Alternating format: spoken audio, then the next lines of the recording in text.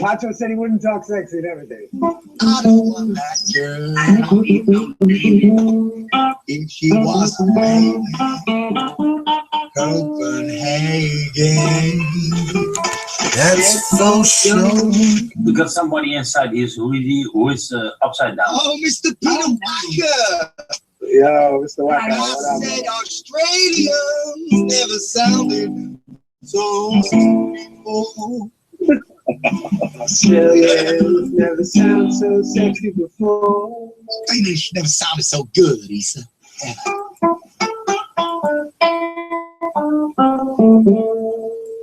English never sounded so good before. There's no glow. No, there's no glow. Where's the glow? I don't see no glow. Where's the glow? I don't see no glow. Where's the proof? Where's your truth? You got no proof. No glow. Welcome to the show.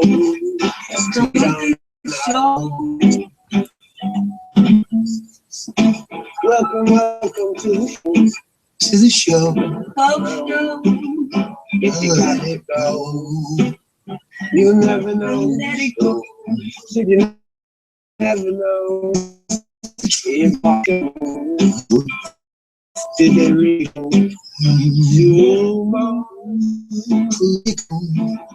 Is there really a rover on Mars in the gopher? And a dead goat. Don't forget about the dead goat.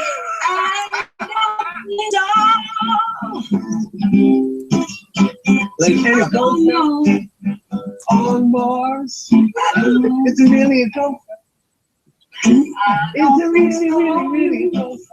Let me look. Oh, then I don't know. Oh, let me look. Oh no. Oh, I don't know. Lady solo, he said. Lady solo.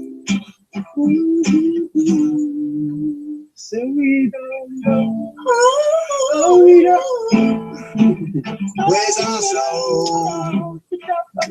Where's our soul? Where's our soul?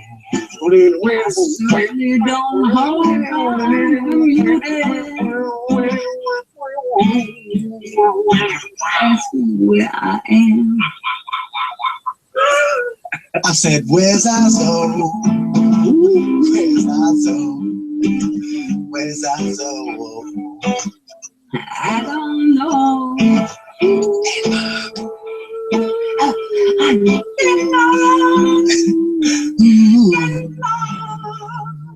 I'm in Denmark. I watch the sun.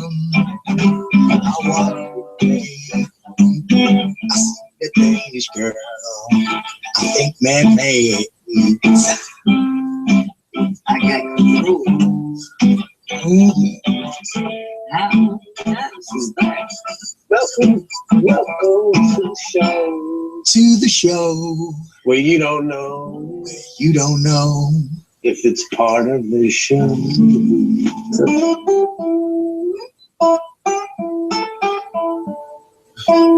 Forever and ever.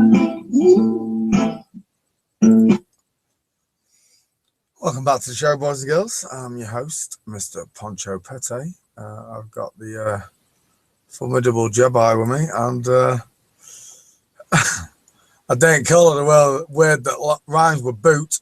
So welcome, Miss Kathleen. Thank you, You Mr. old Boot. Well, actually, the word salute rhymes with boot.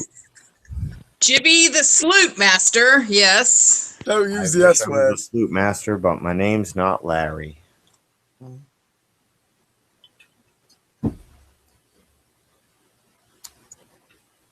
That meant that Larry was a salute master. I don't know. It's- Right, I've got to nip and get some Rizzlers. I'll be right back.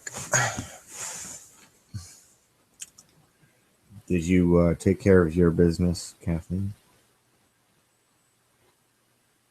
Yep. You did?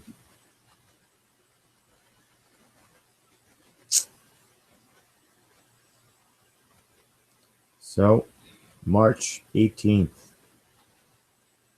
2017, the day after St. Patrick's Day. Hopefully everybody made it through the day okay. There were no accidents. There were no regrets. But likely there are. Is that just how it goes? I can hope and pray, which will do the exact same results as if I didn't hope and pray. Scientifically proven.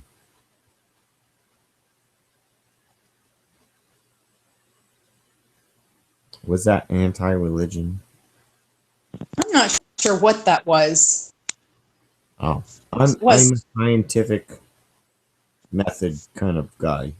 And if I can scientifically prove hopes and prayers don't mean shit, I will. Of course, it could be argued, well, during your experiment, your hopes and prayers weren't sincere enough to make a difference.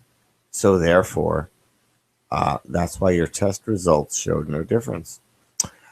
Ah, there we go. That's what it was. My intent wasn't pure enough. I should have done shit over blood over intent. That would have for sure sealed my intent. Blood Not pudding that. over intent. Diarrhea over blood. Over Oh intent. my gosh.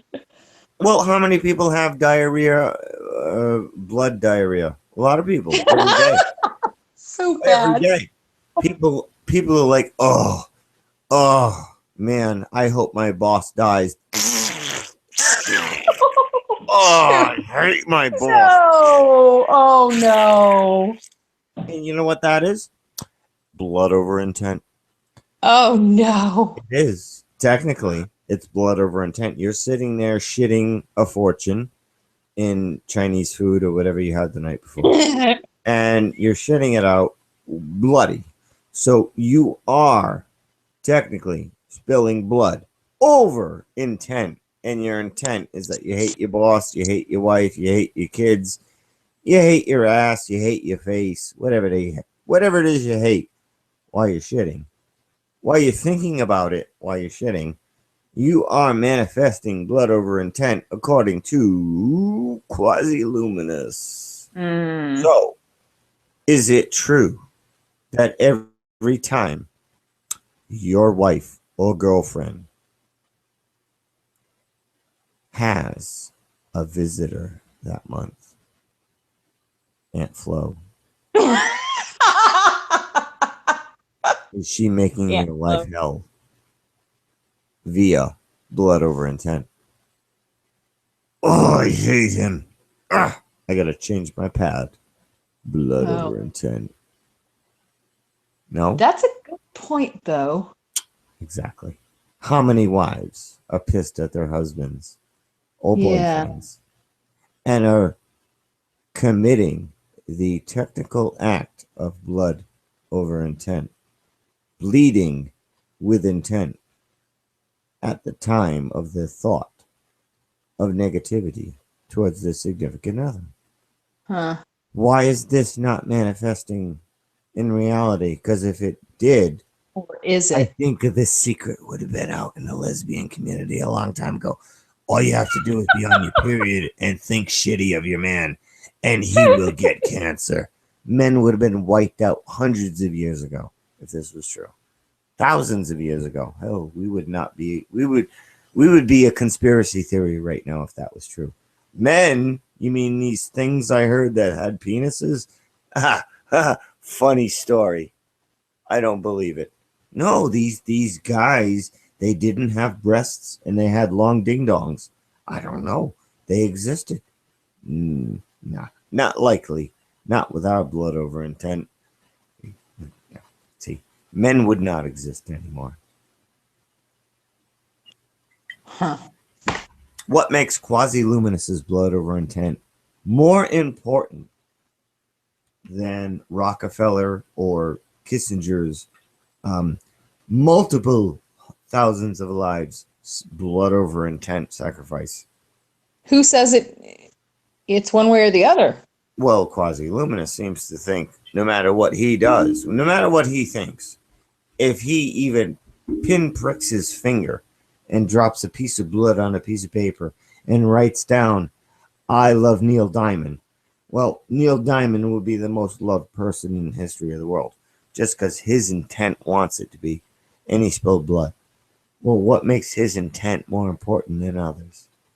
Okay, well, if it's to that point, we're talking delusional. Oh, he's delusional. I still like him. Even That's though he fine. got raided by cops. Which is a great video. It still has less than 300 views, which I'm sure it has 10,000 views at this point. But YouTube is suppressing that one too. Yeah. So why did he have a cut that was zippered up? Oh, he got shot in the stomach by a drug dealer back in 2012. Although back in 2008. But this video alleges was in 2012. Huh. How did he have that shit in 2012 when he got shot back in 2008? And his wounds in 2012 look like the report from 2008. Something's not matching up unless he got attacked twice. Yeah. In 2008, he was shot in the sternum area over a pills pharmaceutical drug deal conflict. He was shot. That's what the police report says. In 2012, that video went on Live Leak, and he looks like he has gunshot wounds repair in 2012. So I don't know what the hell this guy's been through, but he's been through hell. And I would still trade places with him in an instant compared to the shit I've been through. In an instant, I would trade places. I'd be like, oh, is that it? Is that all your wounds? over your. Is this the worst you've been through? Powder puff. Please. That's not shit. People don't know pain. People don't know suffering. I'm playing in Kitty Land, Sandbox Land here. Nobody can hurt me. Nobody can do anything to me. Which is fine. I guess I'm where I belong. Where the hell else should I be? Compared to what, the shit I know about, I don't know where else I should be. You can call me any name in the book. You can call my family any name in the book. You can do anything you can think of to me. And I'm going to be like, I'm sorry, was that a tic-tac thrown at me? What was that? Was that a breeze? Did your mom fart? What was that? I don't understand. Like, it's nothing. Nothing. I think comedians have that ability too, because they Yes. get heckled and have This to deal is with why it. comedians are so funny, is because they've been through pain and suffering. And that's what Yeah. makes them so funny. That's the majority of comedians' ability to be funny. You have to go through that shit. I don't know why, but you just do. Because I guess you just kind of look at everything else in life as not as bad as people take it out to be. You don't take yourself as seriously as other people do. When you've been beaten the shit out of in every way whatsoever, you don't take yourself seriously. So your ego is like, it's just not there in that way anymore. Somebody's like, you're an asshole, you're a piece of shit, what a moron, shill cocksucker. You're like, I would have called myself a moron, homosexual, gay shill cocksucker, but you can top them. They can't make fun of you as well as you can make fun of yourself. And if you can top them, they got nothing on you. They can't touch you. And if they can't touch you, they avoid you. And that's what they do. They avoid you. They're like, I can't even rattle this person. Well, the humans anyway. The demons don't stop. No, they don't, because that's their buffet. Yeah. That's their sustenance. You suffering definitely is a good They're in thing suffering. for them. And they'll take the strongest of us and they'll make that person suffer to the point of aggravation overload. Well, you're so aggravated, you snap. Boom, you're expelling negative energy. Yeah. They feed it. That's it. They could take Mother Teresa and make the roof leak over her head wherever she sits every day. Oh boy, the roof's leaking here. I better move.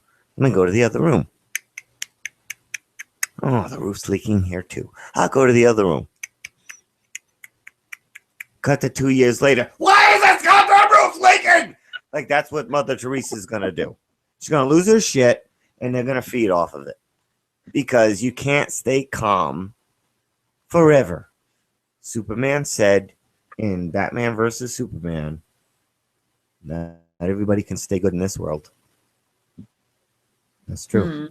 You can't. Not in this world. Even Superman's going to turn into an asshole because he just can't take the shit forever. Eventually, you lose it. You just lose it. And that's what they do. They Chinese water torture you. These invisible cocksuckers. I call them homosexual coward faggots. I don't know if I'm accurate enough. I want to call them homosexual coward faggot ginger inbred Englishmen or something. I don't know. I'm trying to come up with something that just gets them to manifest so I can get my hands on them. Because they can't manifest. They don't go in the physical. Because if they did, we would kill them. So they stay outside of our range. But in a way where they can affect.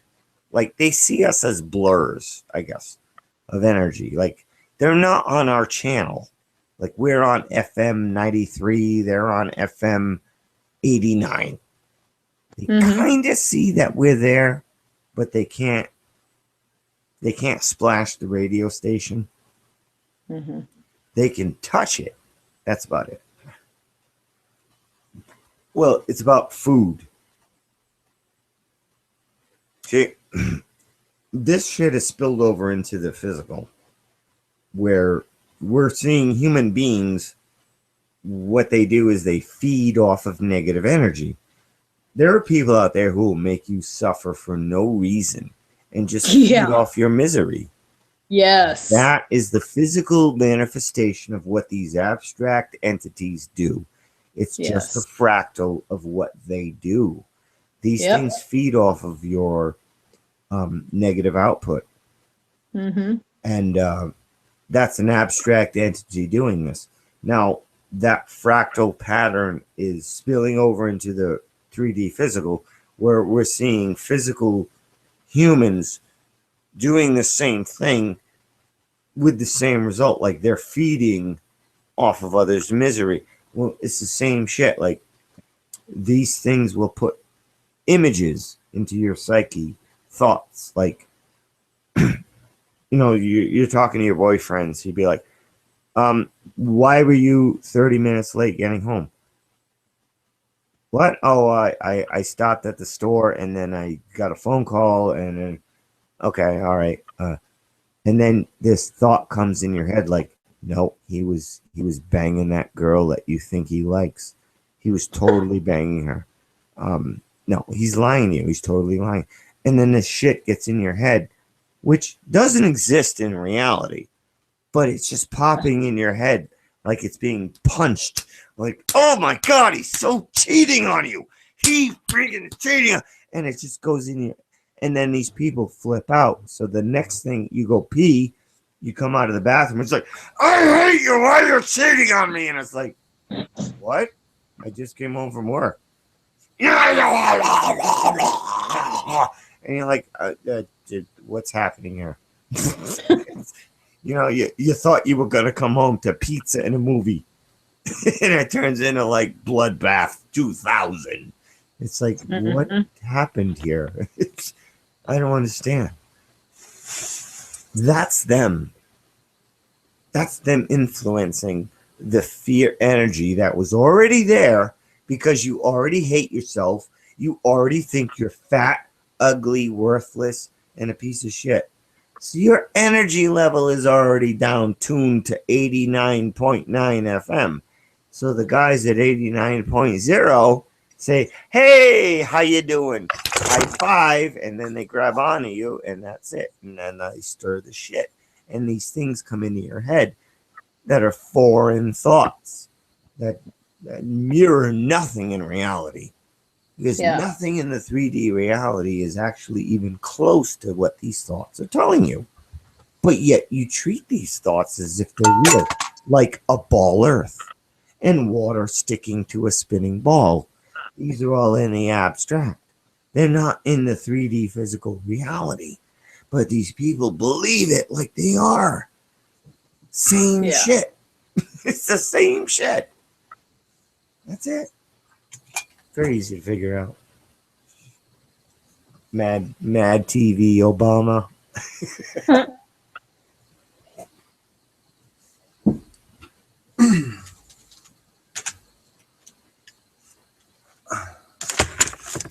Oh my God, the sun is at June right now for me. What is it for everyone else? Actually, it's at about May 10th. It's only 2 months off. Not a big deal. Nobody cares. The sun is direct line of sight of me right now to my living room window. Now, I've been paying attention to this for years. It's just, it seems like it's more and more further ahead on the calendar than it should be. Like the sun will be in one area April 10th. The next year, it's in that spot April 1st. The next year, it's in that spot March 20th. The next year, it's in that spot March 12th. The next year, it's in that spot March 3rd. It just gets earlier and earlier and earlier. I have not set up a camera to document it 100%, but from what I can see, my sun right now is in May. Huh. We're in March. I can't prove it. That's 'Cause crazy. I was lazy and I didn't film it, but I know where the sun goes in my windows. Yeah. I know what you every mean. year. I have plants that I set in certain places at certain times of the year to get the sunlight. I do this every year. And it's the sun is in a different spot on the date every year. It's in a different spot. May 10th every year, my sun is in a different spot. I need to move to a place where I can prove this. I need to have the time to prove this too. And the care. I need to care enough to prove this. Because right now I just don't care enough. Yeah. I really don't. I don't care enough to argue NASA fakery with the Gem Panda gang and all that, because I'm just going to be dealing with Stockholm Syndrome, psychosis, neurosis, bipolar disorder people. I'm going to be dealing with a psychological bag of shit with every single person who's still stuck on the ball earth after 2 years of us arguing with them and showing them evidence. And for them to say that they don't see any evidence whatsoever, and Flat Earth has nothing. Flat Earth has zero proof. Timmy Osmond was just saying that last night. Well, Flat Earth has zero proof, never has had proof. All he has to do is say this shit, and he expects people to believe. No, that's psychological bullshit. You can say whatever you want, doesn't mean it's true. But he knows how to play people's psyches. Yes. So he'll just say, Issa, you guys have been at this for a long time, and Flat Earth has never shown any proof. Well, we know that that's not true. But he says the statement with confidence, which will trick people listening for the first time, as if what he's saying is speaking out of truth. So all he does is lie. And he lies and he lies and he lies. And he says, you have no proof. You've never shown proof. All you do is lie. And he just says these things. Mm-hmm. And they're all proven not true. But he says them like they are. So people just listening to a debate randomly, they're not going to look to see if he's telling the truth. He's a piece of If shit. instead people stop arguing and let the ballers be by themselves without anybody standing up for anything, they won't have anybody to talk down to like that. Oh, welcome to my club, Kathleen. I've only been saying exactly. Anna, what I told them, Kathleen. Fuck them off. Don't talk to them. You've got no one to talk to. Exactly. Don't feed the trolls. Yep. Because they're just going to abuse you. Mm-hmm. That's what they want to do. They want to wear you down. I was listening to Isa talking to them last night, and it was all about wearing him down. It wasn't about defeating his proofs. It was about wearing him down mentally. And you could hear him getting tired, which we all would, because we're wasting our time with them. So eventually you just start yawning. You're like, oh, what they're doing is they're wearing you down. So the next day, you don't want to talk to anybody about Flat Earth. Or the day after. You need a couple days off. Because these people just busted your balls for hours. Stop so you need talking a few days to those off. people. That's what they want. They want to wear you down and exhaust you so you don't feel like talking about it for a week. That's it. They know they're not going to beat you on an argument, but they just want to wear you down.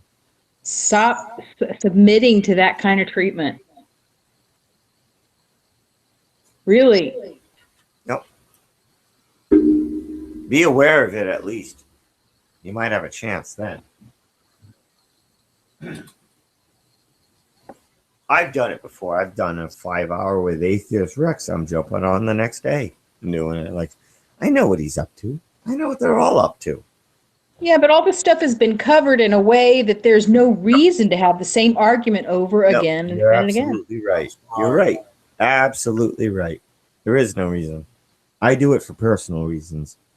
No reason for the flat earth. It's already been done. I do it Yeah. for myself. I want that battle under my belt. I want to, put that notch on my belt. I want to have that experience under me. I know I'm not making a break in the flat earth. I just want that experience. I want that sparring match done. I want to have that experience. That's it. That's just me personally. Well, don't get in too deep to where your ego takes over. What ego? Well, that's ego wanting to have that. No, that's me wanting to have that feeling, that experience, that wisdom. I want that wisdom. Yeah, I guess that's ego. It's Yeah, an ego it is. want. I want the wisdom of that experience. Just for myself. It's a private, selfish thing, I guess.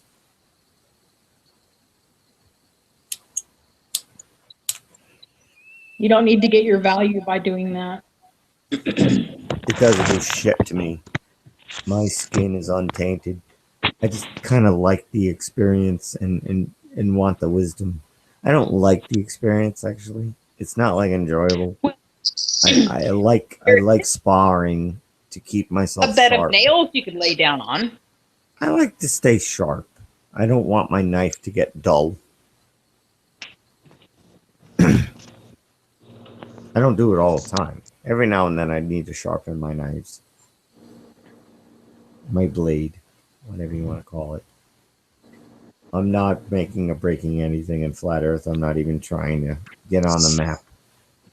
I just Yeah, but want you don't need to to take down the toilet for it. every now and then I have a buildup. I have an excess charge I've built up. I want to put the Again, gloves on, and I want to expel that energy.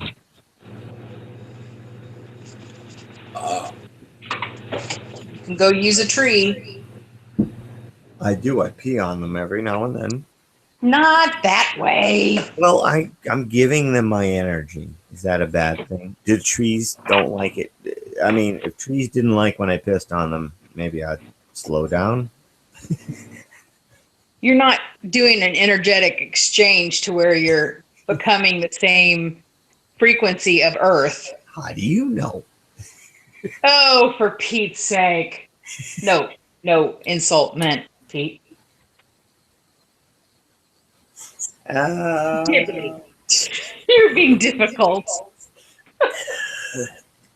I live for difficult. Yes, you do. My life. Gosh, and we talked about a week ago. I cannot believe we're talking this soon. Usually it's a month. Yeah, I know. Wow. Protocol here. I'm off the clock, apparently. I guess I'm not on the time clock here. It's because my son is off. My son is in May.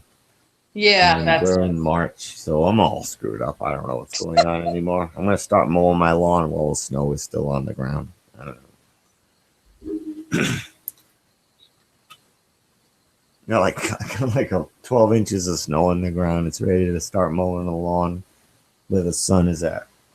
that's crazy. In about a week, it's going to make a beeline right over my house. And that's supposed to happen in June.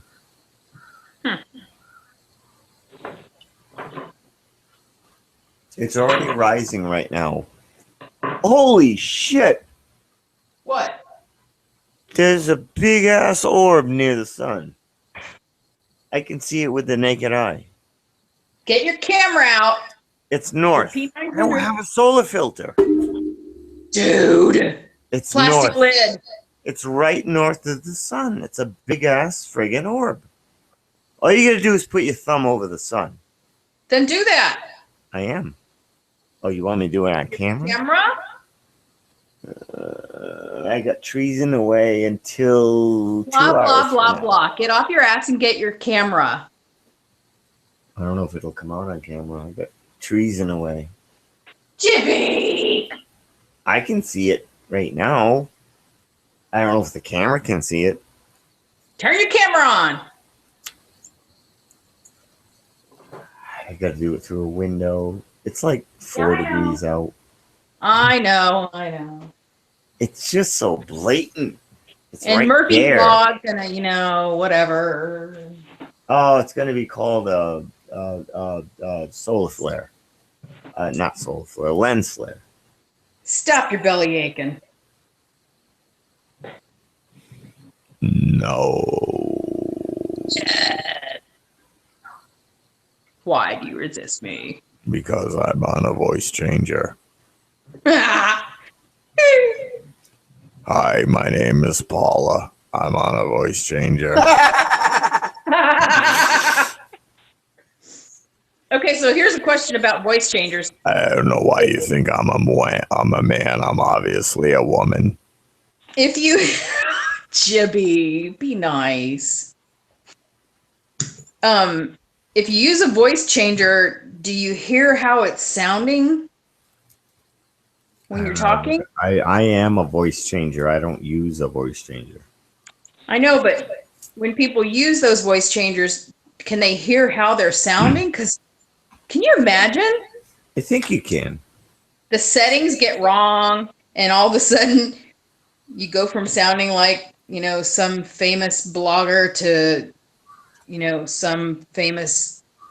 I would assume that you can hear your voice in real time through the filter, and you can adjust it accordingly. And that filter should come through on whatever Hangout, I would assume. So I do remember one time there was this girl who shall remain nameless who was using one, was talking about it wasn't working right. I hope you ain't talking about my wife, Tracy, because No. she don't use no voice changer. No,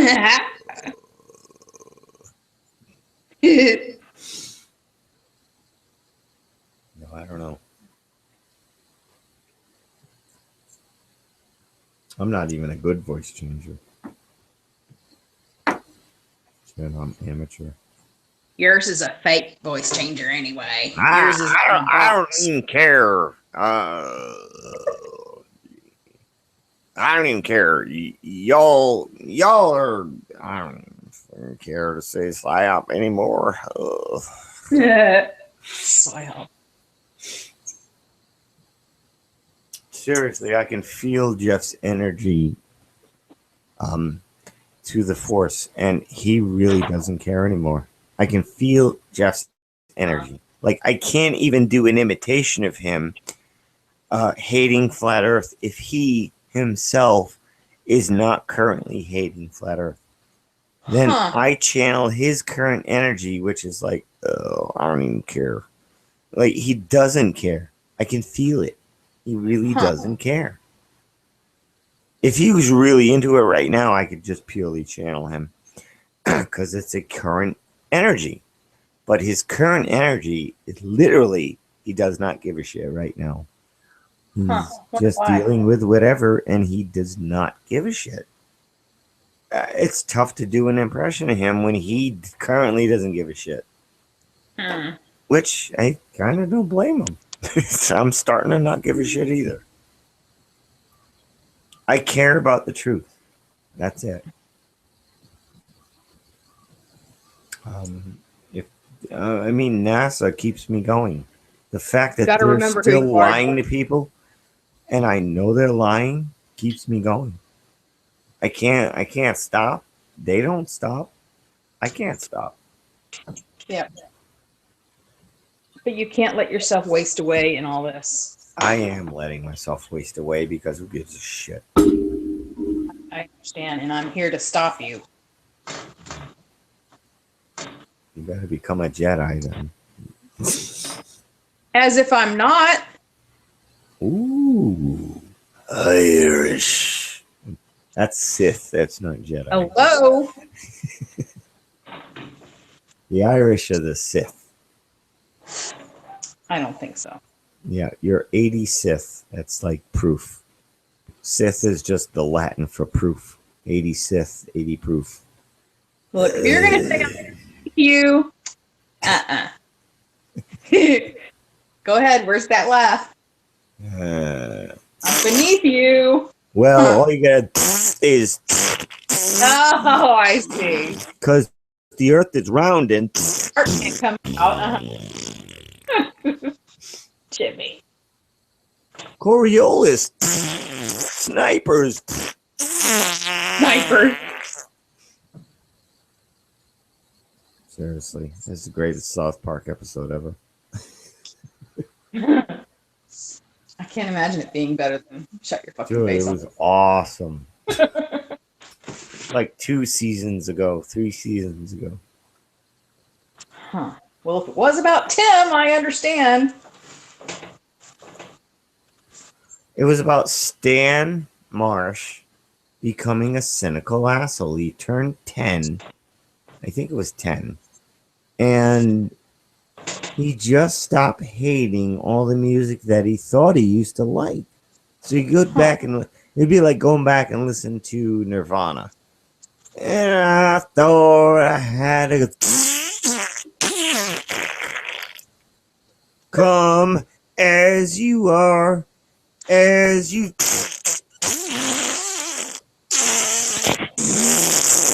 That's like what it turned into for him. Like all the shit he used to like just turned to shit. And that's what's been happening to us. Like literally. Like, well, see, the Coriolis effect had 1,000-mile-an-hour spin. It's just all shit. It's all shit. But we heard it as English back then. Now all we hear is diarrhea. Like we don't even hear English anymore. It's just all shit. We can't even listen to it anymore. Go put on Carl Sagan for 4 hours and see how much you can stand. Well, Jupiter in our galaxy has that, and the Coriolis, the wonders of the universe. It's just all crap. It's all crap. God. Join us now for the next hour when we'll discover.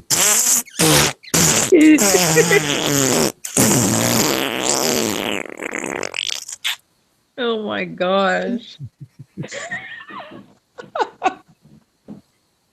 Travel with us through the universe while we'll and of the.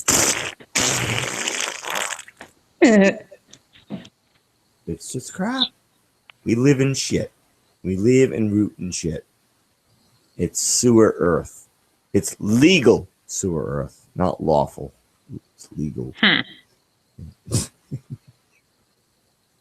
Sewer earth.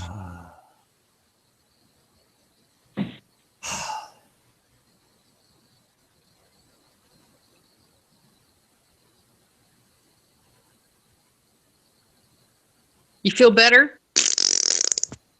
Oh, not even close. Are you kidding me? I haven't even like cranked open the vent to 1 in the car. The defroster is not even on yet. It's not leaving you any bit relieved. I drank 70% of a bottle of Jim Beam Black Extra Aged bourbon, labeled 8 years. I drank, what time is it? Oh, I've drank about 13 hours. I've been drinking. All right. Well, then you're going to have Nonstop. to get off. I've been drinking 13 hours. About 8 o'clock last night, my ex and I watched the movie Logan. The latest F-Men movie. Have you seen it? No, I'm not. It's not the X-Men. It's the F-Men. No. If you've seen it, you'll know why I call it the F-Men. Because it's pretty much like as many F words as Pulp Fiction. Literally, Wolverine is like, fuck, fuck, fuck, fuck, fuck. And Charles Xavier is like, fucking Logan, fucking, and it's just all curse words. It's not even a children's X-Men movie. It is literally a rated R Jason Voorhees Friday the 13th F-Men movie. It is just slashing, killing, blood, gore, and F-words. It's awesome. It's a good movie, actually. It's very sad. A very sad movie, but it's good. We watched it online for free illegally. I guess it's illegally, but it's not really illegal because it's somebody's camera, and we didn't download it. We watched it privately in a home, which is actually the yellow law around it. So what we can do is we can smoke weed, drink beer, and sit in our pajamas and watch a movie that's still in theaters legally without worrying about it. And I've been doing this for 18 years. So anybody going to a movie theater, catching a cold and getting pissed off at the little twerp answering his cell phone right in front of you going, yeah, what's up? I'm in the theater. Oh, dude. Nah, dude, Coriolis, dude, you're a flat earther, dude. You're such an asshole, dude. Ah, dude, I just like pissing everybody off in the movie theater, dude. Nah, dude, they think my name's Tim Osmond, dude. Dude. Dude, I'm so smart online, dude. Yeah, if you're going to the movie theater dealing with those people, you're retarded. Because you can do all this shit online right now.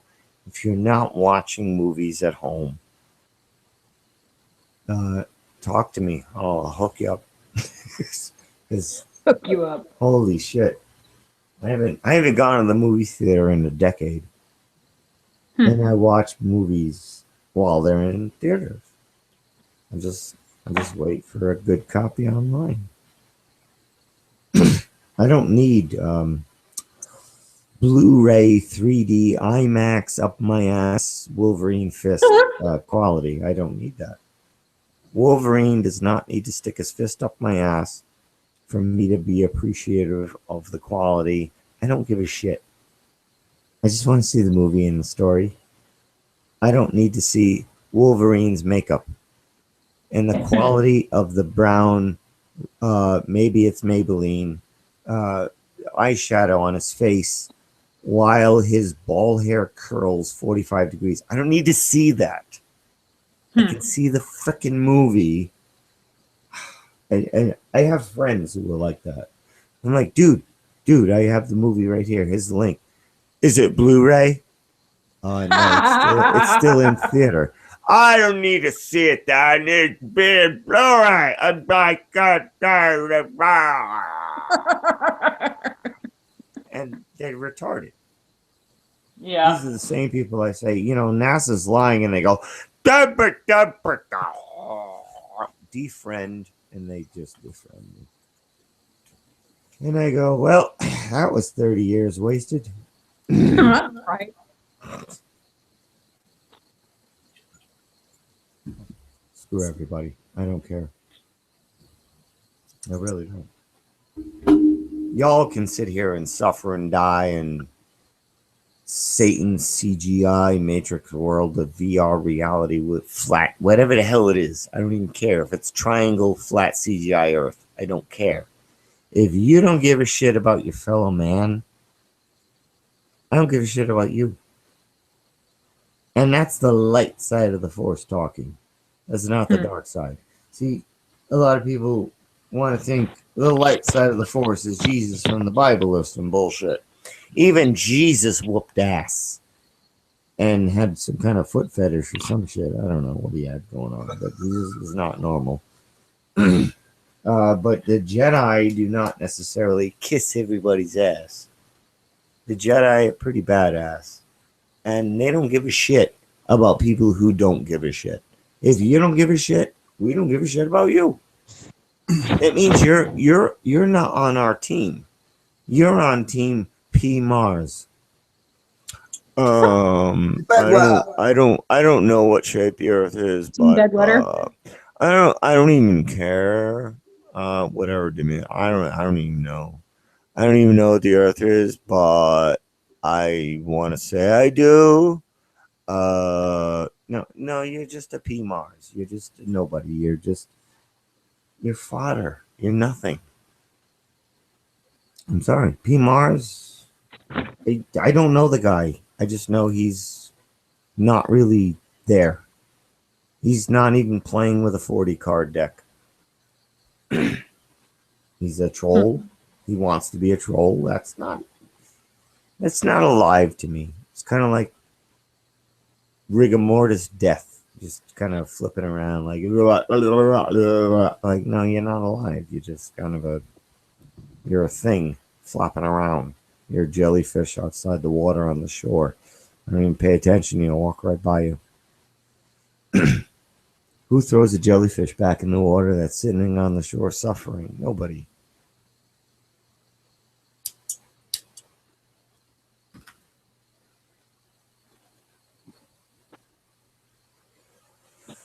I have compassion for people who make the wrong decision. Yeah. But when they keep making the same wrong positions, knowing the damage it's causing, my compassion for them dwindles. But what does that get you? What is what get what? Having your compassion for these mongoloids. What does it get me? Yeah. For having compassion for them? Keeps me from being irate. Come on, irate. Yo, you gotta see this. I don't know. No one's flower. You're never around when anybody can give you a wrench. Who? No one's flower. Oh, she's a smart cookie. She jumped on hillbillies one day. I was very surprised. I hadn't talked to her before. She's very knowledgeable. Smart. Mm-hmm. Smart cookie.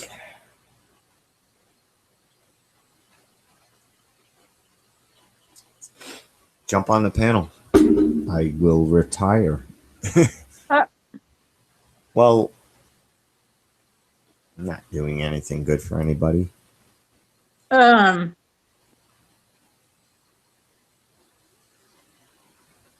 gonna get a hold of you, buddy. Oh yeah. You're self-deprecating. Promises. What's that? You're self-deprecating. I'm a realist.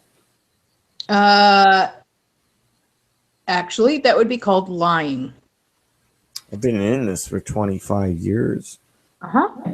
And I can tell you all the change that I've caused. And it only comes down to flat Earth. The only change that I can actually see I've actually done is in flat Earth.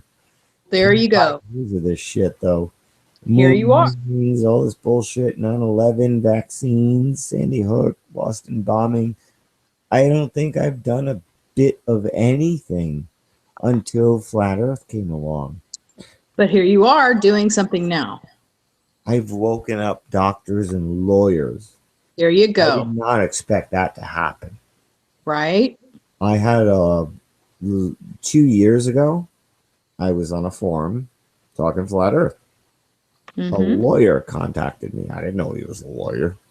He said, hey, can you point me in the right direction to other information about this? I pointed him in the right direction. He educated himself. He didn't ask me for every little proof. He did it on his own. Then he came back at me with good proofs, continuation. He's like, hey, have you seen this and that and that? No, I haven't. Thanks for showing this to me. Have you seen this, that, or that? No, I haven't. And we went back and forth for months. He was a lawyer. He is a lawyer. He knows other lawyers and other doctors. And he's shown that to them. And they've become flat earthers since. And just from me speaking to him, I can't even tell you how many hundreds of people have come into flat earth because of that. Just that alone. That one interaction between me and him has reached hundreds and thousands of people. Just me getting to his eyes, because his eyes brought it to the radio. And the radio brought it to thousands of more people. But it wouldn't have got to the radio unless I got it to him. So people are thinking like, oh, I need 100,000 subs. I need 500,000 subs. No, you only need to reach one set of eyes. One, the right set of eyes. That then takes it and does something with it. And then that turns into something else. So that's it. Your target audience is one. That's it. One. The right set of eyes. So keep going until you hit that right set of eyes. Because it only takes one set of eyes to get it to another level where it reaches more people. That's it. You've done a lot in that alone. You don't need to be Mother Teresa. You don't need to save the whole world. All you need to do is reach one set of eyes. That set of eyes will reach another set, which reaches thousands more, hundreds and thousands more. And then that expands exponentially. So you created a chain reaction that reached thousands of people. That's it. You don't need to do any more. Go have fun, relax. Good job. You know? Good job, Jibby. I don't think I did that well, but I did get it to a set of eyes that got it to the radio. Yep. But, you know, it reached, it may have just reached people that didn't do anything about it. Doesn't matter. It reached a lot of eyes. That's Stop second guessing it. I know, like. You are playing negativity right now.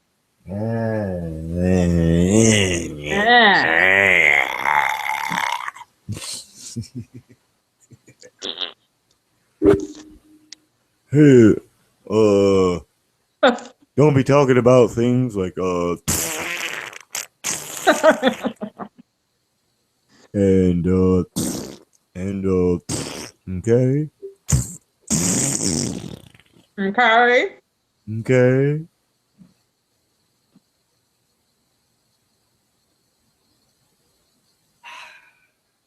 I don't even care. I really don't care. Hey, Paula should be awake by now. Ah, screw Paula. You don't need that shit. Paula's a shield. She knows she's a shield. Get her on and do a demonstration so that Juan can be very clear. We're completely different people on opposite sides of the country. Who? What? Huh? Huh? What? Wait, Juan. you're Paula now? That's what Juan was saying. Who the hell's Juan? Juan. Juan Carlos. Yeah, Juan Carlos. He goes under the Awakening now. He said what? The Awakening. The name The Awakening. I've seen that name. Yeah, that's Juan saying Carlos. That Kathy and Paula are the same person? Yeah. They're Wow. not. Okay. All right. Good morning. Good morning. You know what? I might play along with that conspiracy because it sounds kind of fun. You know what? I don't know. Maybe you are Paula, Kathleen. What do you have to say to her husband then? She's a slut.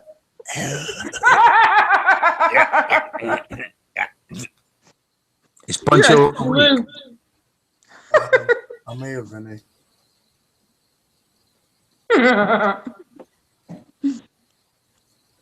It's all shit. Everything's shit. You're not shit. I'm shit. You're shit. We're all shit. Whatever. Not just shit here. You're not shit, Vinny. You're good shit. No, I shit here. Don't shit the way you eat. Never shit where you eat. No, I don't know. Oh, the sun's driving me nuts. It's literally right in my face. Like if I turn my camera on right now, you'd be like, it's Jesus. Look at the long Should have done that when you saw an orb.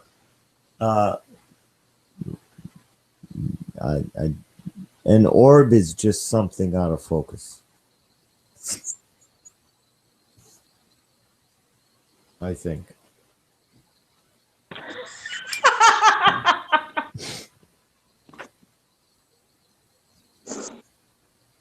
That's so funny. I see plenty of stars out of focus, so what the hell? I was trying to like pull up videos of stars, the P900, and I was pulling up orbs. Like, why are there so many orbs? Why don't these people just focus their camera? Were you about to say something, Pete? I wanted to say orbs are dust. Oh, I already debunked that 10 years ago. That's what. Yeah, I know people do say that. I debunked it 10 years ago. I don't have the strength to debunk it for a new generation. I say, you know what? Be an ignorant cunt. Oh, shit. I didn't mean to say that. Coont. Coont. I want to say it correctly. Coont. Right. Well, then you come. Dark side is coming through. I don't have much longer. Mm-hmm. I don't. My I know. channel is going to turn dark soon. I You just need to can't go stop pee it. in the snow. I'm going to go dark soon. I'm only like I'm going around like while I still can, being as compassionate and kind as I can. I'm gonna go Good. dark. It's gonna happen. I can't stop it. The dark side's already here. It's set in me, and it's gotta come out. I can't hold it in. It's gonna create a depression unlike anything I've ever felt. It's going to be an anger turned inward that turns into a depression, and I don't want to do that to myself. It's going to be detrimental to me and my mental health. So it's going to have to come out, I guess, on my channel, and it's going to be dark. Oh boy. And it's not going to be nice. It's not going to be G-rated. It's not going to be all happy trails anymore. It's going to be dark. It's going to make Dan Pratt look like Donald Duck Jiminy Cricket. If you think Dan Pratt is dark, you have no idea. Dan Pratt is funny. Poncho at his darkest is funny. I've always found Poncho funny. Poncho is comedy incarnate. He's a performer. He's hilarious, but he's not dark. Just because he says "fook" and "coont" is not. It's not dark. That's not dark. I know you, Poncho. Poncho has a big heart. Poncho's heart is so big. He spent over 60 days doing this shit. He's not getting paid for it. Oh no? If you got paid $30, you're getting gypped. If you got paid $300, you're getting gypped. If you got paid $3,000, you're getting gypped for the time that you spent of your life doing this 24 hours a day. You're getting gypped. $3,000 wouldn't satisfy me for that time period. Like, you're not getting paid. You're not doing this for money. You're doing this for love of humanity that you care about. And that's the only reason you're doing it. Because you love humanity. You hate people, but you love humanity. There's a lot of people that you hate and you think are coons. So do I. But you love humanity. You care about the human race. Both you and Vincent care about the human race with all your hearts. And that's why you do this. You don't do it for money. You don't do it for fame. You don't do it for popularity, because this is bullshit for popularity. You kidding me? You could talk about Minecraft and Pokemon and have 10 times the viewers. So it's not about that. You're doing it for what's in your heart. Your heart is definitely in the right place, both of you. That's why I support you. You may not be proper, but that's subjective. What's proper? What's the proper delivery of this? It's subjective it may opinion. not be presentable is the word you're looking for, but we're fucking proper. Proper, presentable. Mm-hmm. Yeah, that's subjective. Whose subjective opinion is the correct one? Who the hell knows? Your heart's in the right place and your heart's strong. And your heart's right. I support that. You're in the right. You're in the right place. You're where I'm at. You are where I'm at. So you're my brothers. We're all fooked. Clearly. We're on the right track. Because we're fooked.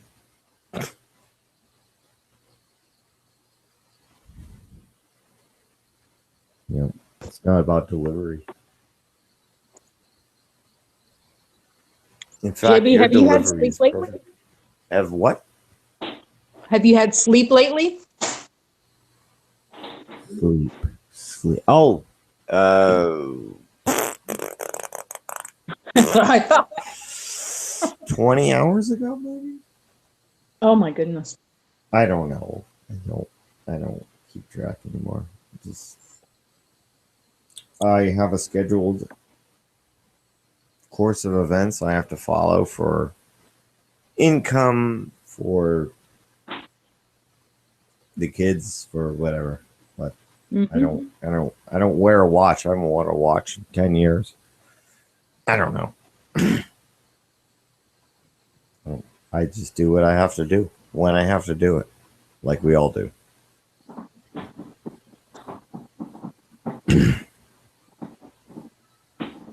Stay on the right track. Mm-hmm. I admire Vincent, and he's at work every day, cranking this shit out, helping out while he's working. I could see when he's injured on a couch. It's a strong guy. Not like Poncho, who's a middle-aged man on a couch, just rambling like a fucking loon. And yeah, it's clearly I'm sorry, I just insanity. came back. I was in an email. Sorry. What do I?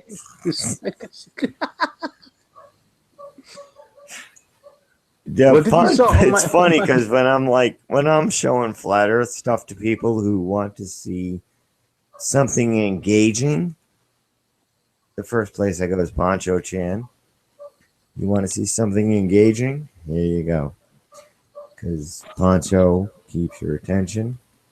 He's engaging. Numbers show it. It's entertaining because you're gonna get like you're gonna get fact. What do they call it? Yeah, I don't know. It's just there's no comedy. There's no life to it. It's just empty facts being thrown at you. Poncho animates it, and Vinny compliments it. Vinny does his own. I was like, I watched your trailer, Vinny. Yeah, We are here. We are back. We're not going anywhere. No, we're not going anywhere. It's easy with OBS to do something like that. A small video. Yep. We should stream. If you want to stream for 24 hours, you can stream with OBS. How much does that cost? Nothing. Zero. Noppes. Nada. Niente. You only have to put in. You only have to download it and put all your scenes and your layers in it, and then you can hit the stream. What do you call? Yeah. If you go to your channel, you got a stream key. Don't show it to anybody. Never, because they can stream on your channel if they have OBS and see your key.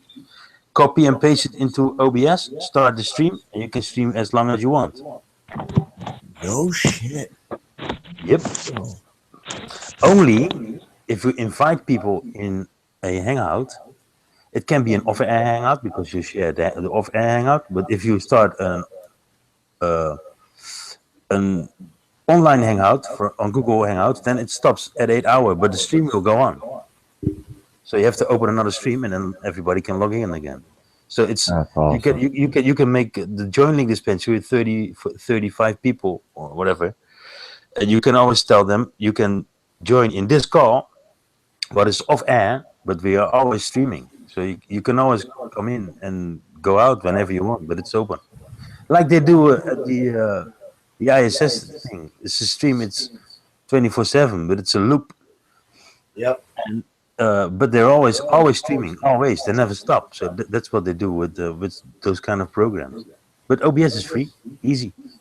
I learned it in one and a half day, and then you got some more options to learn. But that's just a couple of hours. But it is fun. And you cannot be sniped. Oh yeah? Yeah, you can be sniped, but the stream will go on. So you only have to. You only have to. Sorry. No, I would stick to the fake ISS stream the whole time to not ensure a snipe. I will fake the ISS and stream it, and people won't know the difference because I could just rename Jibby Jedi do space videos, capital letters. Exactly. Nobody will know the difference. Nope. They'll click on it and they'll be like, wow, look at the ISS. And I'll have 1,000 subs. Yeah, what was it? He makes $4,000 a month or in a week? He better not. A month. Oh, he better don't. Oh, you better don't. No, not me, but who figured it out? Who told that? There was a channel who was making a lot of money of all the subs, and it was some of the NASA's channels. He's got like Space Videos has like 5 channels going. Yeah, there you go. And why does it come up when you put flat Earth? Exactly, it's in the tag. Yeah. Yep. If I put Jibby Jedi in the tag and you search Jibby Jedi and then live, you will end up here. Don't ever put that in. No. It's the worst shit you could ever watch.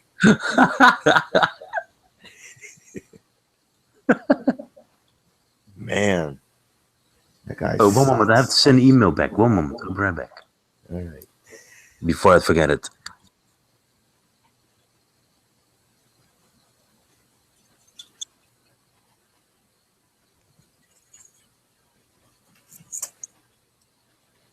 Kathleen, you drive me to drink. You're full of it.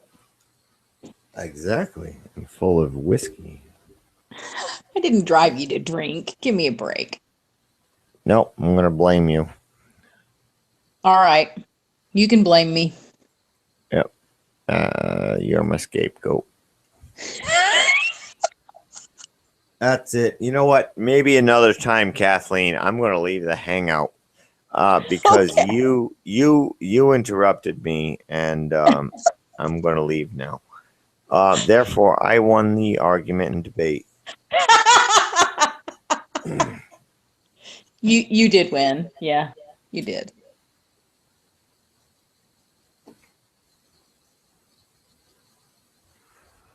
He's not listening. I don't know, maybe not. He's not. He's got a class to teach on Saturday, I'm sure. Oh, maybe. Is it Saturday? It is Saturday because Cinco de Drunko was yesterday, so Oh, yeah, gosh. today's Saturday. Hey, Poncho. Yeah. He's about to leave. Who? Chippy. I am? He's saying goodnight. Who is? He didn't. I am? I didn't hear you yet. Jimmy, did you say goodnight? I don't remember it. I could be that drunk though. I could hear something. I was emailing. I can hear you say, "Well, you made a joke, but Okay. Well, I've been drinking, so I could be that drunk where I don't remember saying goodnight. No, you didn't say goodnight because he wasn't there. No, but he didn't say goodnight. He said, "I'm gonna leave because you won. Yes. I'm gonna leave, and then I won." I'm just joking. I just miss you guys. That's all I wanted to say. Oh, we here.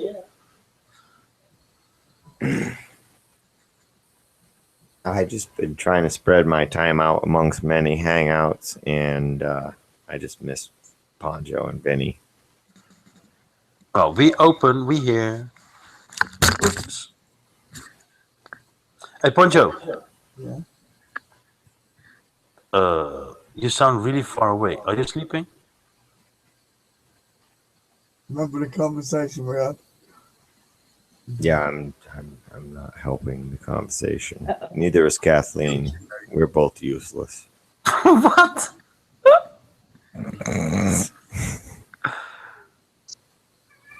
Look at your messages. I got agreed.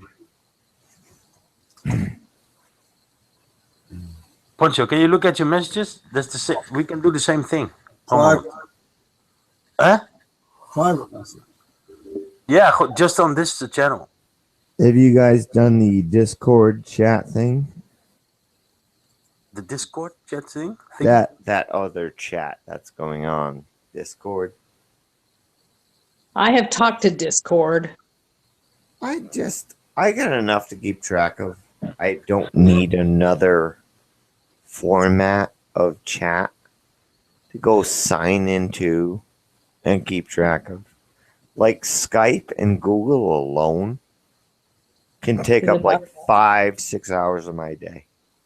Just those two. If I sign on both and check all messages and answer all comments, 5-6 hours of my day are gone. I don't have another whatever for another chat medium like Discord. I just don't have the time. It's something else. It's just an off hangout that we have. I will send him yeah, it's off air. A picture from me or something that I want to know when he wants to do or if he's going away. I can't. It's just one more thing. I don't have room for any more things. I need Skype and Google to consolidate. I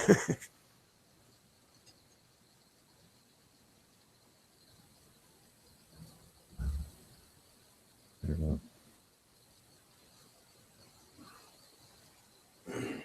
What message? The one from you, there. Oh, Kathleen sucks. Hey, I do not.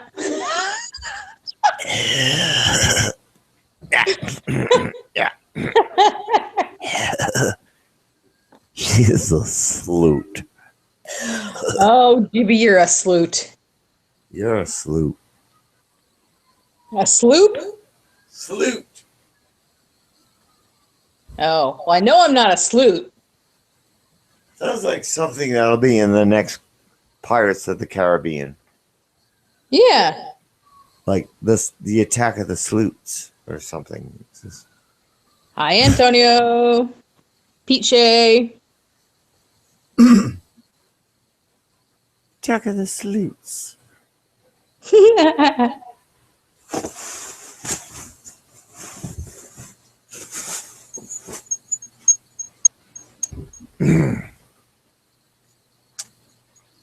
Antonio's out there. Jump in there, Antonio.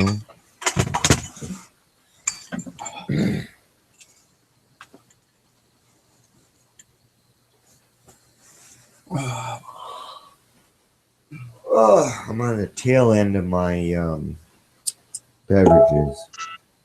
Uh-huh.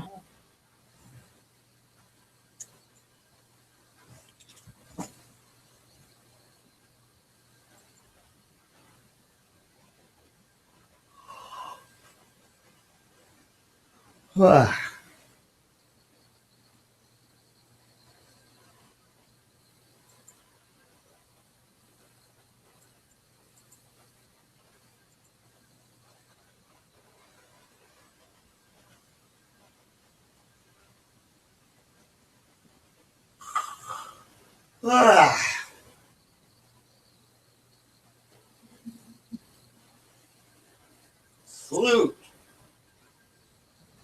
Sleuths and coons. It's like Okey-dokey. shoots and ladders. Right. Instead of shoots and ladders, Game it's for shoots and adults. coons. Sleuths and coons.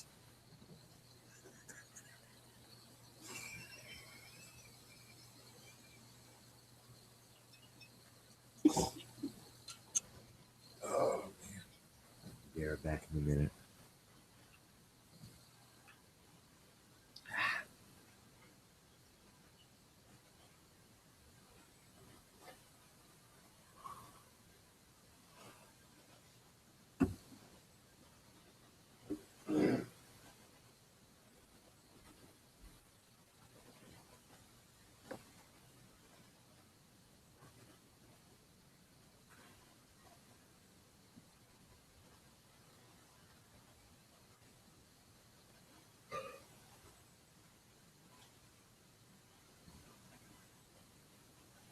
You know, I have a feeling that the next wave of troll activity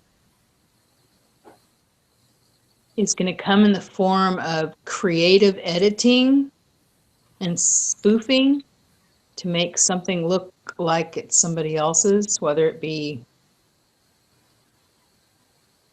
a news article that was printed that makes them sound really stupid, or fake video of somebody. You know what I mean? Oh, I guess I'm talking to nobody. All by myself.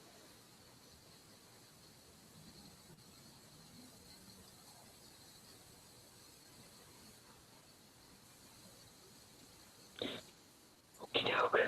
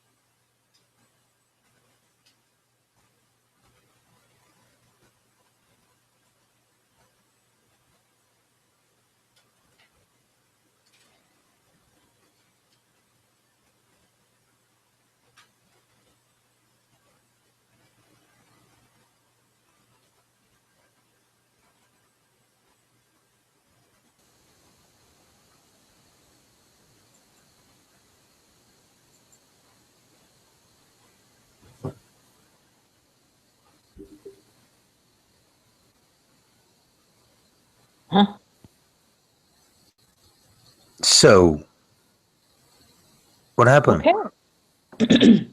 I don't know. Sounded like you said, huh, and then hung up. Really? Yeah. Oops. Oh, it's okay. Does Antonio want to get up here? Later. I'll be asleep. If you have time, he will join and talk about the soundtrack for next Tuesday. Yay. I have to look at his channel if he already got a introduction video about it. He's already got a video how to do it. If you want to participate with it, or another day. But this woman explains exactly how to do it with how do you call it, sundial and well, the whole explanation. It's great.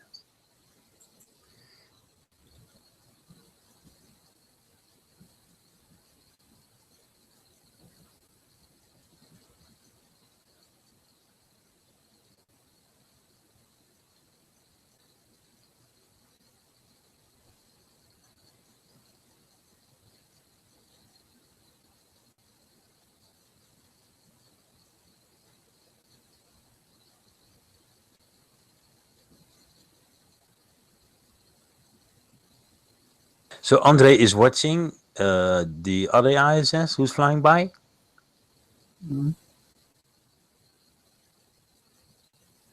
I think everybody's going to fall asleep. Maybe. Well, it's Saturday, 1 o'clock. Oh, 2 o'clock for Poncho. Does he have a show to do? Who? What? Where? Who? What? Does he have magic to do?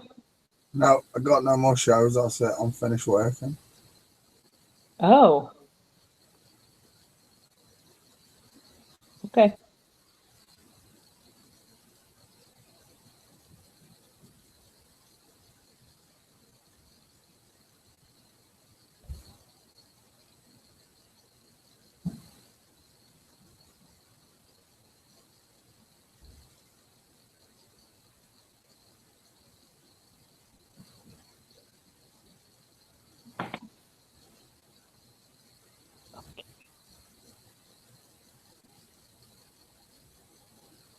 I still see chemtrails.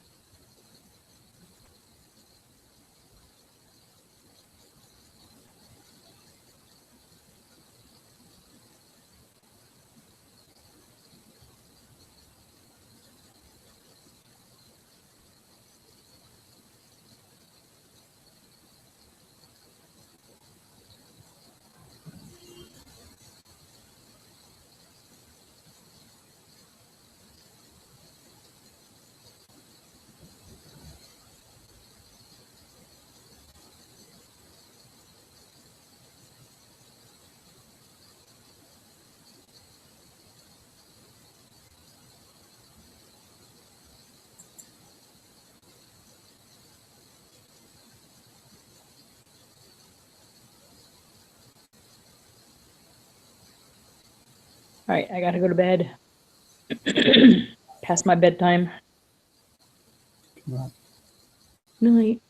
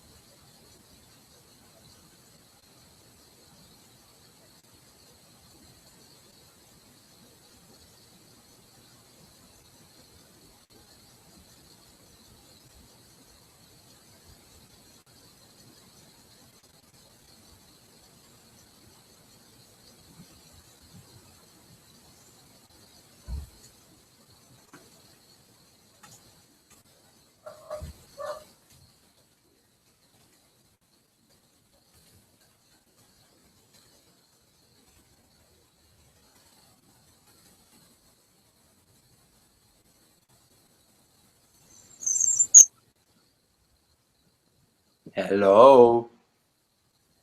Hello. Is that Poncho Pete?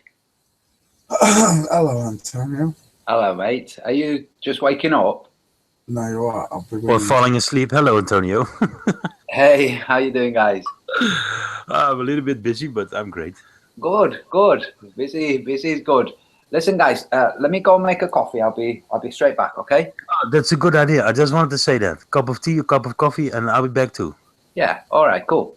Oh, cool. Hey, Poncho, have you seen that photograph supposed to be from the ISS showing Italy out of the window? Yeah, that's what I've used this for. Yeah, That's my picture. that's what just reminded me. It's like, wow, have they messed up big time there or what? Yeah. Yeah, you know, I don't know who it is, but somebody came on my channel and told me, "Hey, Vincent, don't know what you're doing, but I think that there was somebody who was a huge fan of André Kuipers, and he made a composite of it." So you think that it was on NASA? You think that it was some fan? No, yeah, well, he told me, but I found it on André Kuipers' own channel from the European Space Agency, so it's not from a fan, but Yeah, somebody. you would have put it was from a fan anyway, wouldn't you? You wouldn't say this was a NASA photo. Exactly. It sounds like a cover story. There is somebody in Dutch who is trying to tell me that I'm wrong. So Yeah. I don't know if it's coming from his side. It might be from him. That sounds like a cover story, guys. Yep. Because if a fan made it, they haven't just changed the image that's seen through the window. They've also changed the aspect of the lighting inside of that observation deck. You know exactly, and the zoom. It's a little bit zoomed in, a little bit, but it has to be. Right. Let me go and make a coffee. I'll be straight back. Yeah, me too. I'll be right back.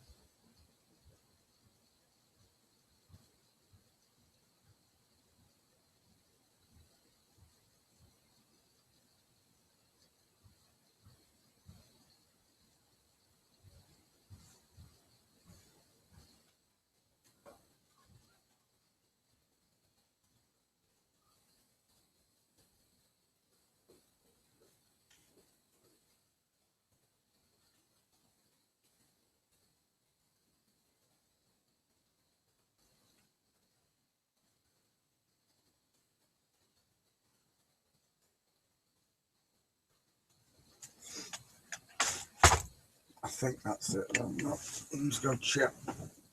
I'll be right back.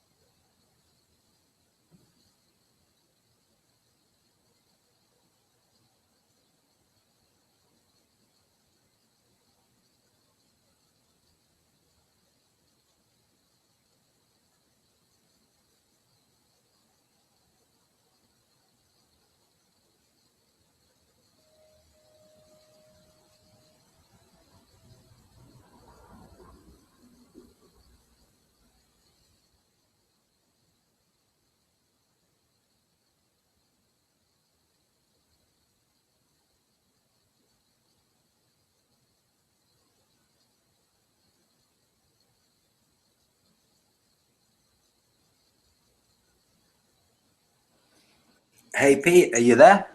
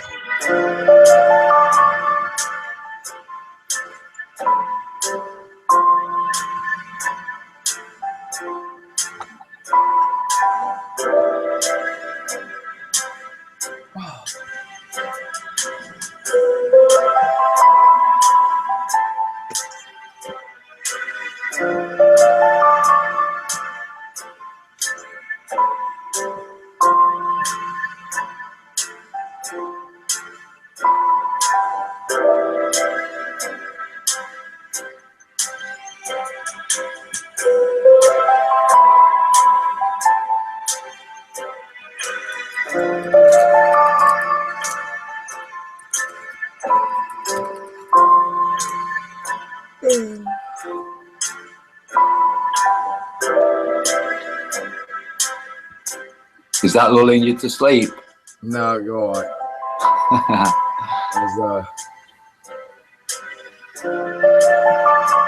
Yeah, let me switch it off. Ah, there you go. I was just waiting for my local friendly neighbourhood weed grower to get home. Ah, hey, can you share the watch page? The watch page, as in on YouTube? The writing that people are putting up, you mean? Yeah, the YouTube page. I can't find it. I found your channel, but when I go into your channel, I can't find the actual live broadcast. Oh, you mean on YouTube? Yeah. So Flat Earth Poncho Pete Stronger, yeah? We're at the top of the list. Yeah, that. Yeah. Yeah, well, I think if you hey, I'm back. If you search for Flat Earth and then live, we'll be on top somewhere there. Okay. I think so. Cool. Yeah, you have to search live, otherwise it won't show you like that. Look. Yeah, the filter live. Right. Cool. And then I can give you the link anyway. Let me see. Flat Earth Live. Hey, have you guys seen the InfoWars? Eddie Bravo. Yeah. Just recently, the recent interview. The dinner that he had, yeah. No. In the studio, the dude is a proper flat earther. You can tell by the way that when he's arguing, he takes a pause and he lets the cognitive dissonance break down. He's got two people interviewing him. Well, he's discussing it with two people, and oh man, he makes some very good points. Yeah. Oh no. Way better than B.O.B. at doing it. B.O.B. made it look like asses. Yeah. I mean, the B.O.B. was just like, it was like he wasn't expecting to be asked about it and wasn't prepared to, like he didn't know how to respond. It's like every question or any comment that anybody made him think, oh damn, I'm going to have to think about that. Eddie Bravo's totally different story. It's good. It's a good one. So I've done a search for the channel Flat Earth Live on the filters.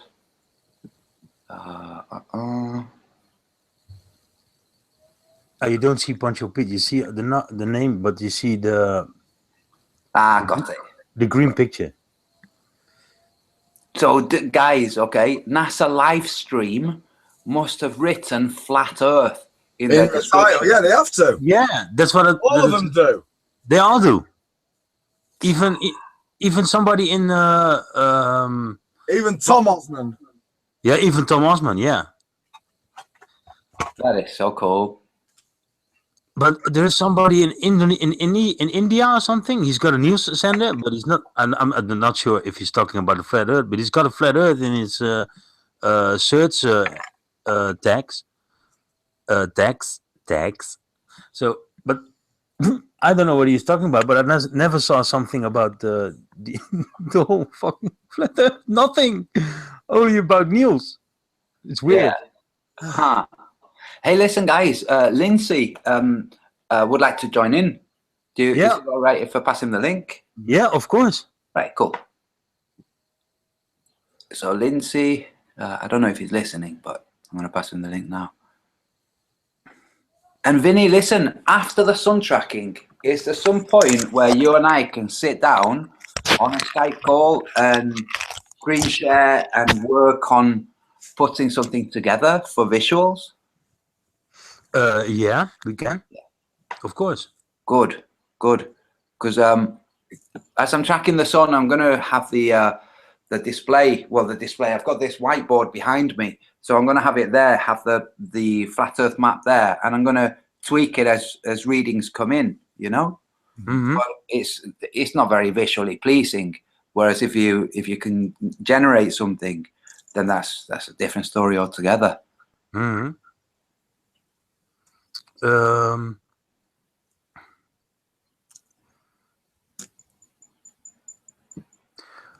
So, wait a minute, my English. So, if I understand, yes, you will stay at home or not? You're gonna do the sun tracking or not? Yeah. Yes. All right. So you will not be on your location. No, yes, I will be on location because where I am, the sun comes in out of my bedroom window at midday. Oh, all right, I understand. So what I will do, because of the setup I have, what I will do is I will go to at midday. I will start the Hangout. I will go over, show my sundial, show my protractor, show the shadow, show everything. Yeah. Then I will come and set myself up here where I normally am, and then I'll wait for people to jump in and do the same, share their solar noon whenever and wherever they are. So Dr. Zach will be here at some point, and he'll be monitoring he's in Madrid, so he'll be doing the same over there. He'll be working with the data. He's made a protractor with angles of elevation displayed on the protractor depending on where the shadow falls. So I've linked that, and I'll be linking it for the sun tracking. I'll make a very short, brief video for everybody who wants to get involved. Yeah. Make a short video. We can post it on every video we have, and on the old channel too. Yeah, cool.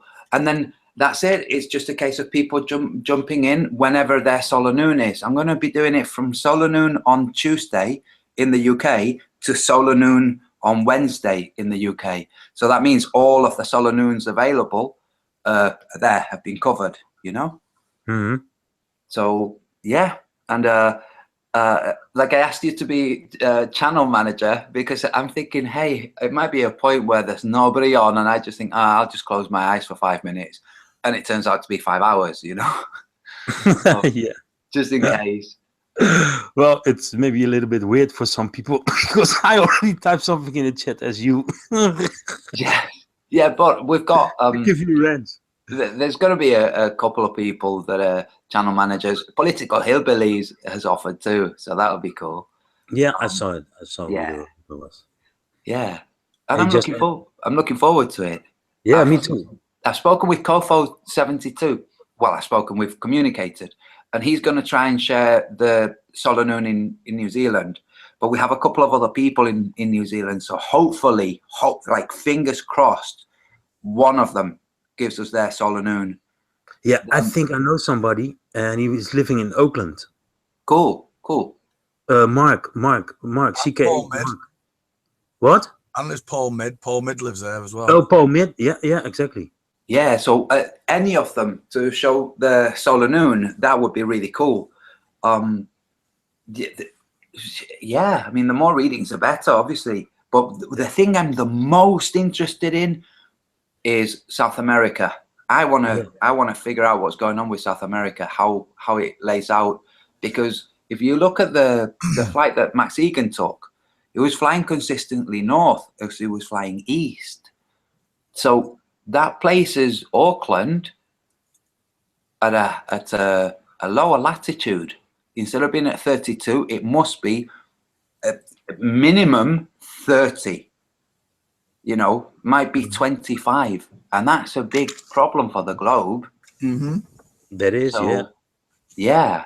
So I you know, you got somebody in Argentina or something there? Yes, in Buenos Aires, we have a guy called Sebastian, really cool guy. Yeah.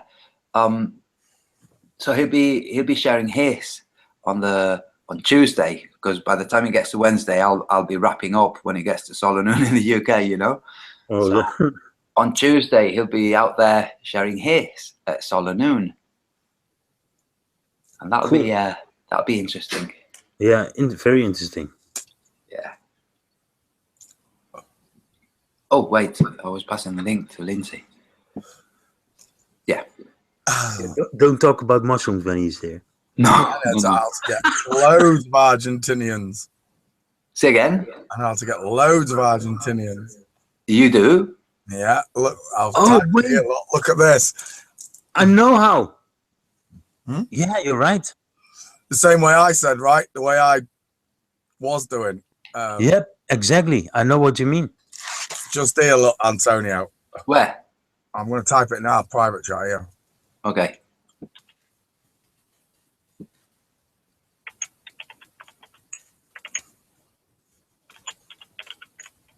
So yeah, that's gonna. Well, you know, did you ever use Antonio? Did you ever use OBS or not? OBS? Mm-hmm. I don't know what OBS is. It's a free program, and you can stream as long as you want on your own channel. All right. No. Shit. Yeah, that's it. I think it's a little bit too early to learn. I'm not sure if. Huh. I know a little bit about it, but your stream will go on as long as you want. Yeah. Isn't Jaron using it? Yeah, me too. I'm using it too. I did some tests, and you can stream as long as you want. Only if you want people have to join an off-air hangout or an online hangout. Doesn't matter. You can even record the whole chat and watch the chat back if you want. You can do whatever you want. Right. Okay. Is that what Hillbilly's using as well, or is he using something else? Oh, I'm not sure. But yeah. Okay. Well, what I can do I don't know. I'll have to test it on Monday. I've got my kids this weekend. My children, not kids, children. So yeah. Let me see what you've written. Oh yeah. You go to that website there.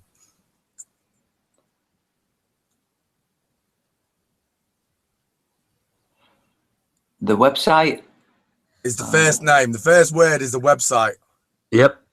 Chat. Oh, okay. Yeah, and I'm shitting you not, you can select the country. Huh. You can select the country, so it's just that country that keeps coming up. And if you speak Spanish, Antonio, which I don't, you'll be able to communicate quickly with them. Cool. And ask, you know, can you tell me the time? Can you tell me where the sun is? Can you show me? You'll find someone responsive. I know you will, because I've spoken on there a lot of times, done a lot of magic for a lot of different countries. Right. Cool. I tell you what the biggest problem is that I'm seeing now, although now that you mentioned this new operating system, is sniping, you know, like how the hell am I going to pass the link to people for them to join that aren't freaking Tim Osmans, you know? Yeah, that's... So if it's not Google Hangouts, then it's going to have to be, you have to contact me through Facebook or through YouTube, and I pass them the link there. I don't know if it's a system where it can be sniped, you know, if somebody can come in and shut the whole thing down. It might be different to Hangouts. No, OBS cannot be sniped, but the Hangout that you're in together for the join link, That can be sniped, but you can always start another one in maybe 2 minutes. Right, right. But the stream will go on because you're offline. Right. Huh. But the stream stays online, but your hangout that you're in is off air. But that doesn't matter. Yeah. Wait, I will try something. Okay. Well, I'll tell you what, Vinny. Are you working on Monday? No. Okay. How about if I give you a shout sometime Monday morning? I'll give you a shout Monday morning when you're ready. You give me a shout back, and we can discuss it, hash it out, and maybe we'll do it through that instead of Hangout. Instead of Google Hangout. Yeah. So I don't know. We can see. But the truth is, even if people snipe, there'll be me, you, Hillbilly, William Genska, Chris Truseeker. If we get sniped, we just start another one. It's not biggie. Yeah. It's not a real big thing. No. No. That's true. So it's not a real big thing. If it's too difficult to handle the OBS in one day, I think it is. Then we just do it with the good normal Google Hangouts, and it should be not a problem.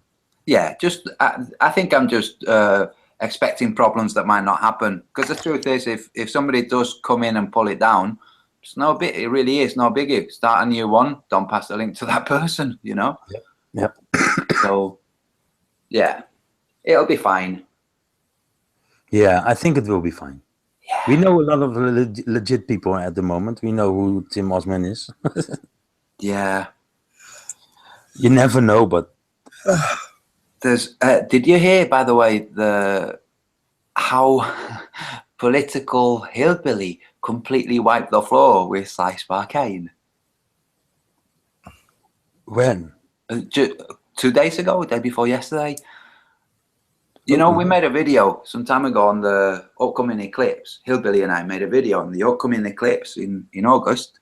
Oh, yeah. And then Slice Barcane made a response video.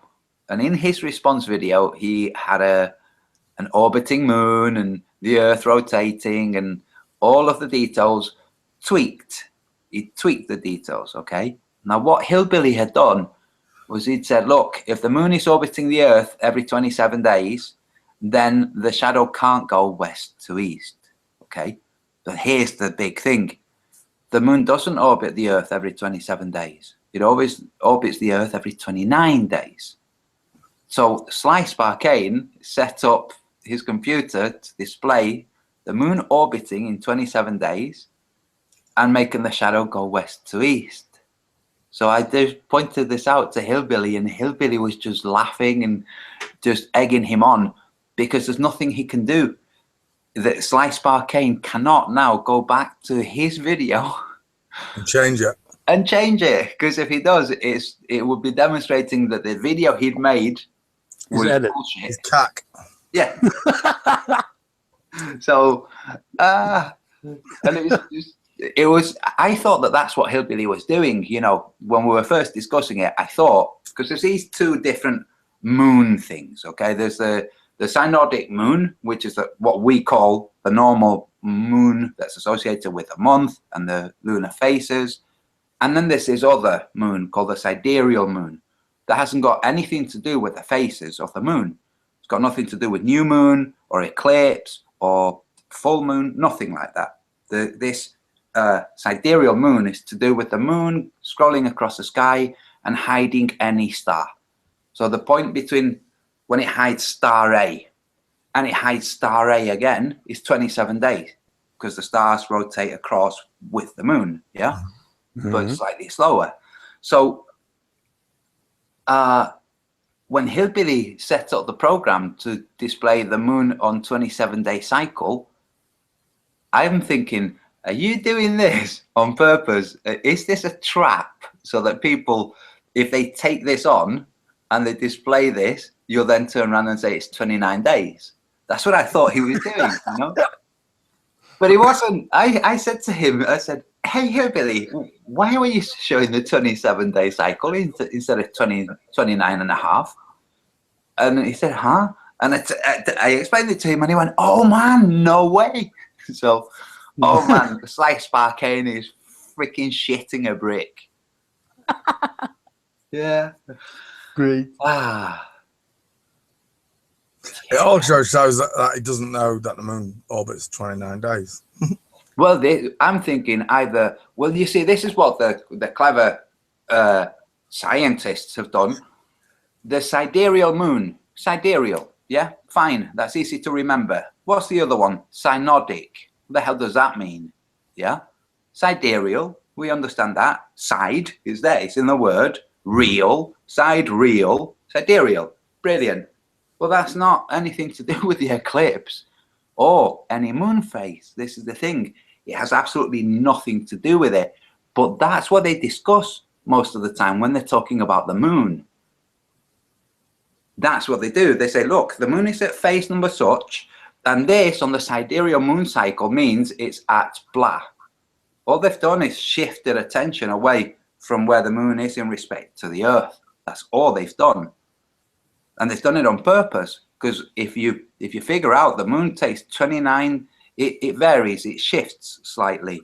It's between 29.15 days and 29.93 days. The average is 29.53. So some months it's nearly 30 days from full moon to full moon or new moon to new moon. And other months is just over 29 days. It's never less than 29 days. So if you make your calculations on that, you cannot have an eclipse moving the way it's going to move in the real world. You know, if it's going to move that way in the real world, it must be that the moon and the sun are close to each other. That's the only way you can have the shadow moving that way. Which is why they shift to this 27-day cycle thing, you know, which gives the appearance that the moon goes around the Earth faster. And it doesn't. So yeah, Hillbilly's been rubbing it in Slice Sparkane's face. Slice shit's there. I'm going to get a drink and be right back. Yeah. As if it's still around. Oh, Poncho. Yeah. Take a good look if it's the right one. If what's the right one? Oh, you told me I'm gonna take a look if it's the right one. What you want? What you sent me? Oh, let it go. Oh yeah, I'll have a look. I'll check. Yeah. He's looking after the ISS. Right. So, guys, have you been having problems with the channel? In what way? You know, like the name has changed. Have you been pulled or something in the last couple of weeks? Yeah. What happened? Copyright strike or no? Long story. Long story. Yeah. Long story. Okay. If you try and explain it, you upset people.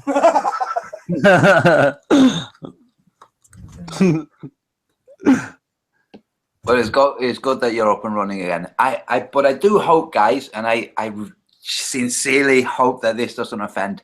I hope you guys take breaks. You're living organisms, and you're gonna fuck yourselves up if you're doing it continuously. To be honest, yeah, sometimes it does. Yeah. I'm working too, you know. Yeah, I know you are. You know, it's like, dude, when are you getting sleep? You know. Well, sometimes I fall asleep in the hangout, and I just mute myself, and I fall asleep and wake up, do my work, and just keep on streaming. Try to open another stream. Sometimes I don't have time to open another one, but Poncho will jump in and make another one. But yeah, more than 60 days. Longer, because I did the F-Chan too, free Chan. Yeah, for that 2 months. Dude, you need.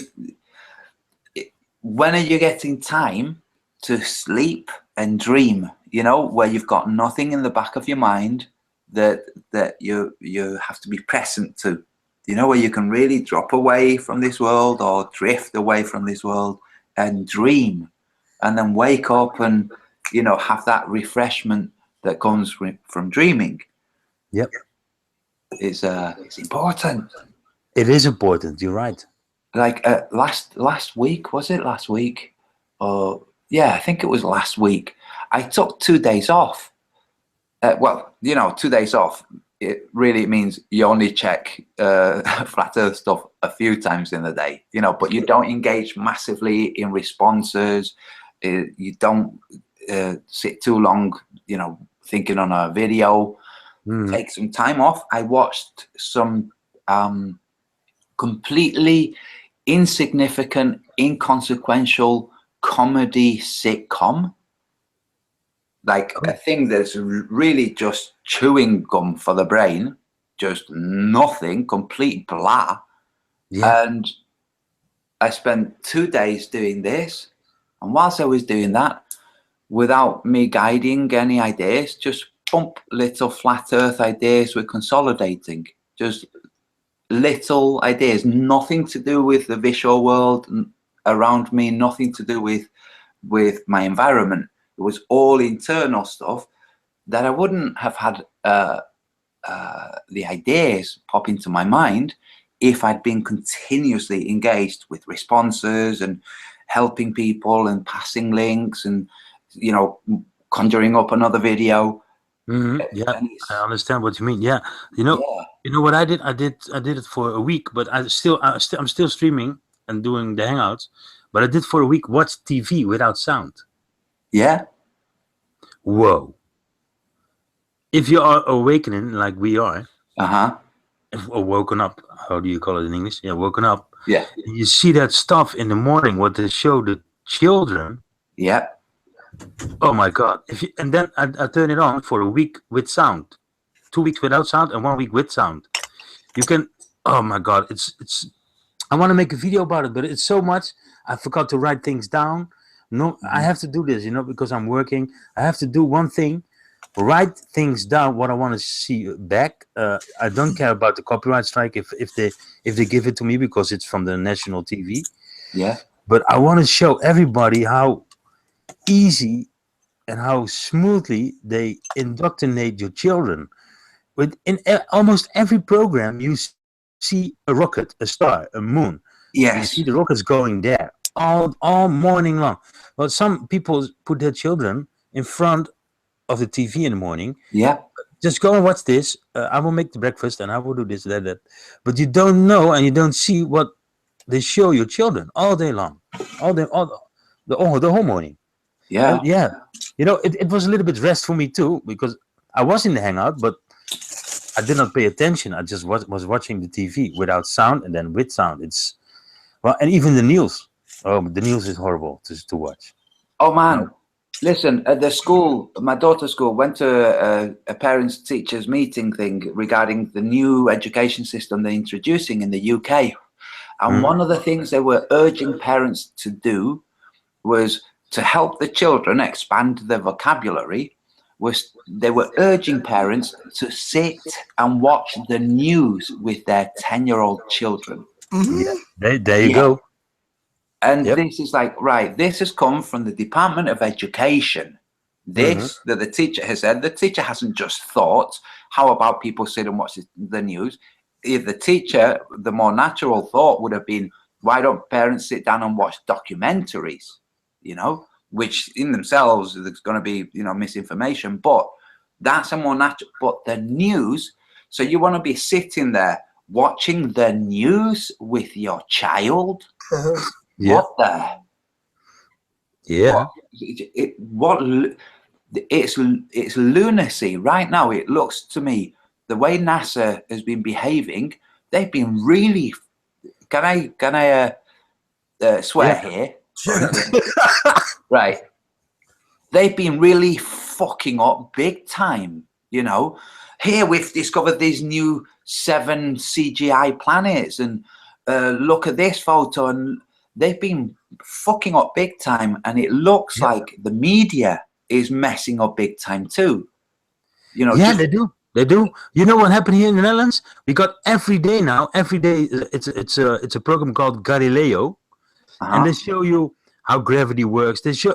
I don't know what it is, but They did it years ago too, but not as big as they do it right now, because they know there's something going wrong, and they want to have more ballers. They want to put it in everybody's face. Globe, globe, globe, all day long. Yeah, but they're losing. This is the thing, though. You know, you look at InfoWars. I'm not a big fan of InfoWars. Way back in the early 2000s, it was like, dude. Then I heard Will Cooper talking about Alex Jones, and I started seeing InfoWars differently. Then I noticed that every time I watched InfoWars or listened to InfoWars, because at first there was no video, you know, it was just broadcast radio. I ended up really fucking angry, you know, like all the cells in my body were fucking livid, and I thought, dude, this isn't healthy. So now on InfoWars, they're talking about the flat Earth more, and in the discussion about flat Earth, the flat earther is the one that's coming out as the most sensible. What I mean, in this interview, there's a girl and a kind of straight looking guy with, you know, shirt and tie.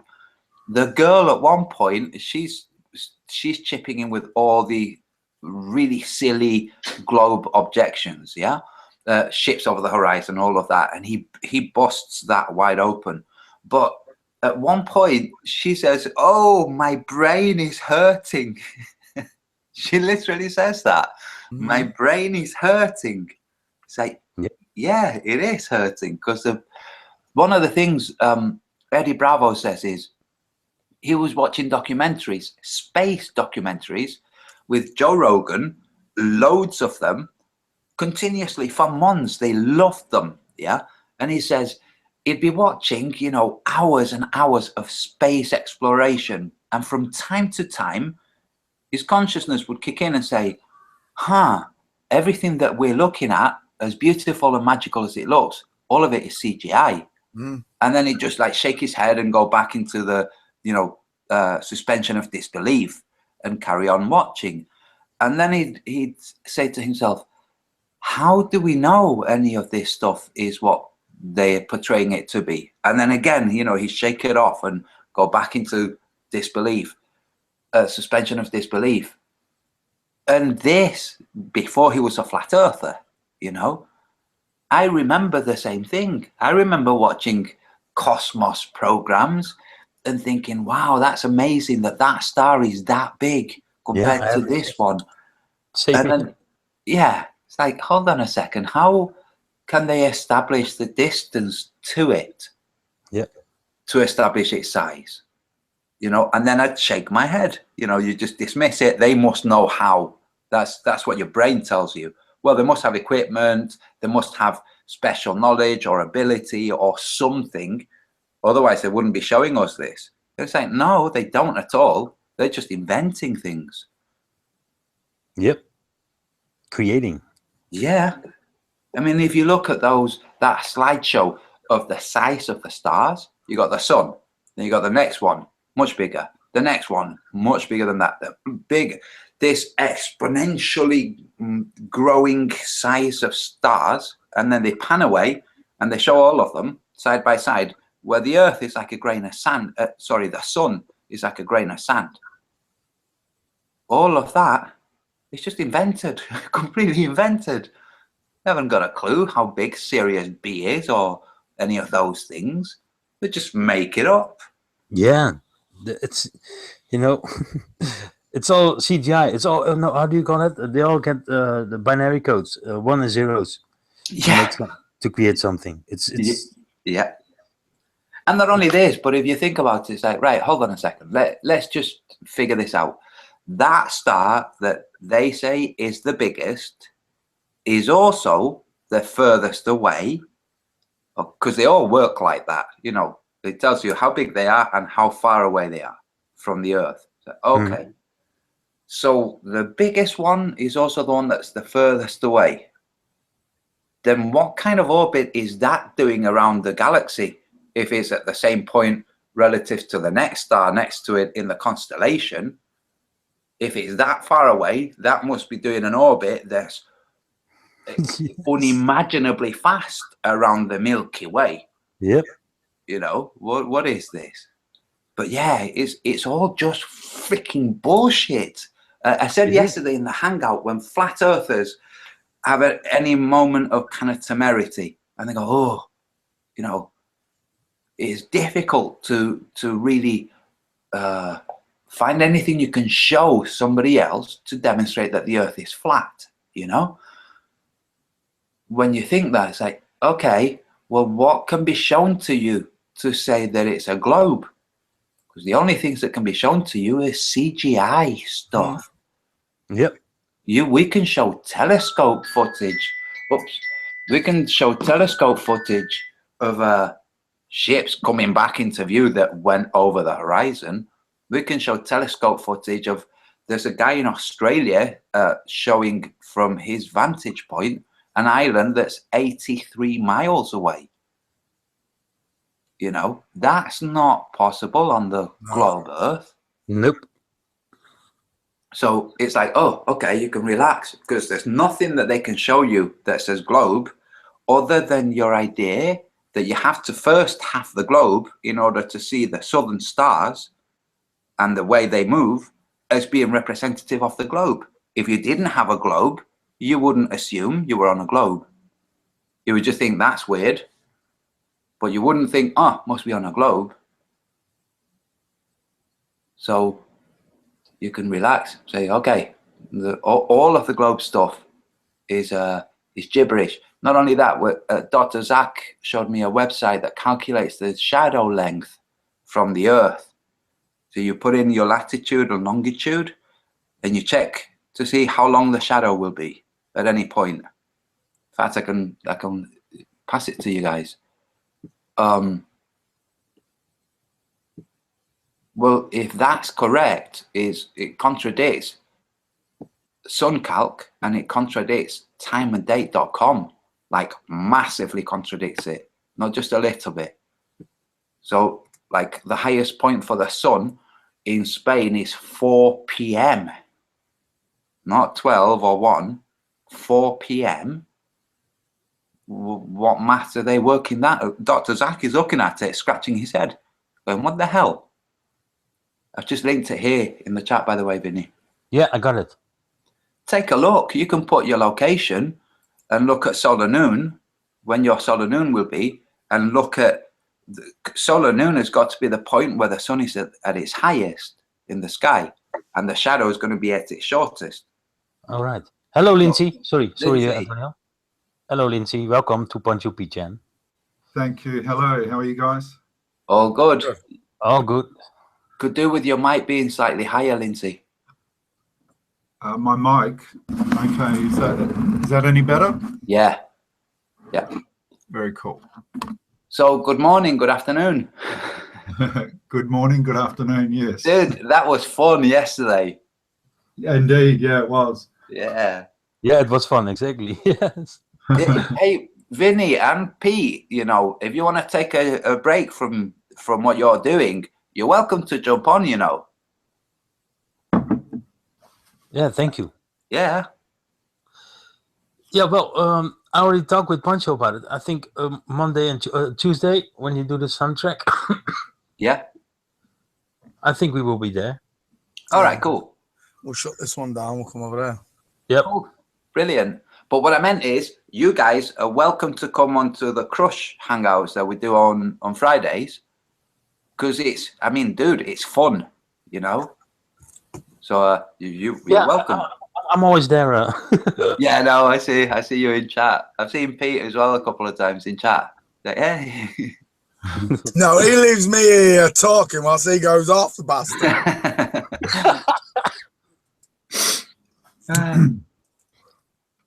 Oh.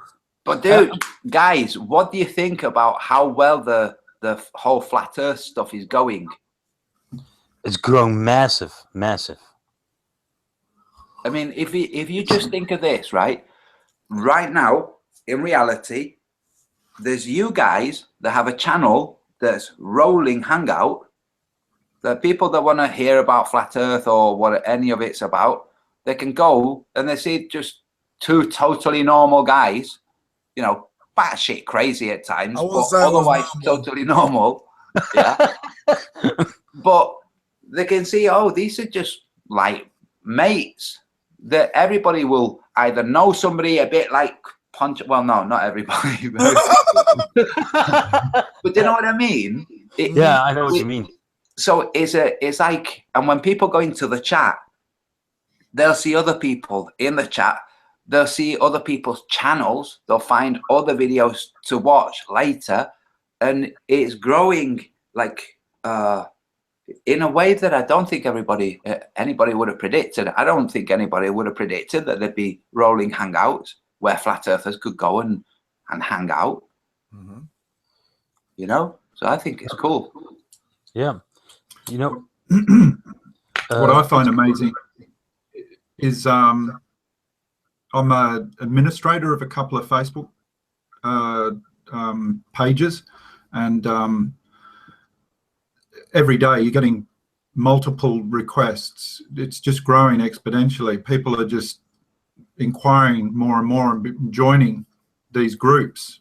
And I recently just watched Alex Jones do a debate, not himself, but two of his presenters, and actually debating flat Earth. And it was humorous to watch, but what's interesting about that is that we understand, you know, in principle, what Alex Jones partly psyop, partly controlled. But when you listen to some of the information that they keep talking about, they're on the money. They are accurate with a lot of the information, but they have such a big audience. So it would make sense to introduce flat Earth in a jovial way, giving the appearance that the presenters are sort of still fixed in that global kind of concept, and they probably are. But the thing about flat Earth is because it's so close to reality, more truth, it really does. When you start looking into it properly, you can't help but realize that it's actually flat. Mm-hmm. And so whether you want to or not, once you start pursuing this, you either go in complete denial and turn your back on it completely, or you face up to the reality. And when you have watched these interviews, this one just recently, he's talking about his own experience of waking up, and it's just a match of my experience, how I experienced waking up, how other people talk about when they woke up.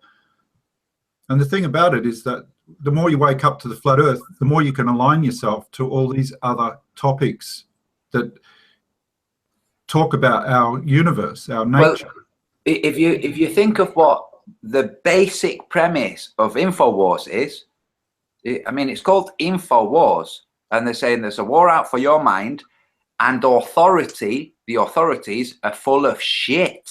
That's exactly the basic premise. The authorities are full of shit, and along comes somebody talking flat Earth, and there'll be people out there going, hold on a second, if authorities are full of shit and authorities say globe, then maybe the globe is shit too, you know.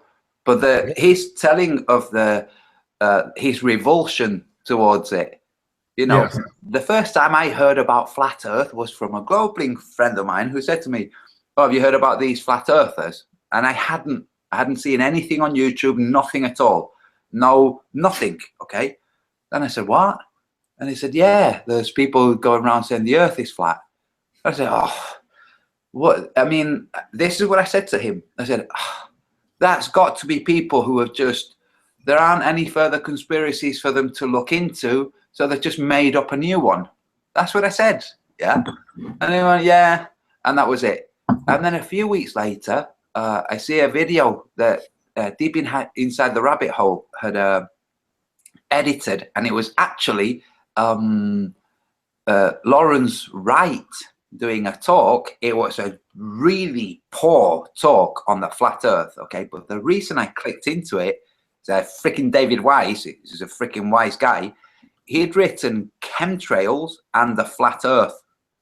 Now I knew about chemtrails, and I'm thinking, hey, what the hell is this? Chemtrails and the flat Earth? And I thought, I wonder if they're saying that chemtrails are making people dumb and think that the world is flat, or what is this? Are they saying that the chemtrails are gridding out a flat Earth or something? So I clicked on it, and he mentioned a couple of names: Eric Dubay, Matthew Boylan, and Mark Sargent, and that was it. I looked into that. It was a weekend for me. It was a weekend of looking at first, going, huh, you know, what? And then that was it.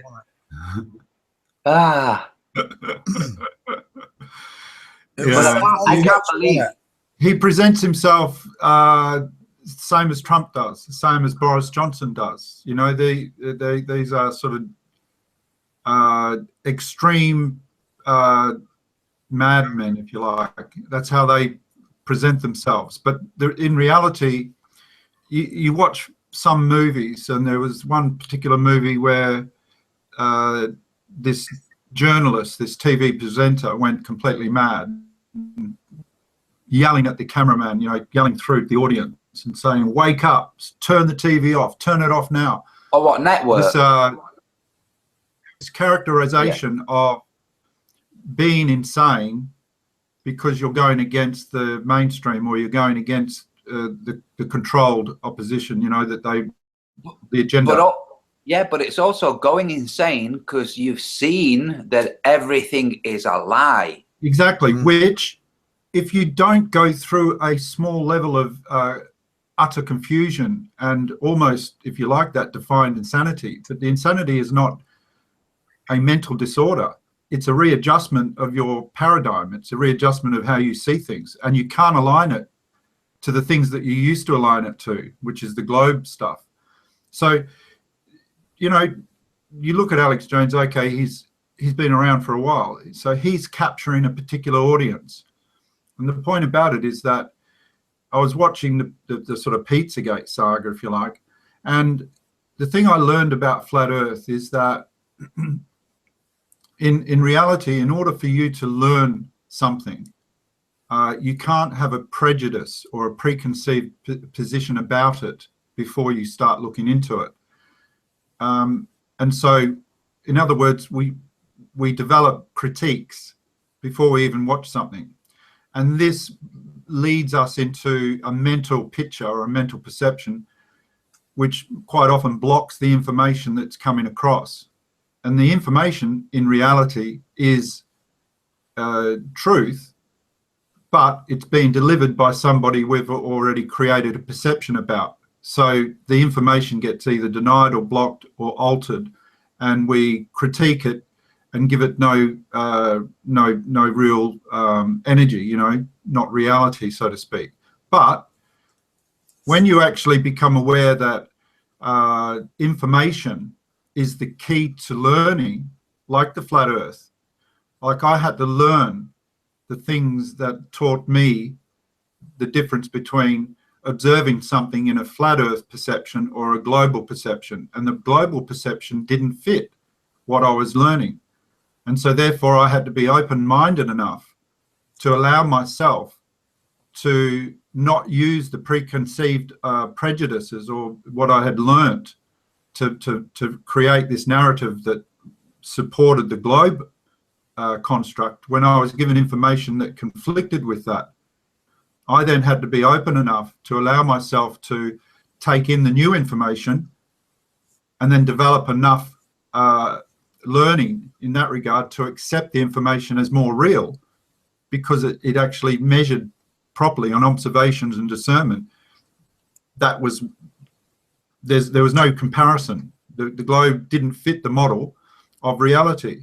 So this also applies to how we approach life as a learning curve, meaning that we can sit and critique all sorts of narratives, but that critiquing can quite often be a negative against us then adapting or adopting these new learning topics or issues. It creates a blind agenda for us, if you like. So I've learned something that Flat Earth has taught me, and that other information that can support the Flat Earth is worthy of also having that same approach, taking in the information, not necessarily prejudging it before the information's absorbed, then trying to discern that information, trying to make sense of it. Does it fit narrative or the flat earth model? Does it fit other aspects that you're also learning about? And if it does, then even though the person that's delivering the information can be retarded by perceptions or by your viewpoint, and you therefore deny all that information, what you've actually done is you've taken some of that truth, you've brought it in, you've realized it's truth, and it allows you then to take in that information and adapt your life based on that new information that you've now received.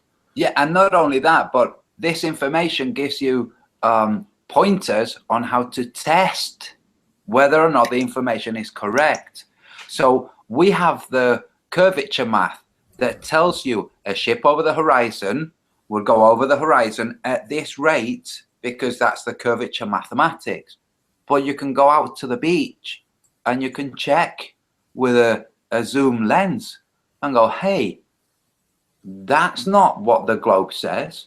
So when you hear flat earthers saying, hey, you know that when a ship's gone over the horizon, you can just zoom it back into view, and you can go and you can test this with the real world and go, fuck me, it really does. Now, this is some of the crazy stuff.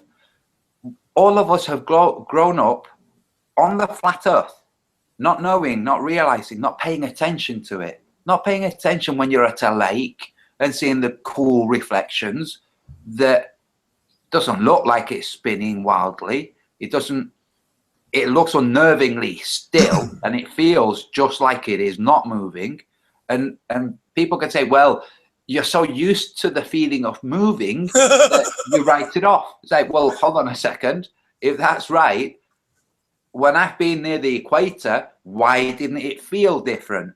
When I've been further north and got off the plane, why didn't it feel different? Because I know sailors, and when sailors get off the ship, I know a merchant marine, when he gets off the ship, he said it takes a long time to get used to the fact that when you get off the ship, the solid, unmoving ground is going to feel unfamiliar to you. Oh, it's a terrible feeling. Yeah. Well, it should be the same when you get off a plane.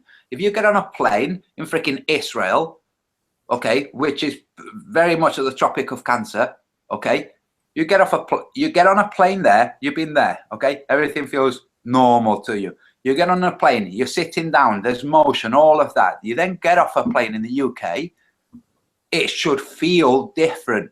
It should feel like the motion, it should take a period of adjustment, and it doesn't. And it's because it's not moving in Israel, and it's not moving in the UK either. That's why. But the pointers that you get from the flat earth to go and check. So I grew up in Spain. I know that from Barcelona, there are days you can see Mallorca. I know this. Everybody knows this. There are those old-fashioned booth things where you put a coin in, then you get these big binocular type things that where the slots fall open and you can look through. You can see Mallorca. You shouldn't be able to see it. It should be like beyond the curve. And from the south of Spain, you can see freaking Morocco. Morocco, yeah, I've seen it myself. Yeah, like what? And you know, you don't. When you see it, you don't think, shit, I shouldn't be seeing that because I'm on a globe. Instead, when you think you're on a globe, you see it and you think, huh, must be within the point on the globe where I can see it because I can see it. Okay, but if you look at the details, and this is what they're always really careful to not do, not talk about the details of how much of it should be hidden or how much it shouldn't be visible. When you look at that and you compare it to the real world, you go, shit, what I've been told is not true. The real world is contradicting what I've been told. Then if there's one thing contradicting another, and the thing that's doing the contradicting is the real world, then that's the thing that's true, not the stuff that's wrong, that's not supported by the real world, you know? Indeed. Totally. And so like parallax and the stars, that's what got me. That when I started to understand the so-called motion, and I watched time lapse of the stars, and I tried to connect being on a moving object. It doesn't work. It doesn't work because you literally have to move the camera every minute to keep it fixed on a fixed position in space. And if you're doing that, you're actually turning the camera. And by so doing, that defies what the time lapse is basically doing, because you've got a tree in front of your view and you take a time lapse. Well, that tree doesn't move. Therefore, the camera's not moving. Therefore, the stars are the actual objects that are moving. It's impossible then to suggest that, no, the Earth is moving and the tree stays within limit, but you're keeping fixed on the stars. This doesn't make sense. It can't. It just doesn't make sense. It really doesn't make sense. If you think in terms of distance, which is what we're told the stars are, they're all splayed out, but there's depth within those stars. Some are further away, some are closer. And you think, okay, if I'm looking from this point, the stars must be splayed in that kind of sequence where some are nearer and some are further away. And motion would say that the ones nearer to us are going to move. This is parallax. Yeah. The ones nearer to us are going to seem to move differently to the ones that are further away. Yes. But that doesn't happen. They move. And not only that, Antonio, all the stars, they move in the same speed, basically. They all stay together in a clump. Yeah. And what you're watching, when you watch that motion in time lapse, they're all doing circles. They're all heading in a circular motion, which is exactly what you would expect to see if you were stationary and the ceiling was turning around. That's exactly what you would see. Yeah. So you can't, if you even sit in the lounge room and look at use the middle of the light as your North Pole, so to speak, and you sit on a chair and you ask somebody just to wheel you around and you look up at the ceiling, there's no way you can get a perfect circle like you get when you get time-lapse footage of stars doing a complete circle. You can't mimic that. You can't replicate that with the assumption that we're the moving object. You just can't do it unless you're exactly underneath the North Pole. Then you're not moving. All you're doing is turning in a 360. Mm-hmm. And that's the only time you could look up and you could see a complete time lapse of spinning. Now, one of the things that I think is kind of crucial is that people start engaging with critical thinking, that people do exercises in critical thinking. They used to do this at school. You know, they used to have critical thinking exercises. They weren't called critical thinking, but and usually it was to do with text and context, you know, passages from a book and breaking down the significance of the actions and the words being spoken by in the text, and trying to figure out what the driving motivators were. We used to do this. Now they do it at university. They don't do it so much at school. Mind you, saying that, they're now reintroducing it.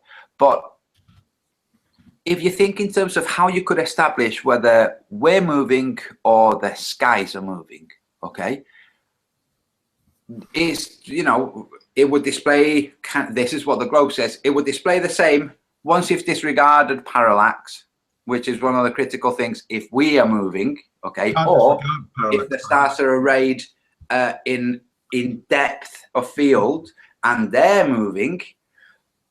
Okay, so it looks like the stars don't have depth of field for both rotating Earth or a turning sky. Okay, the sun and the moon. This, I've been thinking about this lately, thinking, how come we haven't critically thought of this? Or even George Airy or those people.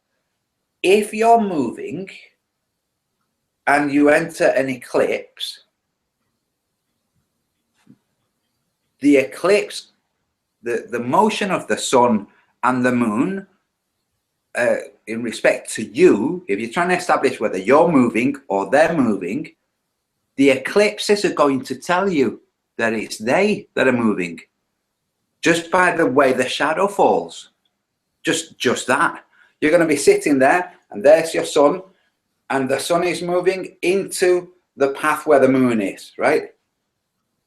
And either you're spinning or that's moving.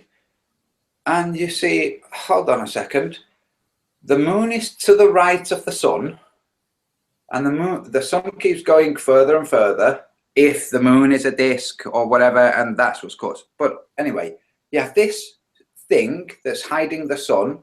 The sun is entering from its left. On a flat earth, the shadow will be falling over to my right. Those things are close together.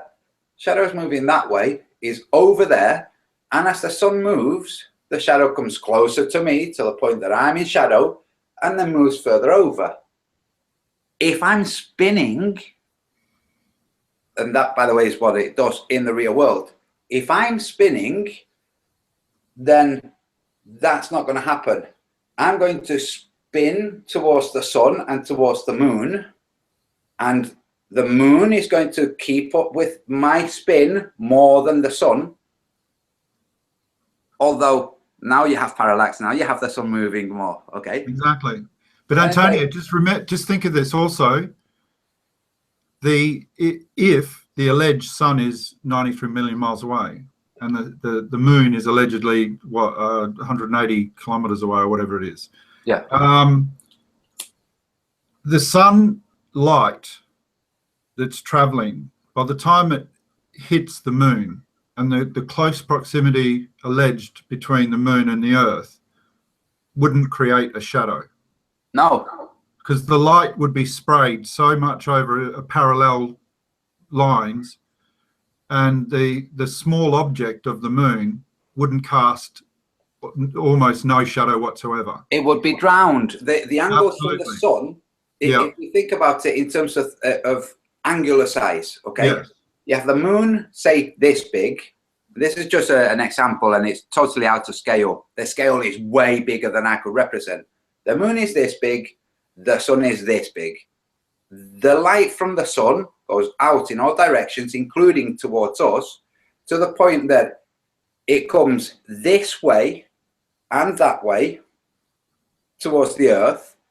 We wouldn't see the moon in front of the sun, and we wouldn't be able to detect anything at all, like at all. Maybe very sophisticated equipment would be able to detect a minuscule drop in Kelvin, but in terms of seeing it, no chance. The only way that can happen is if one is close to the other. Exactly, and that's the next point. And the next way to describe it is that the only way you could really get a shadow effect on the Earth plane would be if the two objects are a lot closer together, where the light is hitting directly onto the back end of the moon, and that's casting a shadow on Earth. That by definition would imply that both the moon and the sun are a lot closer than the alleged 93 million miles away and whatever the other is with the moon. Yeah, Vinny, this is one of the things that I would really like you to depict. You know, if you have a flat Earth map, okay, yeah, and you've shifted Australia and New Zealand, okay, because that's my biggest freaking problem with all of the flat Earth maps, yeah. So, because New Zealand, I'm going to show it again. Yeah, do it again. But I turn off my camera because as you can see, it's laggy. So. Oh, okay. I'll do it. I'll be watching. It's simple, okay. This you know is Greenwich Mean Time here, yep. And this is what's called the International Dateline. Okay, yeah. The International Dateline, don't ask me why, has this shape. Okay, but in terms of reality and sun and motion, we can see it as a dotted line, and indeed it is a dotted line on globes. Okay. Mm-hmm. Here's the UK. I'm going to put the UK here. Okay. Yeah. This is Greenwich Mean Time. Time and date and the real world say that when you look in terms of direction, areas that are to the east are classed as plus hours. So Thailand is here, is at +7. The US over here, so we'll go for New York, is at -5. This is how it's depicted. If you're looking to the east, it's plus from the UK and from UTC. Yeah. Okay. New Zealand is not +11 here. It's not +12. It's +13 in time and date. And when we did the sun tracking last time, we tracked the sun from solar noon in the UK. 11 hours later, so 11 hours later, it was solar noon in New Zealand. So that's when New Zealand is. And 2 hours after solar noon in New Zealand, it was solar noon in Australia, in Sydney. In the real world, and time and date tells us this. They tell us New Zealand is UTC +13. Yeah? Okay. Now, this is what I would like you to depict, if you could. If you get any, and I'm going to kind of lay it at an angle, okay? If you made this, that's Antonio, yeah. You've got a lot of light, sunlight reflecting on the whiteboard. Okay. Oh, no, yeah. Let me draw the blinds. That should help.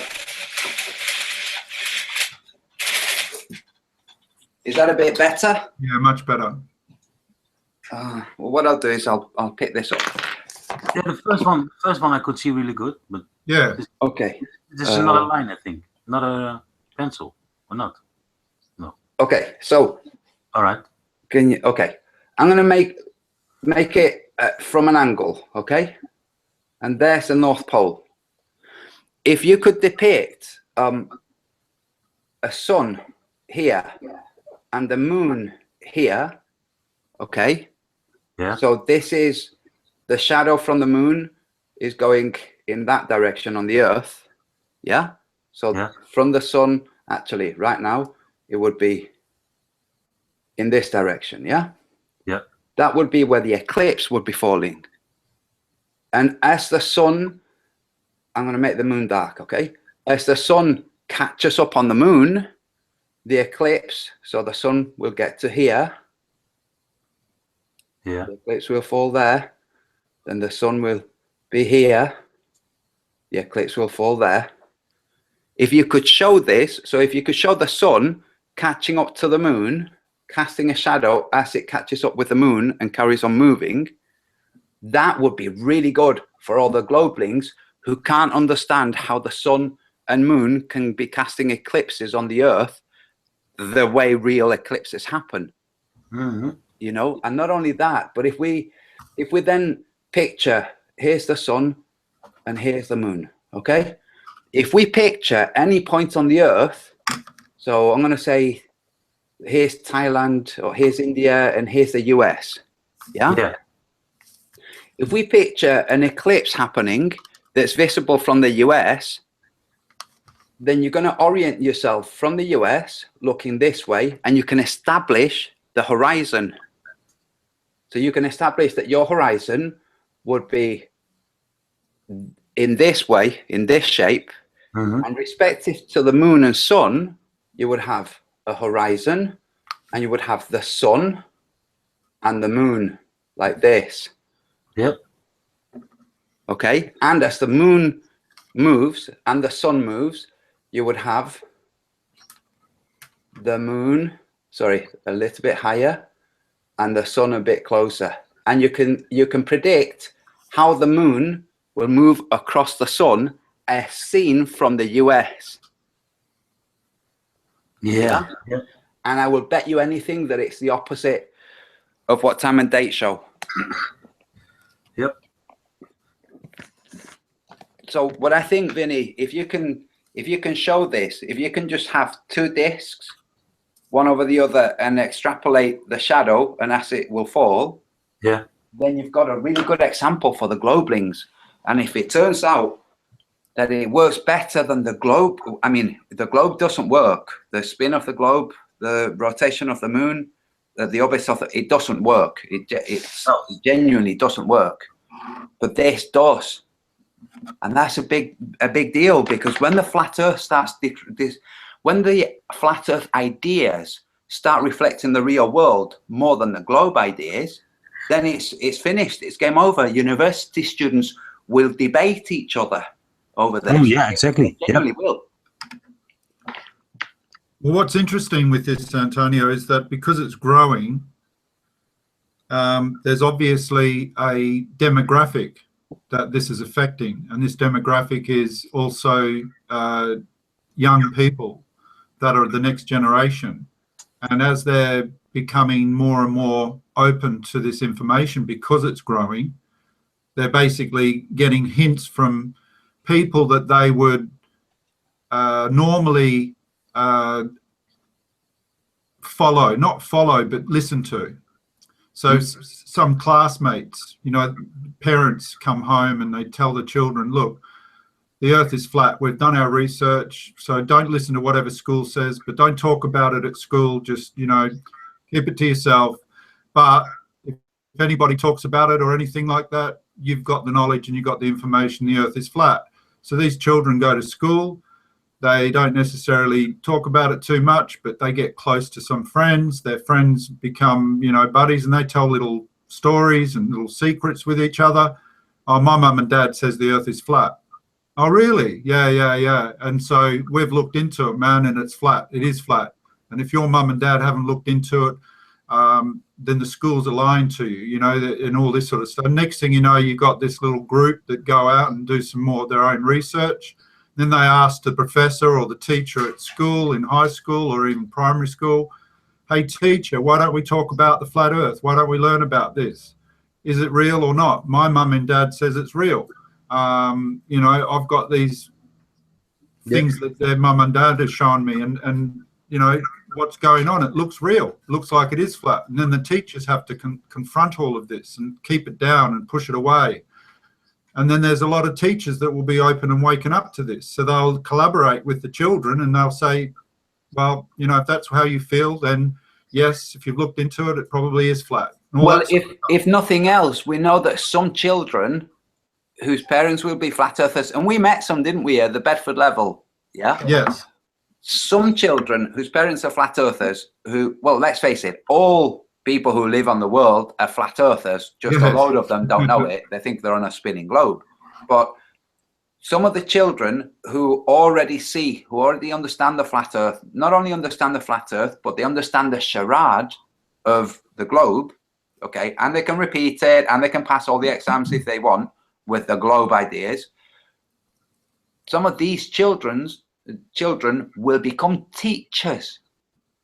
They will become teachers. Yeah, some of them will. Yeah, exactly. Yes. And Antonio, did you see the video of the school child, the boy, who did a presentation and another student recorded it? And it was just a presentation doing a report, and he talked about flat Earth. And the teacher turned around and sort of asked general questions and said, okay, this, whether or not it's true or not, this is a conversation, it's a debate, so you have every right to display what you know you want to present. And he presented it, all the information about flat Earth and also the deception. He talked about the history, the last 600 years, Copernicus, it's a great deception. And all the children were just, some of them were giggling, some of them were, you know, interested. You know, basically he was just also smiling and so, because he was nervous, you know, he was doing this presentation, he was talking about something, and then there were open questions, and the teacher was asking a range of questions, not trying to force him against the flat Earth, but generally, what do you think this means, all this sort of stuff. So it's quite interesting that this is already entering into debates and dialogue, you know what I mean? I haven't seen it. I know that my daughter was in debate class here in the UK. Yeah. And they debated flat versus globe. Wow. And at the end, the other members of, so you get, the way it's set up, you have a team and they cast lots, and 3 people three opposing views, and then the rest of the people have to listen and decide. Yeah. And the flat Earth one out of the conversation, because some of the conversation about the flat Earth was based on the moon and the moon landings, and a lot of children know that the moon landings didn't really happen. It's only the minority who believe in space and the moon landing. Yeah. You know, we've had cartoons talking about the moon landing being faked by the government and all kinds of stuff. Plus, they all have YouTube. They've all seen all kinds of stuff. You know, the moon, the flag waving. I'd only ever seen, when they talk about the flag waving, I'd only seen where they put the flag down and they're holding it and they're moving it around a bit. I hadn't seen the other footage of the flag stood there on its own from a different angle and just, you know, stopping and then drifting and then stopping and then from time to time just drifting a bit more. I hadn't seen that footage, but they obviously have. A quick thought on that.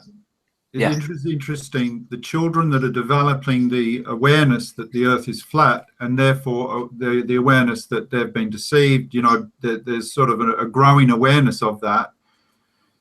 It also, this is my sort of view on it, as a consequence to that, they're more resistant to not becoming entwined in Satanism, which is being pushed through these so-called psyop agendas, you know, that we talked about last night, because this is an attack on the children's minds. And so if you're developing this sort of flat Earth awareness as a child, then you're debating within yourself what's real and what's not real. And therefore, when this so-called Satanist agenda comes into your school, you're less inclined to buy into it. You're more inclined to look at it and judge it for what it is, to you know, swallow you up into this sort of myriad of Satanism. But they may not see it as Satanism, they just know it's an agenda not worth engaging with, so to speak. But you know, this is one of the curious things with children and the way they're learning, because they're not just learning at school. They're learning from playing with each other, from their parents, unfortunately from television a lot. Yes. But they're learning from some parents, they're learning about experimentation and the real world. There's all kinds of chemistry kits that you can buy, and you can buy crystal growing kits and magic kits, you know. So children are learning about subterfuge and about cunning and about reactions and about observation and patience and all kinds of different things.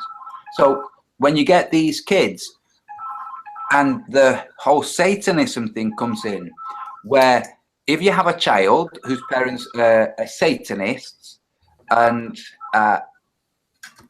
they've been tricked into thinking Satan's the good guy in the story, which is basically Satanism, right? Well, that's turning everything upside down, isn't it? That's what Satanism is about. Yeah, but this is, so you have a child coming in and saying, hey guys, did you know it turns out that Satan is the good guy? And then you have the other guy saying, no, God is the good guy. No, Satan. No, God. No, Satan. This whole conversation back and forth, there's going to be a kid that says, okay, so how about if we just say what's actually good is kindness and how we treat each other. So I'm going to listen to you and not argue with you, but I'm going to treat you kindly. So it doesn't matter if you do it in whatever name you do it in, it's the actions. So if Luciferians were going and rescuing burning villages, then okay, you can say, right, you Luciferian guys or Satanists, brilliant people. But if they're not, if all that they're doing is saying anybody who isn't Luciferian is supporting the wrong guy, then all that is an argument. That's all it is. Well, what's interesting is that when a child is learning and they do adapt a lot of these outside influences, you know, the education of all these paradigms, these false, and they spread this information amongst each other. But what is also interesting is that mind is able to be aware that the Earth is flat. It actually enables you to become much more selective about the information that you take in. You're less you can't be tricked as easily, and you won't allow yourself to be tricked as easily. So there's going to be a great movement, if you like, of children that are coming through that will reject the mainstream education and take on a more natural learning. Well, a lot of them will be just primed with a question: how do we know this? You know, when a teacher's explaining something, or when a school friend is explaining something.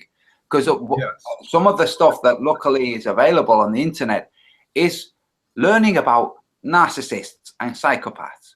So somebody, a narcissist or a psychopath, starts behaving like this, right? And the other child, the friend, doesn't know. So the psychopath says, oh, this and this and this has happened. But the child says, how do we know this? If the person says, because usually what would happen is they would just immediately be believed. But if the person says, if the friend says, how do we know this?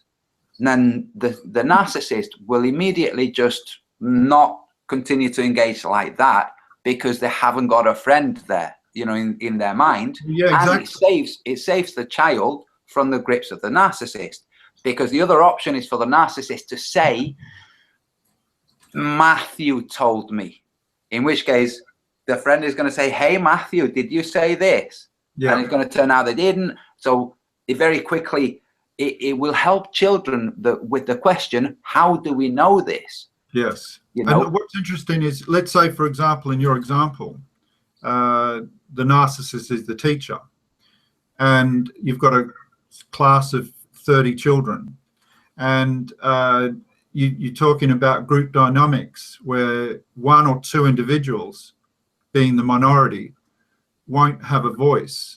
And especially if there's a narrative that's being pushed by the psychopath teacher, the moment you question that narrative, even if it's a logical question to have, if it actually is a question that challenges the narrative, the psychopath is able to capture that very, very quickly and nullify it before it actually grows or engages with other people.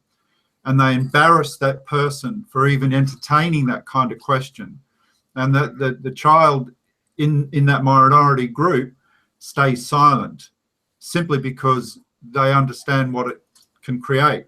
However, if you've got this growing flat earth awareness happening, and you've got an overwhelming group of children, so now you've got 15 out of 30 or 10 out of 30 children, that one child questions the narrative that, say, the psychopath teacher is expressing, and next thing you know, that they sense immediately that the narrative that's coming from the teacher is trying to belittle or put down or embarrass the student for presenting this opposing question or whatever.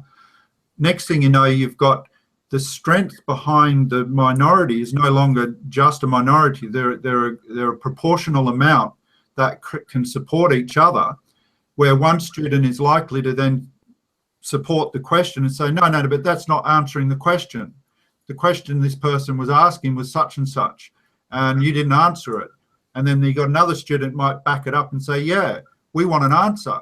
Why are you saying this and that? Next thing you know, you're putting the pressure on the narrative, to the psychopath, to now come up with a deeper understanding to try and explain their narrative. And that's at this point, the psychopath will just shut it all down. Exactly. And something else. Yes. So we're going to finish early, guys. We'll see you tomorrow. Don't forget your homework. Yes. You know, kind of thing. Exactly. Yeah, so it's good tools that the children are going to learn as a consequence of this. Exactly, but numbers are important. You see what I mean? Yeah. The fact that Flat Earth is growing, you're going to get a number of children that have been aware of it when they go into school. They will already be discerning. And they will also challenge the narrative that's being taught to them, and in greater numbers. Uh-huh. I'm watching. Are you watching what Vinny's doing? No. Have a look. I'm sorry, I was just playing a little bit. Oh, yes, I can see you're doing some... what program is that, by the way? Well, you cannot imagine the name. Space Claim. Space Claim. Oh, cool. Space Claim, yeah. Space Claim Engineer. Yeah, you're obviously used to using CAD 5 then, are you as well? Or yeah, CAD? before, yeah. Yeah. Is this better than CAD? Yeah. For me, it's better because I can. I'm an engineer and I'm working for a lot of companies. I make all the products for CNC machines. Right. I would love you to design the parallax section as well. You know, I'm from the Netherlands. I'm speaking better Dutch than English. So sometimes if somebody does an equation or a math, I have to calculate it back to my own language and then think, oh, what does he mean by that? What does he mean by this? Yeah. But we can figure it out. It's not a problem. But Right. drawing it is really easy, and I can make even. There's another program. If I open it, I can make. How do you call it? I can make it different colors. I can make I can make the moon here. I can make it spinning around or going around. Oh, fantastic! You can create three-dimensional perception of motion. Yep. Well, can you try something, Vincent? You know where you've got the ball in the air? Yeah. Can you make it a disc that's angled perpendicular, parallel to the surface of the bigger disc? So instead of a ball, like here, a disc next to it. No. So where you have the ball, that can be the moon or the sun. If instead of having the ball, you make that a disc. Oh yes, I can. Yeah. Because then it would be easier for you to include another disc that will represent the sun, and have the two, you know, moving closer together. Than if you have two balls, it would be more difficult. One moment. Oh, it's. I have to.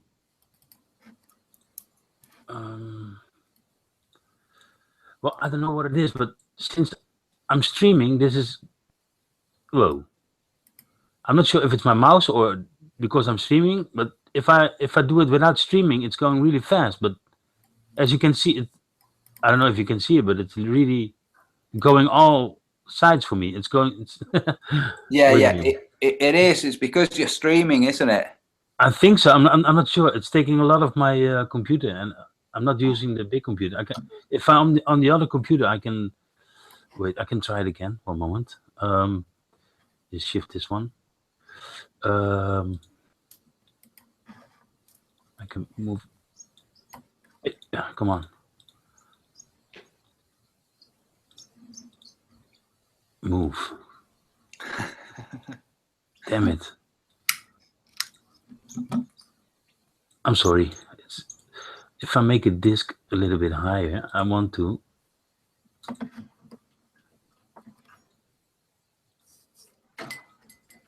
All right, then, here we go. Oh, Lindsay just dropped. Oh, really? Yeah. I think it was his system. I don't think he decided to drop. All right, so if I go to this one and split there it. You go.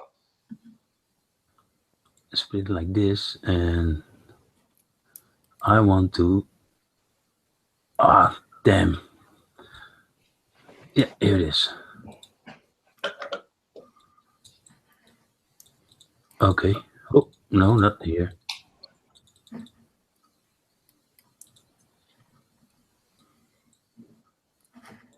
Oh, you gotta give me some time for this. I can do it better on my other computer. This one off. This one off.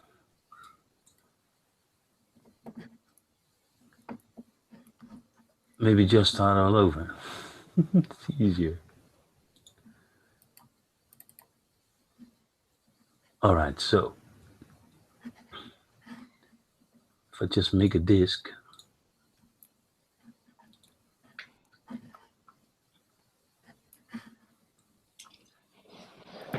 And now a ball next to it here. One moment. If I go here, you have the disk.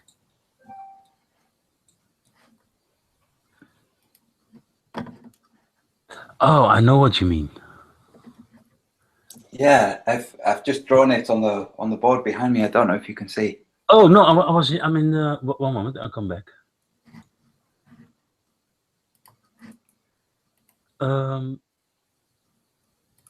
No. Oh yeah, there you are.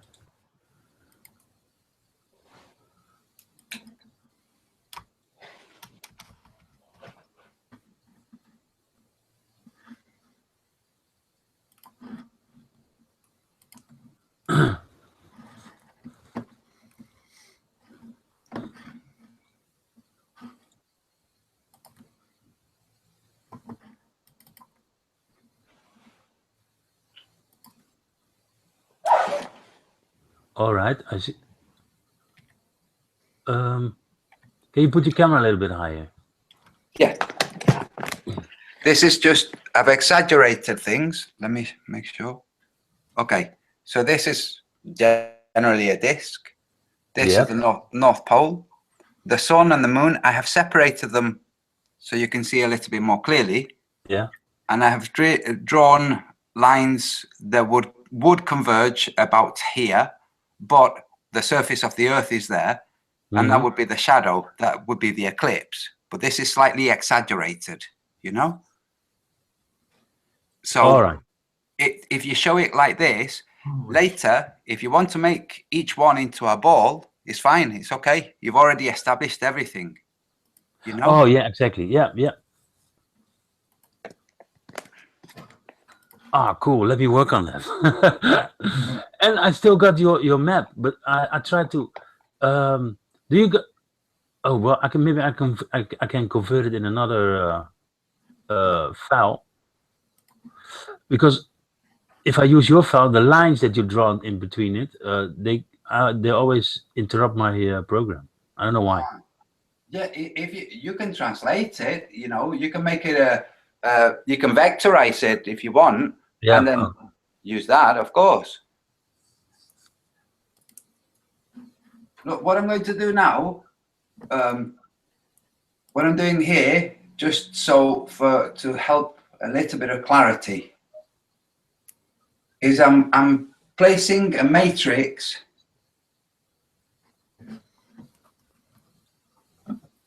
Okay. Can you see? Yep, yep. Okay, this matrix would cut the sun in half and the moon in half. Okay, so this is just showing that it's all in the same plane. If we looked at this from here, if we moved there and we looked like this, the matrix would be vertical with the sun and the moon. Oh yeah, exactly. All right. Yep. Yeah. Yep.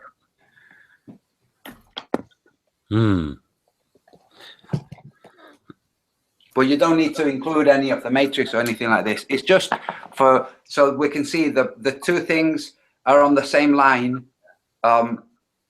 If we were to drop a line, vertical line from the center of the sun through the center of the moon to the Earth. Yeah. You know? Yeah. And then depending on how you place the moon, the shadow is going to go. It's, you know, the point of incidence of the shadow is going to be dictated by the direction that the sun is, by the position of the sun compared to the moon. Yeah. Cool. Yeah, I got nothing to do, so I just thought I'd attach in the comment on the group chat an image. It's a two-dimensional image that I created. It's very poorly created, by the way, but that's not the point. The markings on there, quite clearly you can see attempting to show, and I would love to put that in some kind of motion where you have the ability to be able to sort of go horizontal and then go higher up vertical, and as you would see this disc being moved around, you would then put a sphere around it if you wanted to. But what you're trying to show here is that if you're going to be in a motion, if you're going to be the object that's moving, you're going to have to see stars or objects at a distance, as long as you have the fixed position in space outside of the circle. Yeah. And you keep that focus, you keep that position fixed, that's your viewpoint. And so as you do that, you're going to see those stars swing from left to right. The further away the stars are, the greater the swing. Oh, yeah, exactly. Mechanical motion. I just clicked on it, but I don't have access. So I think you got an email or a message that I don't have access. Oh, okay, cool. Are you on Skype? Are you got a Skype? Yeah, it says you need permission to open this file. Ah, okay. You will receive an email with a request when it's approved. I'm not sure. Yeah, okay. Poncho, are you back? I think there's two links that are there. One is a link which I accidentally put there, and then there's the image underneath it. All right, one moment. So the link won't work, but the image underneath you should be able to open. Is that the real James? Come on, something is wrong. Did somebody take away his ranch, or is somebody? I'm sorry, Lindsay. Somebody in the chat. No problem. That's cool. I can send it via email or. I got it. One moment. Oh, yeah. Switch account request. No, I have to. No, I cannot open nothing. Wow. You can't even download it. No, you need permission. Okay, cool. I need permission. So I think if I request access, you will get an email. I think so. But you can put it to my Skype. Yeah. What's your have you? You can yeah, I will put it in the side chat. One moment. Yeah, cool.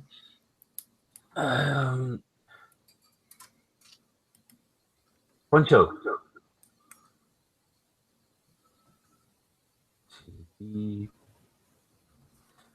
Must be this one.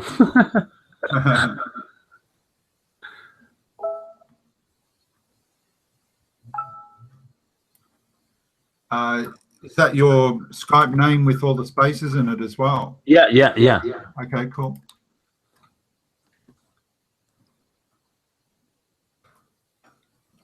Oh damn! I've got Skype not at this computer. I got it on my phone. Can I? Yeah. Oh, that doesn't matter. I can always send.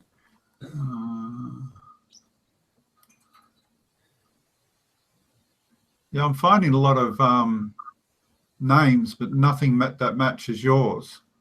Oh my God! Really? Again? Yeah. Well, if Antonio comes back, he can connect us. Yeah, no problem. You're not in Australia or Belgium or Rotterdam. I'm in Rotterdam, yes. Oh, you are? So that. Oh yeah. Yeah. Okay, cool. Well, this must be you then. Okay, I'll click that and send it. All right. I'll just send a message to you on Skype if you've got it open. Yeah, there must be coming something.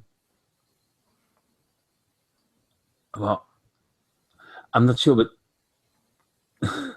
there are two people in the house using the internet. I'm using the internet. My brother's using the internet, and that should be fine. It's not like you're downloading gigabytes of data or anything. No, exactly. But everything is good. Ah, there you are. Yeah, I got you. Except, I mean that technology, that information's got to go all around the world. It's got to be copied and sent to another location. Yep. For analyzing all sorts of stuff. Oh yeah, exactly. So where are we?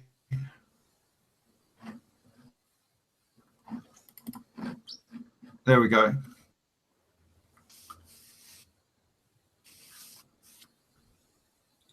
One moment. I mean, it's not much.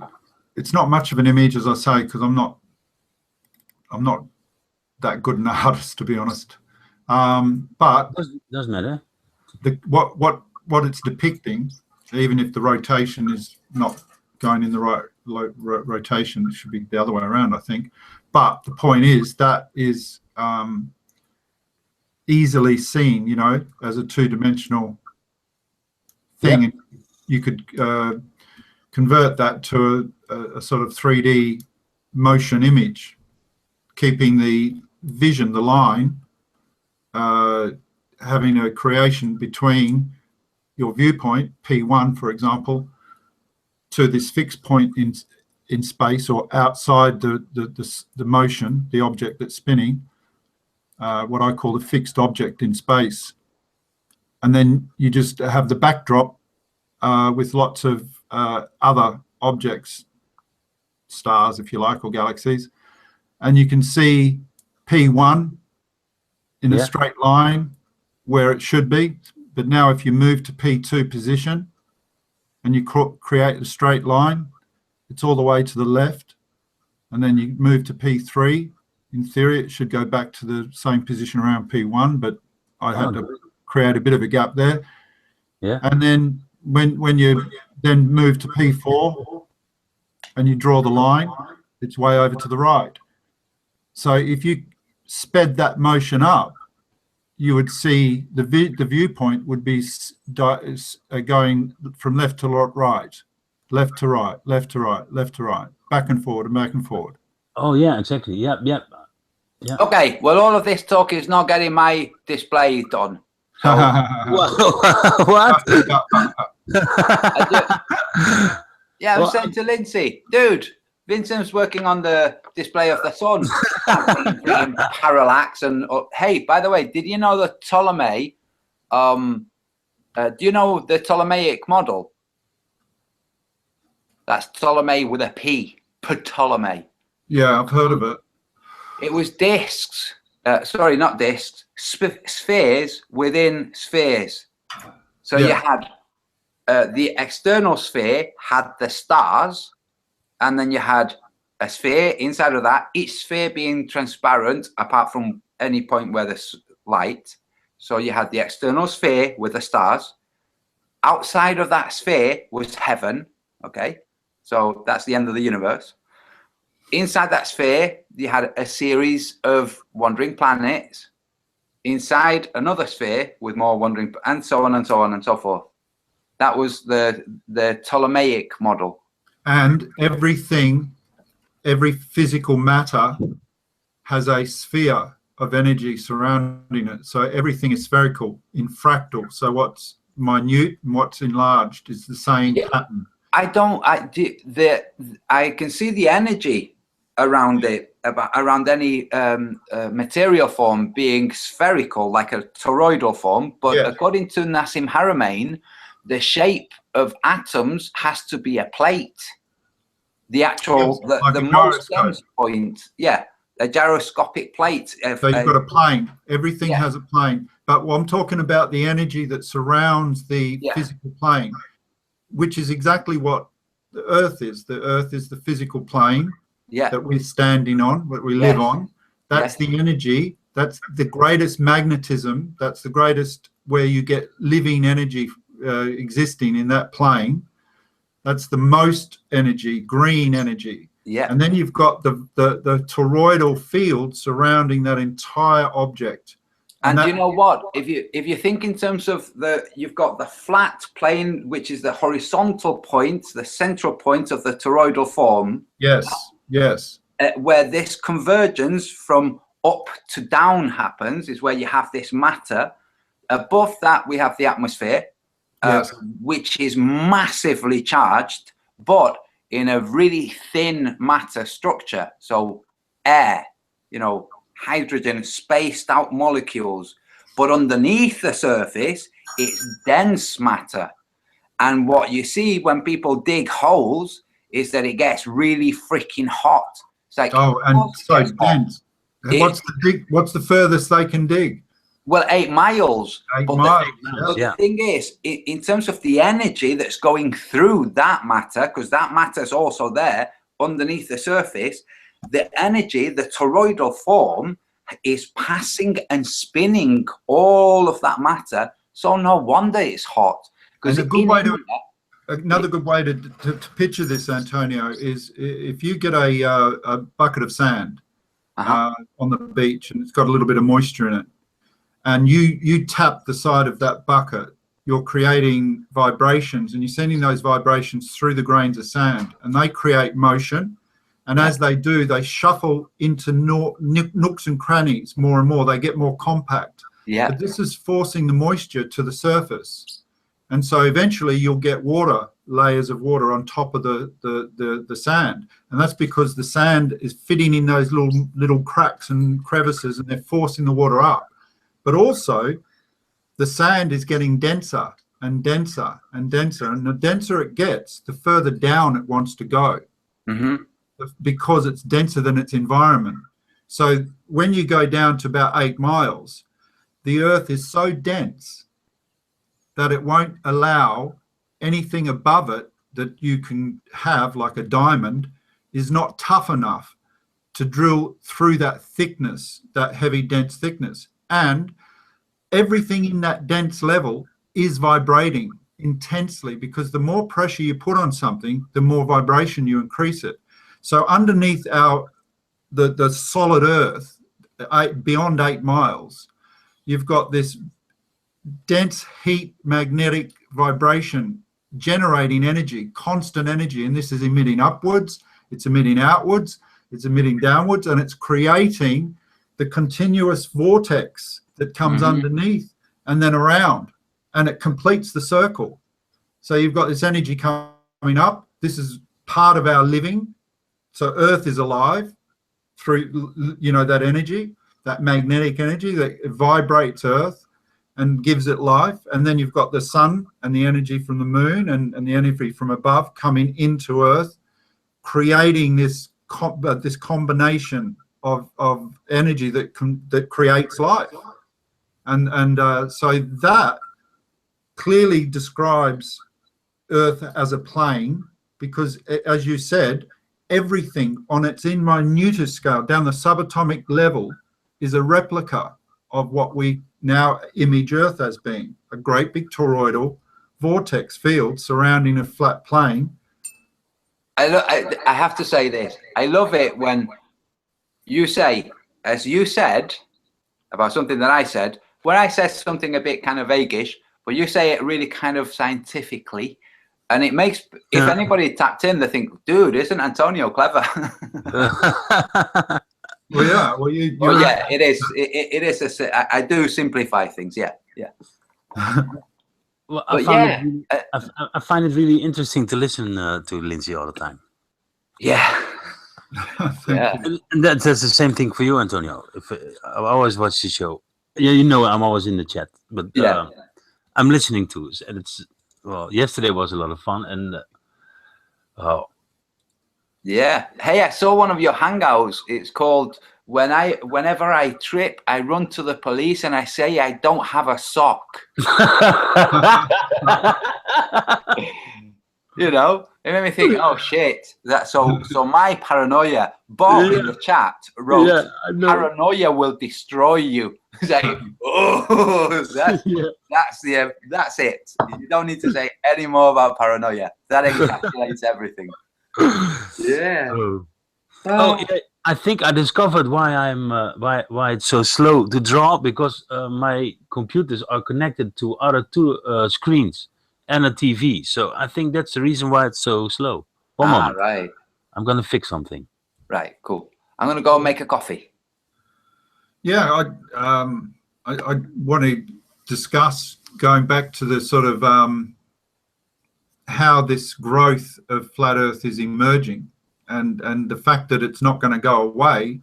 It basically means that as it emerges, there's going to be a layer of history that goes behind this, and people are going to be looking at the early stuff, the people that talked about it, that had ideas and thoughts and patterns that were emerging from a globe perception of reality to a more realistic, real sense of what reality is, which is a flat plane. And when you start looking at that, you start to realize that you know, we are, and I say we, anybody who has looked into flat Earth and taken it on and realized that it's real, that it is flat, it shapes how you see the rest of the world. And the children will be witnessing this, if you like. They may not be watching this particular video or any others that we create, but that's not the point. It's all about having enough continuous noise through these sorts of media that is not going to be easily suppressed, because as the mushroom blossoms, people will want to engage in a wider audience, a wider production, seeing all sorts of people who have now engaged with Flat Earth and are publicly announcing this and putting it on. So it is one of those things, the cat's out of the bag. It's going to move, but the question really is that is it going to move in the next generation?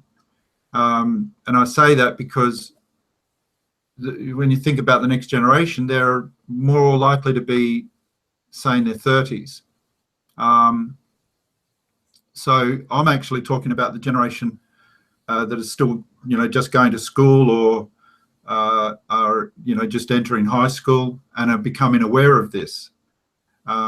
Because those that are now in their 30s, a lot of them have already established their lifestyle, and they've already got their family being created, if you like. So that those demographics, they're going to be a little bit more difficult, if you like, to focus on something that is not part of their lifestyle already, because it may distract them from maintaining what they perceive to be the way to live, the right way to live, or whatever. It's their children that are likely to be feeding back the loop, if you like, and maybe even reporting to the parents who are sort of not taking any notice of, say, the flat Earth paradigm. They're the ones that are likely to educate their parents by basically saying, look, I've just come back from school. There's children talking about this flat Earth things. Why haven't you talked about it, Mum and Dad? You know, why hasn't it even been a focus? And they're trying to challenge their own children now to either shift their attention away from it. The parents, you mean? Their parents, exactly. Yeah. So they start to not necessarily rebel, but they start to resist this viewpoint from their parents, because the noise is getting louder coming from their friends and their school environment and all this sort of stuff. Well, you know what I can see happening? I can see teenagers, okay, watching space shows or anything spacey and going, CGI, CGI, anything satellite, that's CGI, Mum. Dad, that's CGI, CGI. To the point that the parents get irritated, but at some point they might notice their kid has been saying to them, what you're seeing is it's a modern version of a cartoon. That's what CGI is. Yes. It's CGI. It's not true. It's not. Look at all of this. But yeah, I mean, I'd do that if I was a teenager. I'd be like, well, there was another YouTube video. It only went for a couple of minutes, and it was an American basketball player, very well known, and I can't remember his name. Kyrie Irving. He was sitting next to his son, and his son was talking about flat Earth, and there were other basketball buddies. I think it was in the gym room actually, or something like that. Anyway, the father turned around and said, "Hey man, if my son comes home from school and says the Earth is flat, then the Earth is flat." And so, you know, some of these basketball buddies, you know, tapped him on the back of the shoulder, like as if to say, well done. And so you can see that this is what I'm referring to is actually happening, where you've got families that respect their children, and their children come back with an open mind and tell their parents what they're learning, and the parents are actually accepting this information, and they're themselves then learning the truth about the flat Earth. You see what I mean? So this is happening. I mean, if it's that story, then you know it's happening, pretty much all over the place. Sooner or later, it will be debated in universities, and sooner or later it would be debated at Oxford and Cambridge and Durham universities. And when it's debated, what will happen? This is what I can see happening. Yeah, the biggest problem with that, though, is that if universities are still controlled by a financial consortium that are against, they actually create the education system. They create the way to critical think and they introduce all those programs. So it is very difficult until. No, wait. I'm not talking about. I'm not yet talking about it being adopted into the education system. I'm saying at universities. Yeah. This is what I can see happening. You have Oxford, Cambridge, and Durham, and they are the strictly academic universities. But then you have Sheffield and Nottingham and Manchester, and you have other universities that are academic, but some of them are more engineering based, more of the natural sciences. Okay, and I can see the debating being, for instance, Oxford versus Sheffield, where Oxford is saying globe and Sheffield is saying flat. Yeah, okay? I can see that. I really can, because I know what it's like. It would be fun. If nothing else, it would be fun for the debating teams. Oh, absolutely. Yeah. And a school team challenging, because the children are, in effect, absolutely taken in that the flat Earth is flat. They've put all of that together, and they've said, listen, we're going to win this. There's no reason, unless they do something completely against the rules of debates and all that sort of stuff, that we're going to win the debate. We're going to prove the Earth is flat. No, I agree with you, very much so. And I can just see, I can see people discussing it now. Yes. And I can see people saying, hey, we should have a debate. We should offer the Student Union of Oxford or Student Union of Cambridge. David, sometimes he'll share some of the stuff he's watching. And one of the things he's watched is this group of teenagers, American teenagers, that just talk about all sorts of crap. And they just are having topic conversations. And really what you're witnessing is where their perceptions about where they're seeing reality to some degree, because they have opinions about this and that, which quite often are mainstream kind of opinions and viewpoints. You sort of look and think that it's supporting or confirming that their minds have been changed or subverted by the way that they see things. And so also what you also get is debates every now and then that flash up, and one of them was about flat Earth, and it just goes to show that it is touching a lot of information from all these different layers of people that are getting together and talking about things. And as I say, it's a fractal thing. So if we're now witnessing this thing happening, like on the Alex Jones thing, it's layers. It's increasing its noise up at a different level, if you like. And then you've got all these young people who are utilizing the communication technology, both in Twitter and all sorts of other channels that you get. Sorry, Lindsay, 1 second. Vinny,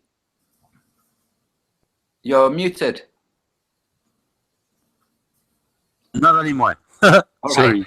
Can you make the discs that you're on now? Can you make them the same diameter? Yes. So the two small ones. Yes. In fact, if anything, you could make the one that's closest to the surface slightly smaller than the one above that. Yes. One moment. Here we go. Oh.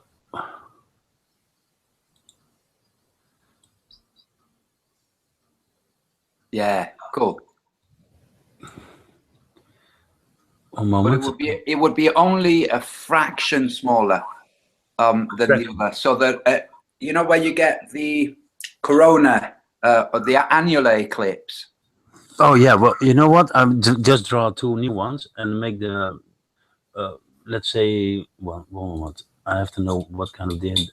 I didn't use a diamond. I was just drawing freehanded. One moment. Go back to this one.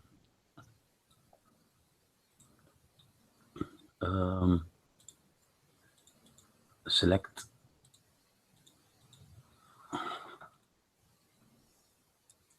Yep, go away.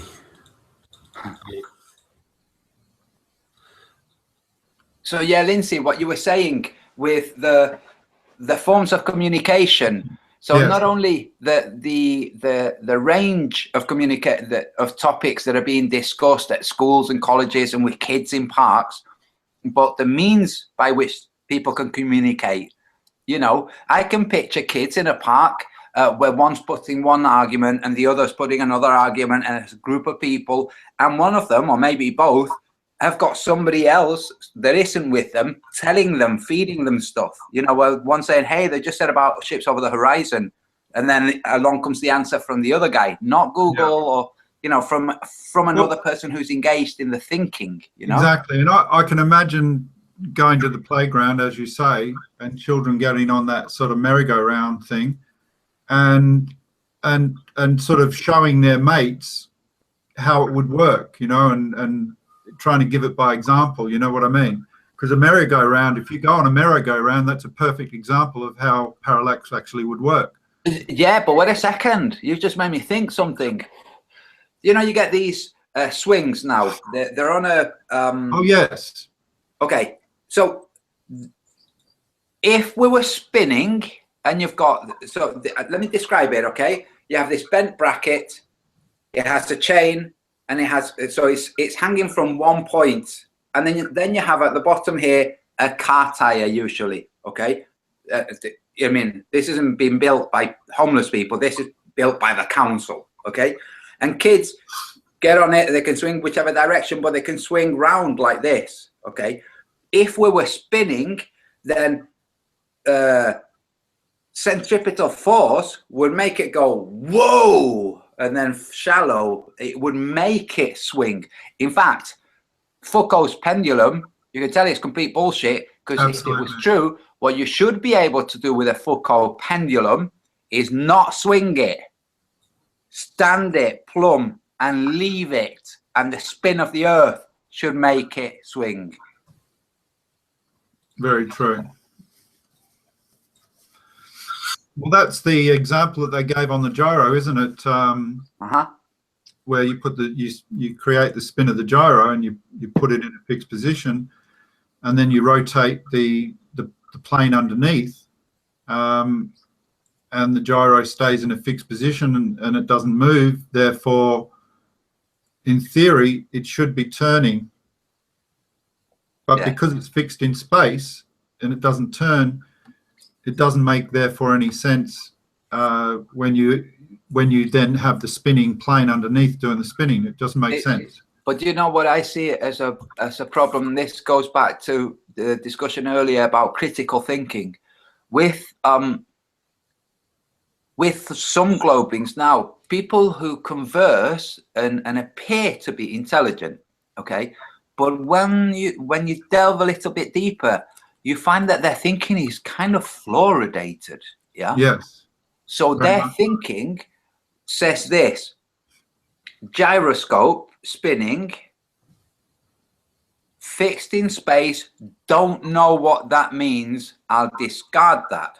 But spinning and surface, and if the surface was turning, then the gyroscope should stay flat and should start to, in comparison, if you were looking at the surface, the gyroscope would do this, okay? But this would be their thinking. Maybe what's happening is what's keeping the gyroscope level is the same thing that keeps the oceans round about the globe. Exactly. And that's not critical thinking. The problem with that is that they've tried to create all these equations to talk about this spread of gravity You know, as the closer you are in a sphere, all those molecules surrounding that so-called sphere, and then the molecules, as you get outer, it starts to create all curvature on the surface.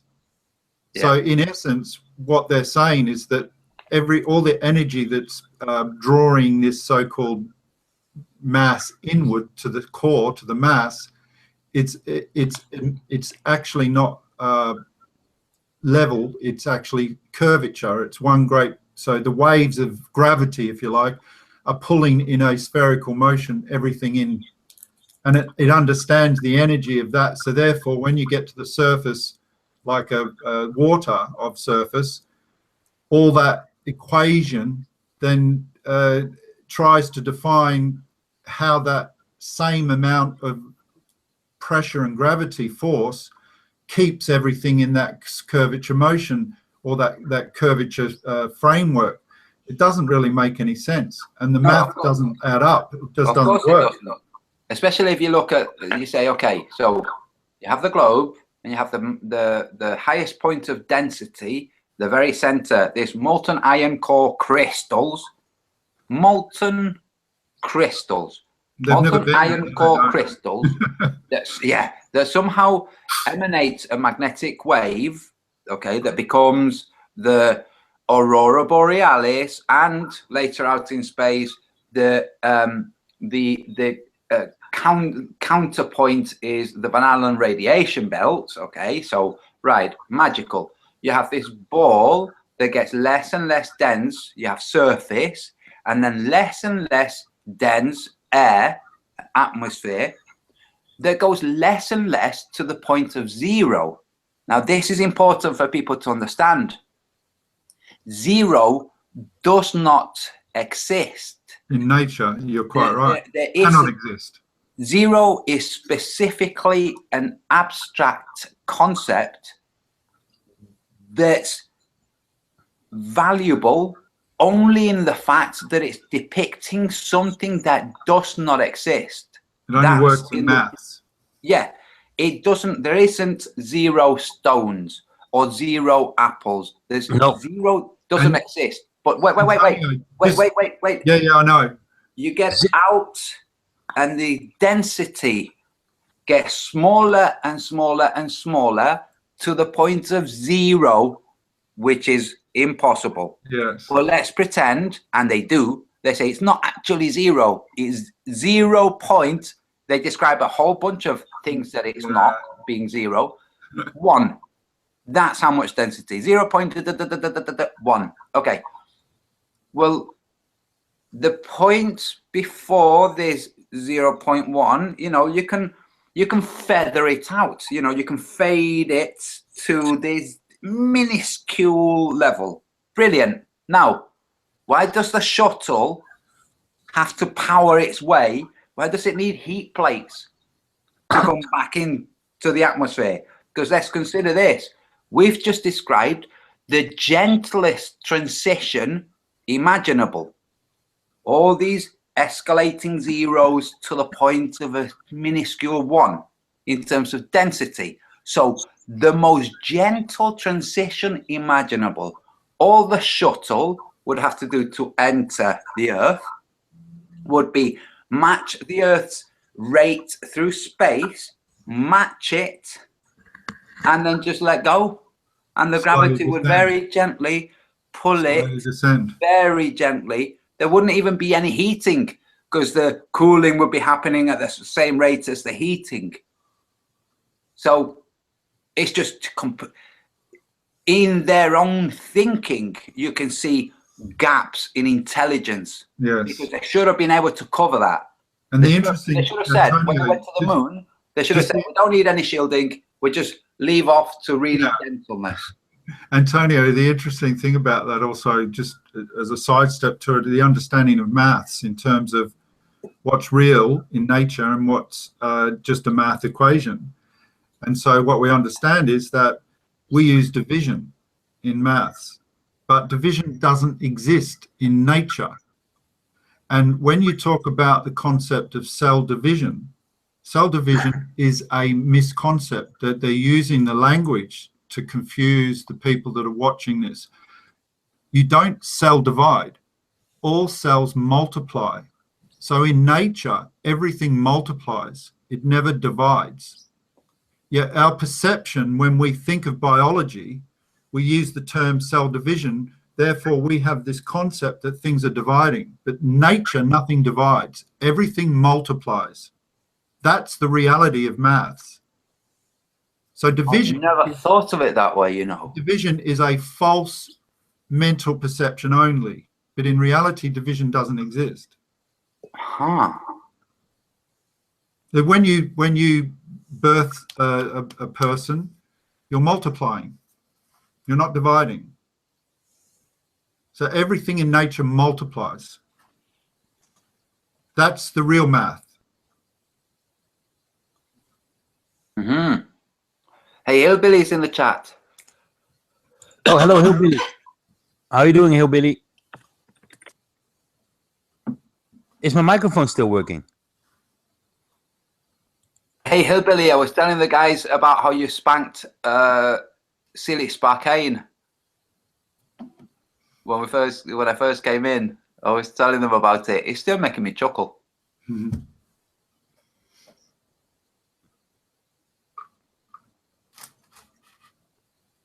So I've asked Hillbilly if he wants to jump in. All right, cool. Do you want to jump in, Hillbilly?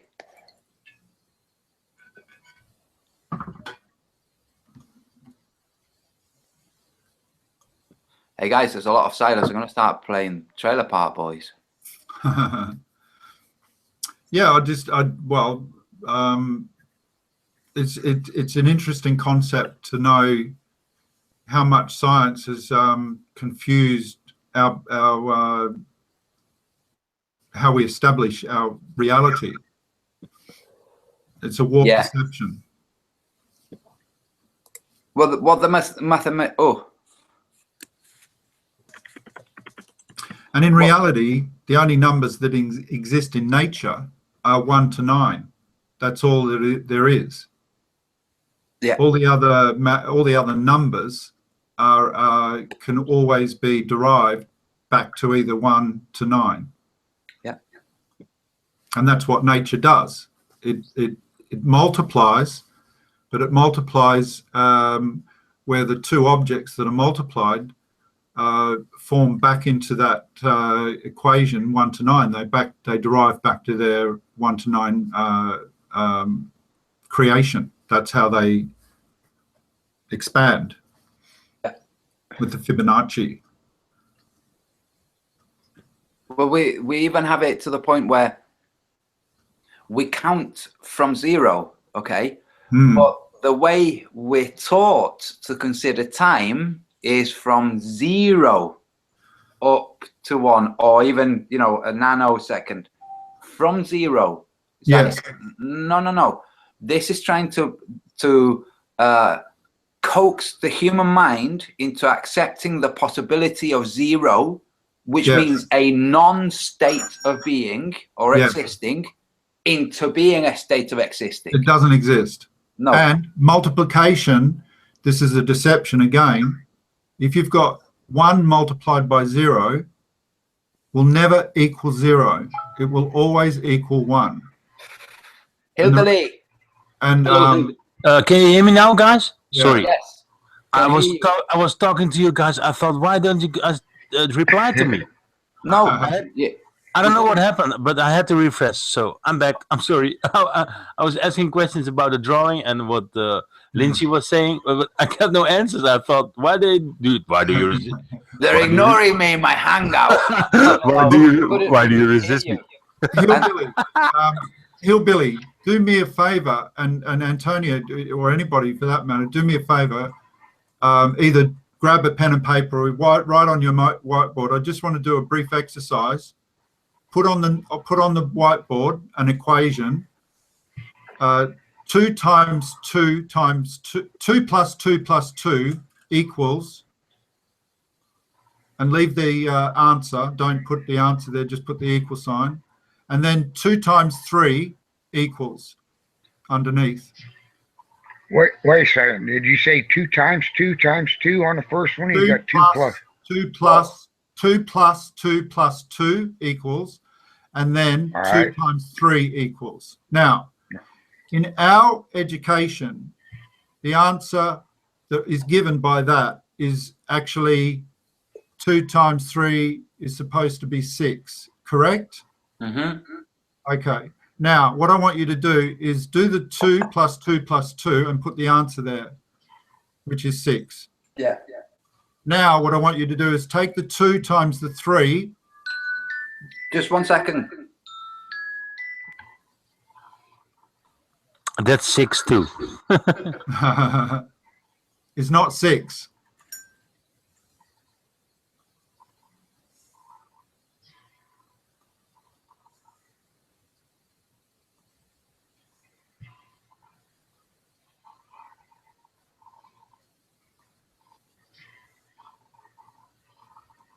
It's not 6? No. Not in reality. Oh, reality should be... oh, wait a minute.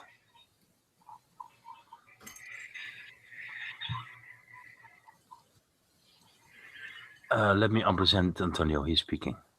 Yeah. So, all right. Well, you make me thinking now. Well, you break it down. Instead of being a multiplication, you've got 2 objects on the left-hand side. Yeah. Okay. And you're adding that. So the answer to the one on the 2 times 3 should actually be 8. Because you put them in pluses, so you transform them into pluses. So 2 3s, 2 plus 2 is, and then plus 3. Ah. Then, you see what I mean? You change the equation. In reality, the answer should be 8. Sorry, guys. What were you saying? What should be 8? The answer below. 2 times 3. Exactly.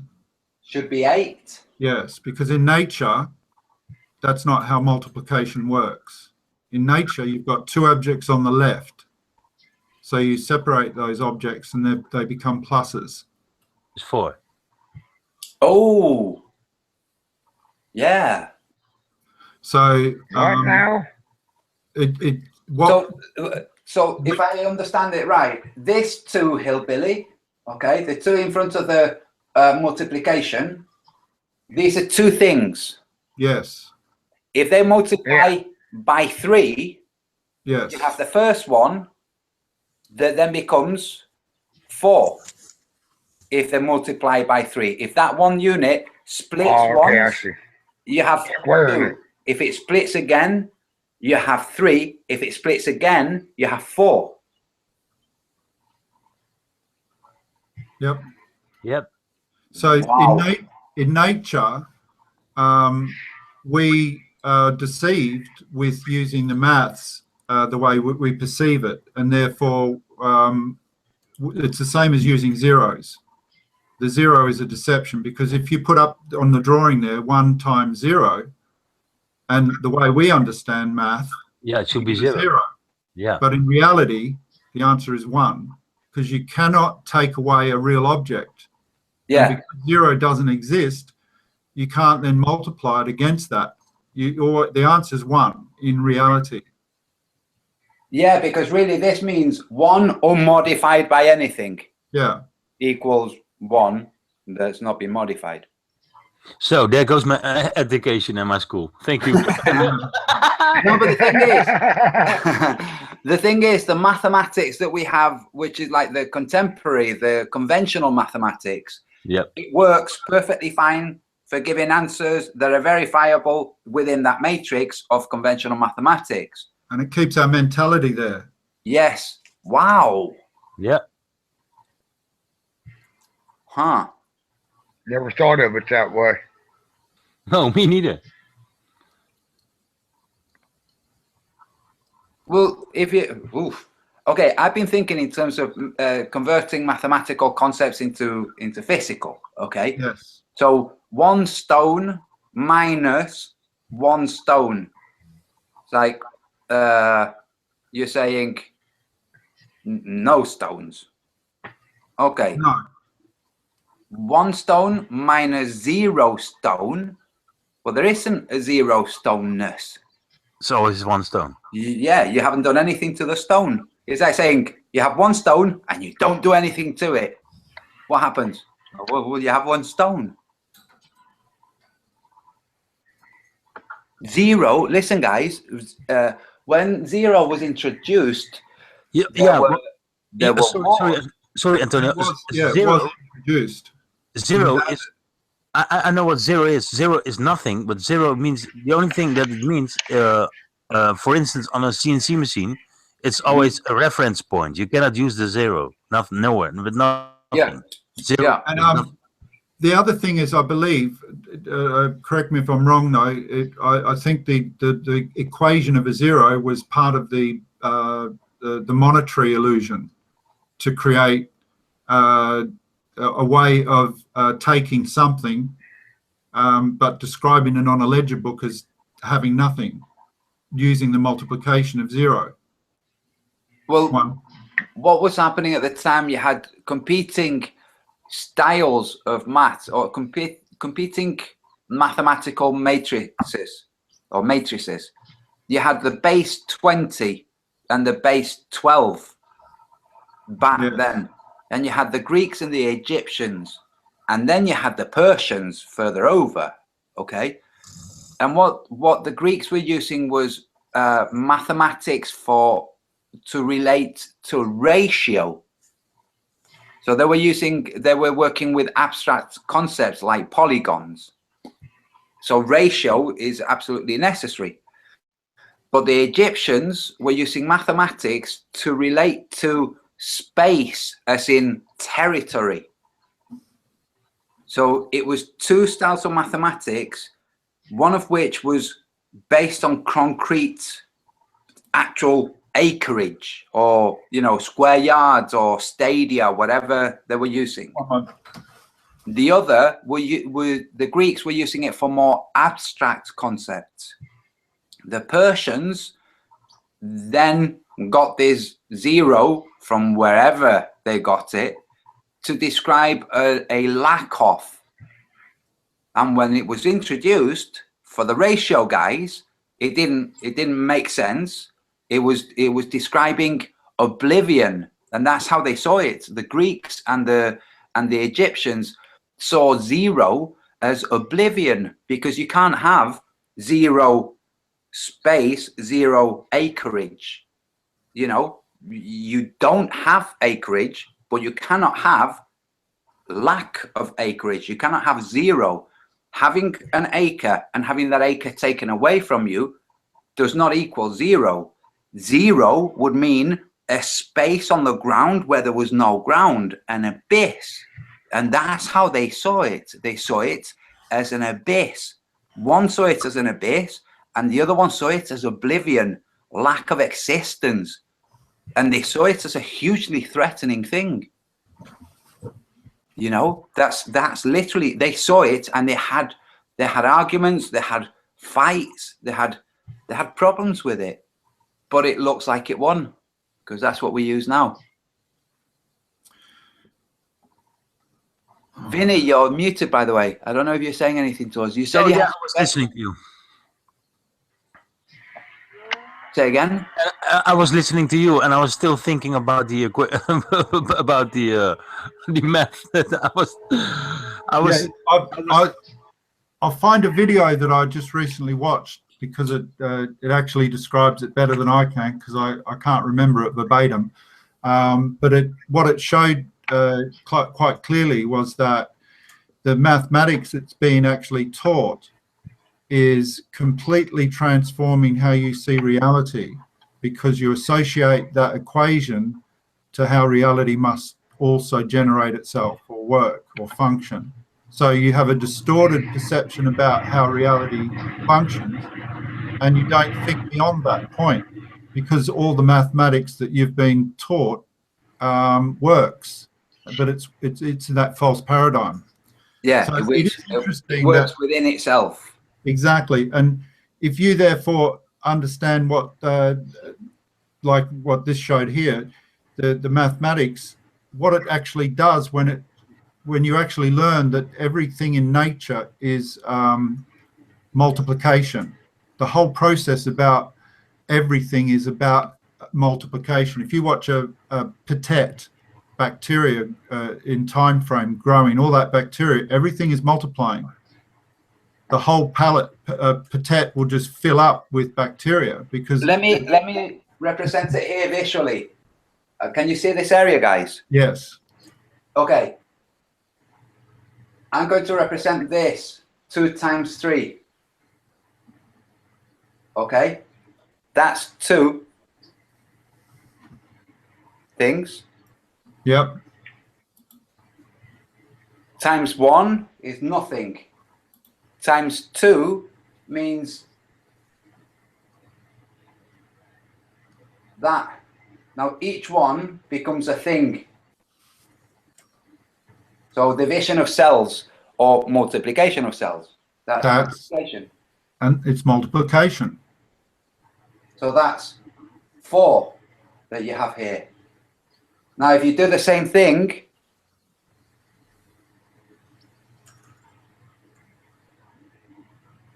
you have 8 cells. And each one grows, and the same with trees and limbs. And this is part of what the Greeks were talking about with ratio. Each one grows to the same size as the original cell. That's it. In fact, that's so how growth happens.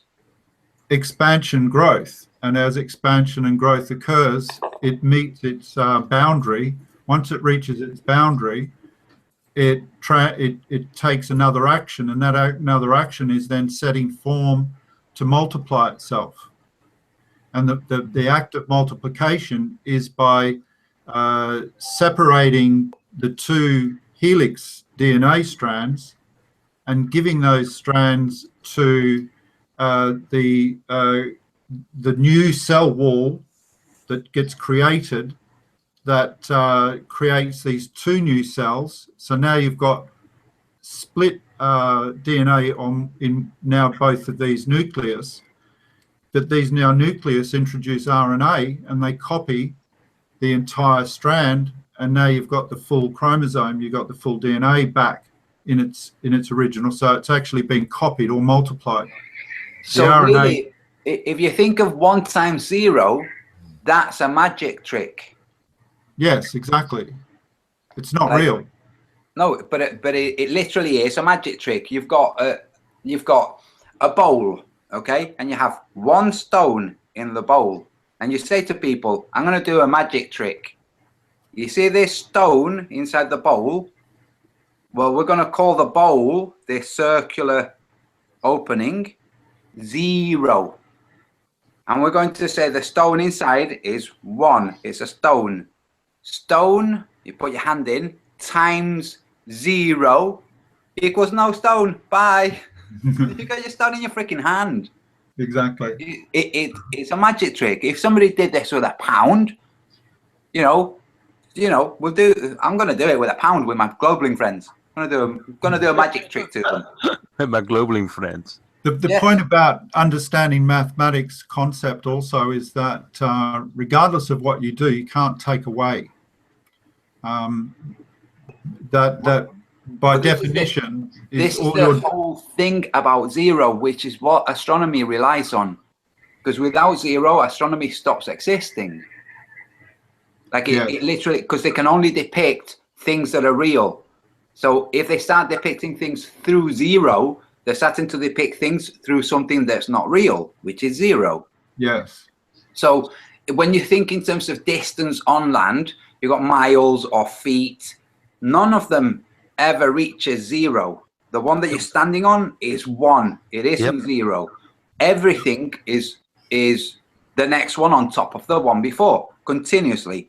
You can depict it with zeros if you want to say 100 yards. It doesn't matter. You could have another symbol for 100, which they used to. We could do it the Greek way if we want, or the Roman way. But you don't need to use zero. You don't. If when zero is being used, like you were saying, Vinny, there's a placeholder for an action. That's all. It's a token. It's home point. It's zero. Zero is nothing. It's starting point. It's home. Yes. It's a placeholder. It indicates an action, or a position. A reference. Yeah, that's it. A reference. Reference. Yeah, reference.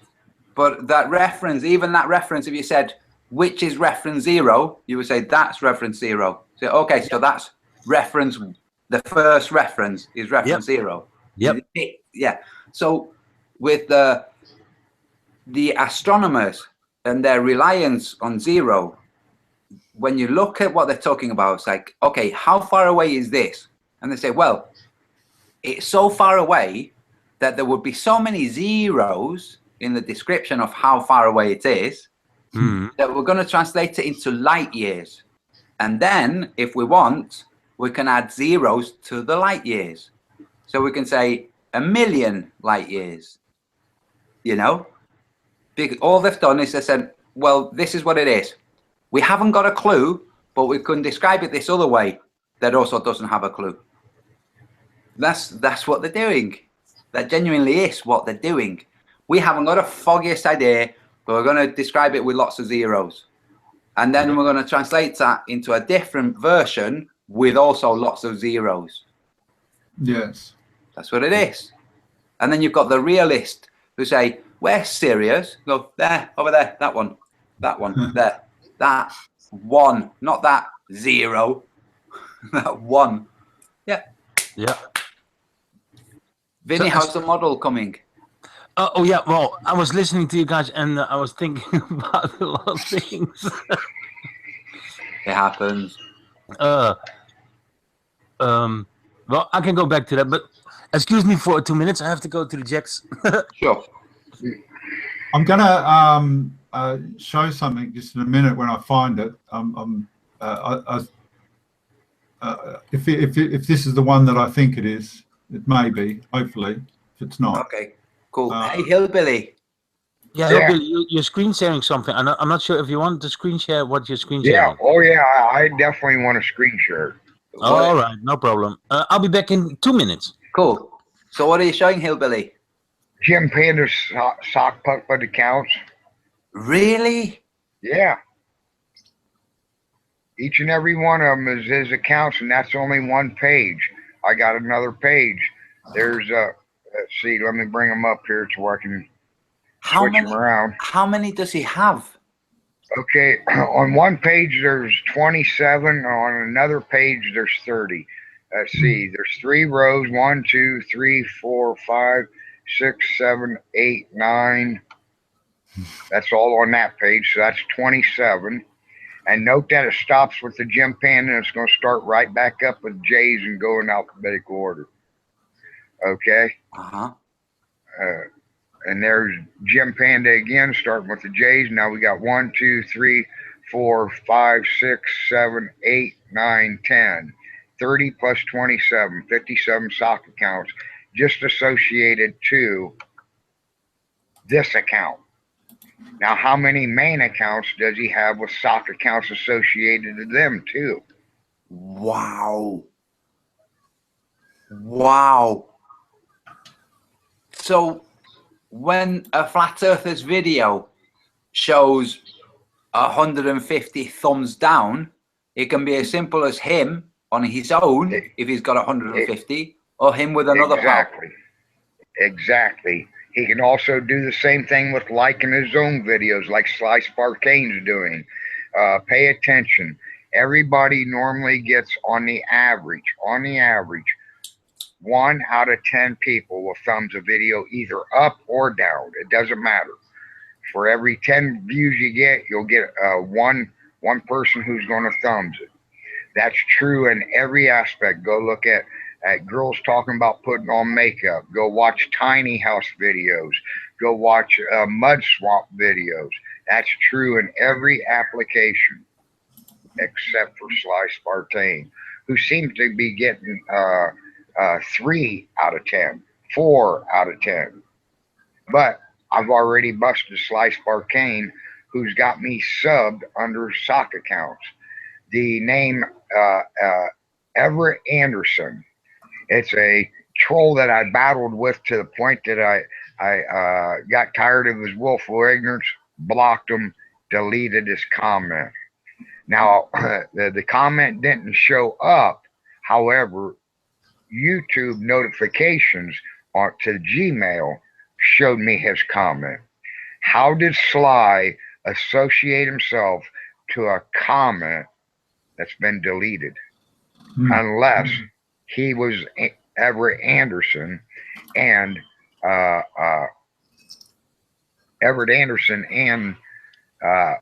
was using his own link to get to that under his Sly Spartane, because this was on the Debunking Gravity for less than $1.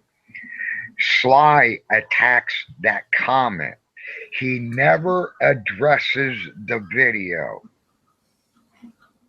That's a clue. He knows he cannot debunk in gravity for less than $1. He knows that he cannot debunk my true to scale life video. All the videos that I took in preparation, he can't touch one of them. Where I make a slip of the tongue on a hangout or him falsely editing me out of content, yes, that's what he can do. But videos where they're actual videos versus hangouts, the bitch boy runs. So let me get this straight. He made a comment and then addressed a load of answers to that comment. Yeah. Wow. Yeah, here, let me show you. I'm going to stop this screen share. Focus somebody else so I don't accidentally give the link out.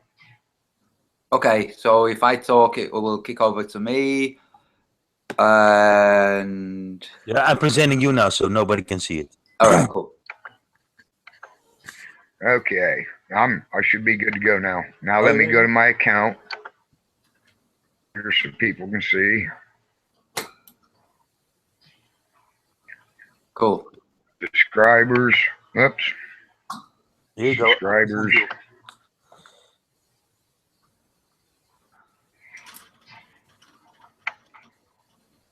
Here's Everett Anderson, right? This is Sly Spartane. Okay, I'm going to go to his account.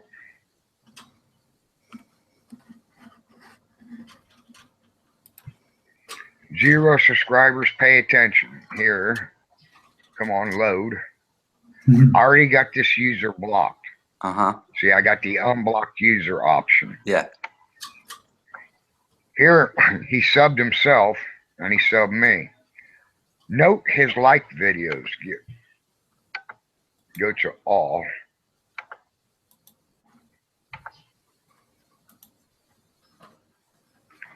Each and every one of Sly Spartane's videos is liked. Oh my God.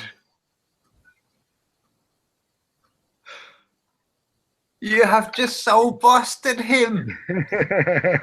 Wow. And there's another one in here. Let's see, where is it? Goodbye, Jamie.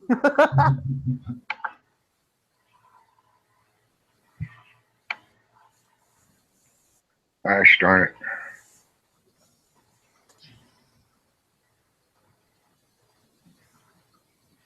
This one here, I think, yeah.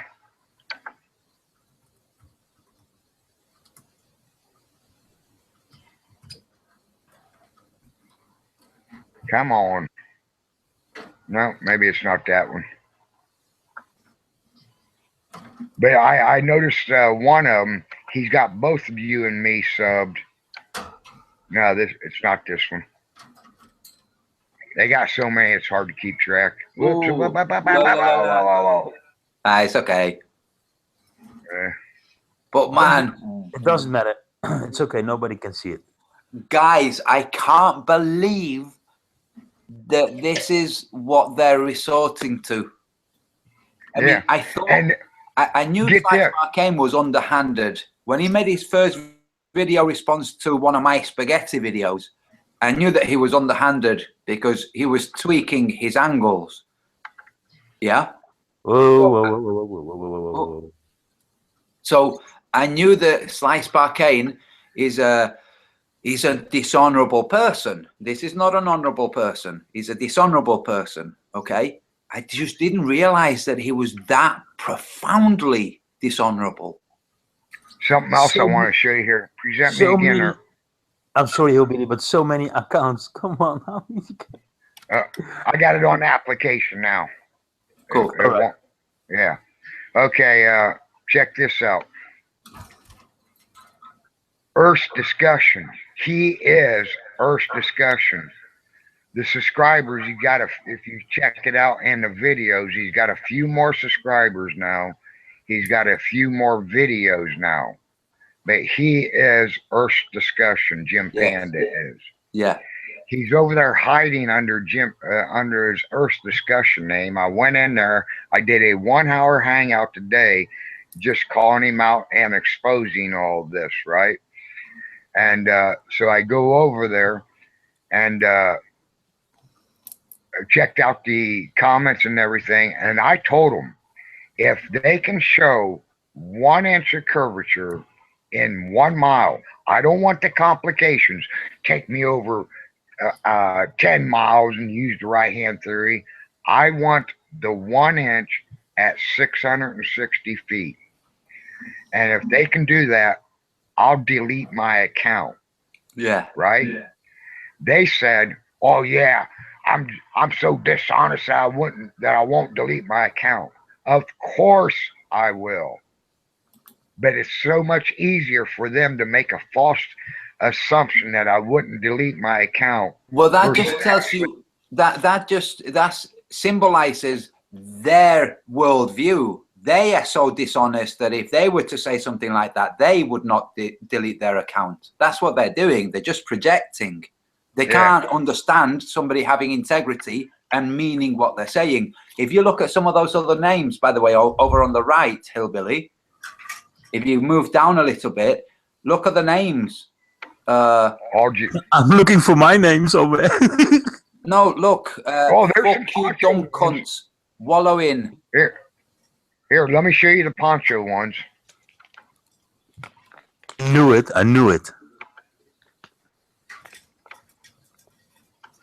Let's see. PonchoPete, PonchoPete, PonchoPete, PonchoPete. He's got 5 PonchoPete names. Yeah, even that on the left side. Jibby, please tell the truth. Yeah. Jibby, stop lying.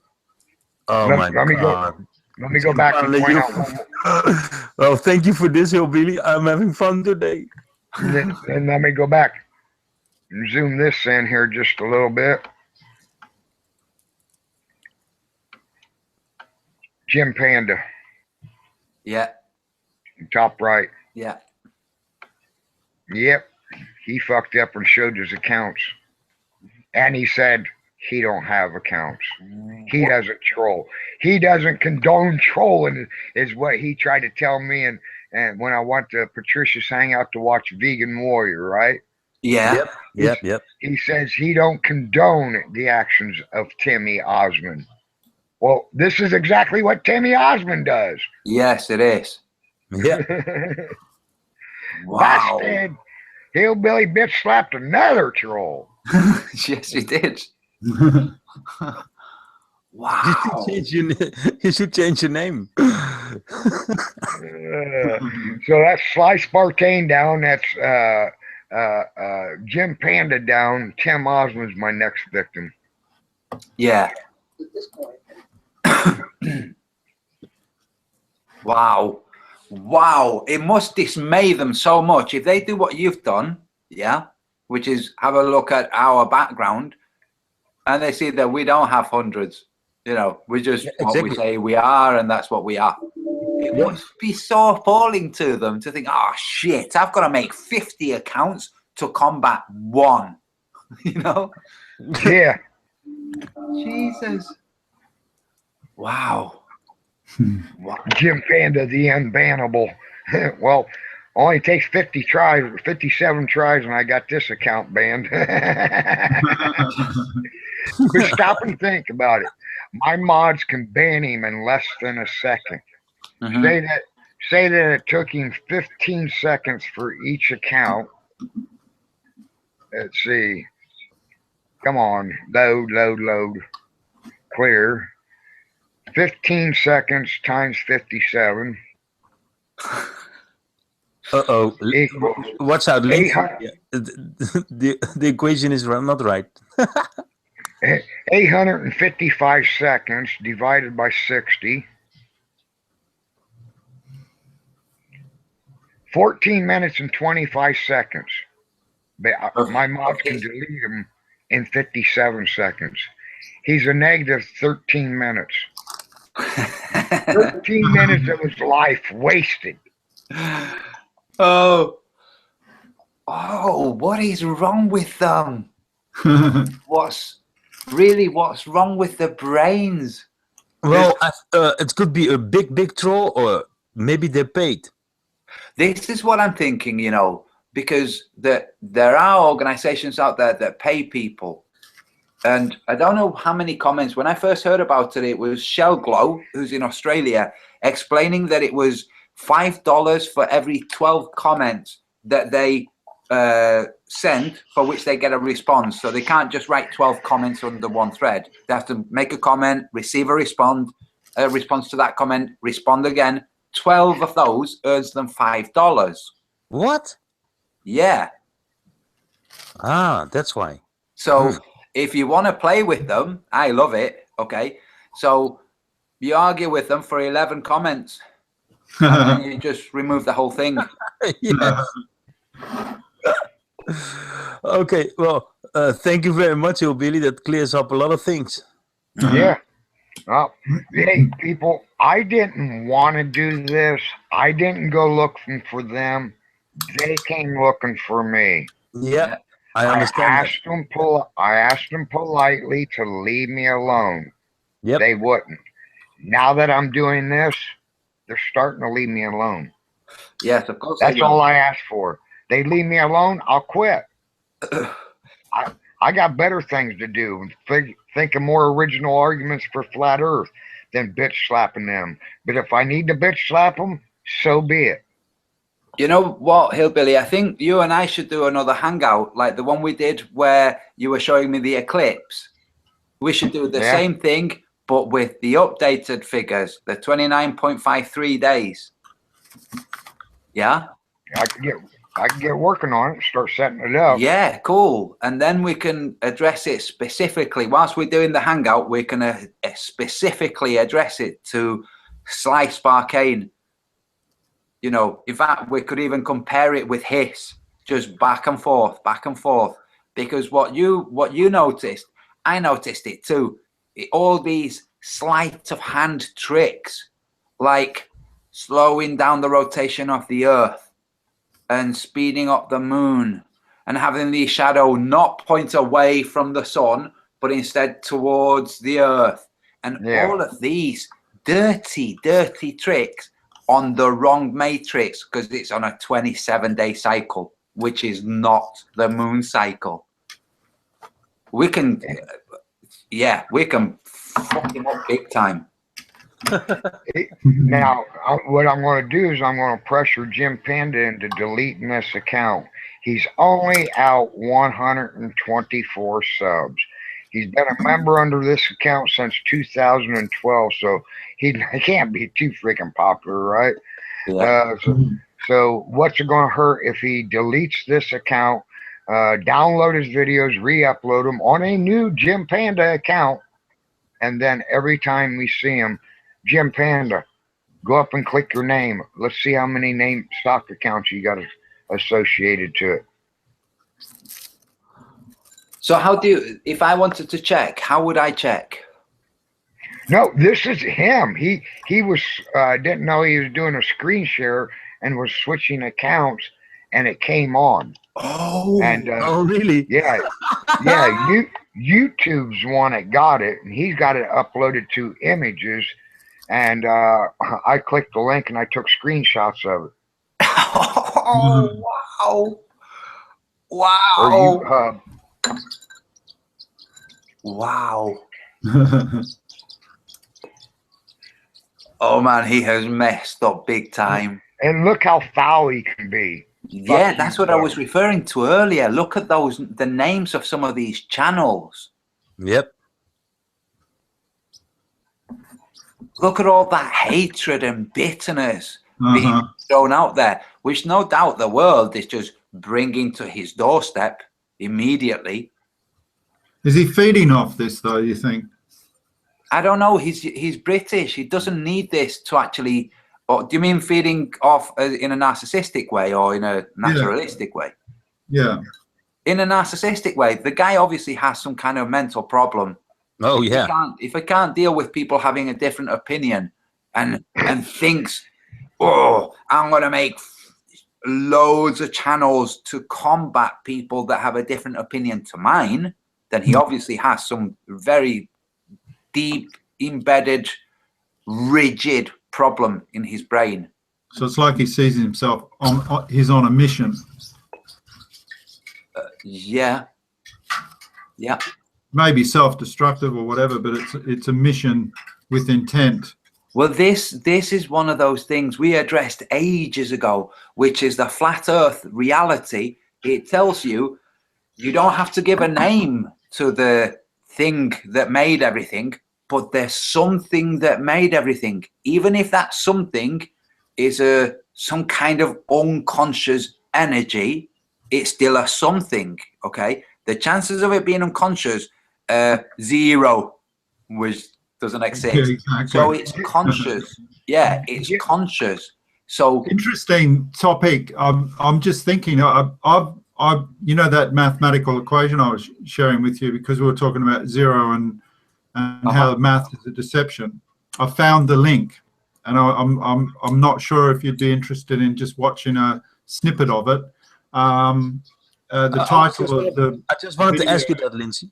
Yeah, the title of the video is Matrix Explained, Knowledge from the Abyss, and I just wanted to show this clip about the mathematical equation just to sort of demonstrate what I was talking about. It goes a little bit into it, and I thought it'd be interesting just to share, because you're actually talking about exactly the same thing. You know, misperceptions, misdirection, misinformation, and this information really does allow you to see another angle, if you like, you know. Yeah. A more clearer angle. So if you guys are interested, I can just play just a little bit of it. Yeah, go on. Okay. Hey, before we get off this Jim Panda thing, though, I want to run other thing by people. And Patricia's hangout while I was watching Vegan there, he also said he don't condone Tim Osmond sniping my hangout. Last time they sniped my hangout, they didn't just snipe it. They came in and they talked shit for the 5 minutes before the hangout shut itself down, because I'm the host. I wasn't there no more, right? Couldn't even get back into it if I wanted to. Mm. So he admits on there that he sniped me in the past. But in Patricia's in text, he tried to say that he didn't condone what Tim Osmond did to me a couple weeks ago. Wow. If you don't condone bank robbery, you don't ride along with the bank robbers, do you? That's right. So no one, if this is the kind of behavior that he's engaging in, which it is, then no wonder he has fear of the flat Earth. Oh, absolutely. It's not anger, it's fear. Well, it's a threat. But stop and think about it. He don't condone it. He willfully clicked the link. He willfully turned off his camera. He willfully clicked I agree, and he willfully clicked OK. He's done 4 actions on something he doesn't condone. He's a freaking liar. He is. And this is what I mean, Hillbilly. These people are afraid the flat Earth is a threat to them, because right now they can live in a nihilistic world where oblivion might just happen one day from a meteorite, you know? Some huge asteroid comes and hits the Earth. It's all finished. It was all pointless. Okay? They can try to exist under that fantasy, but we're bursting those bubbles for them. And it's a threat, because at the end of the day comes this. You're responsible for your actions.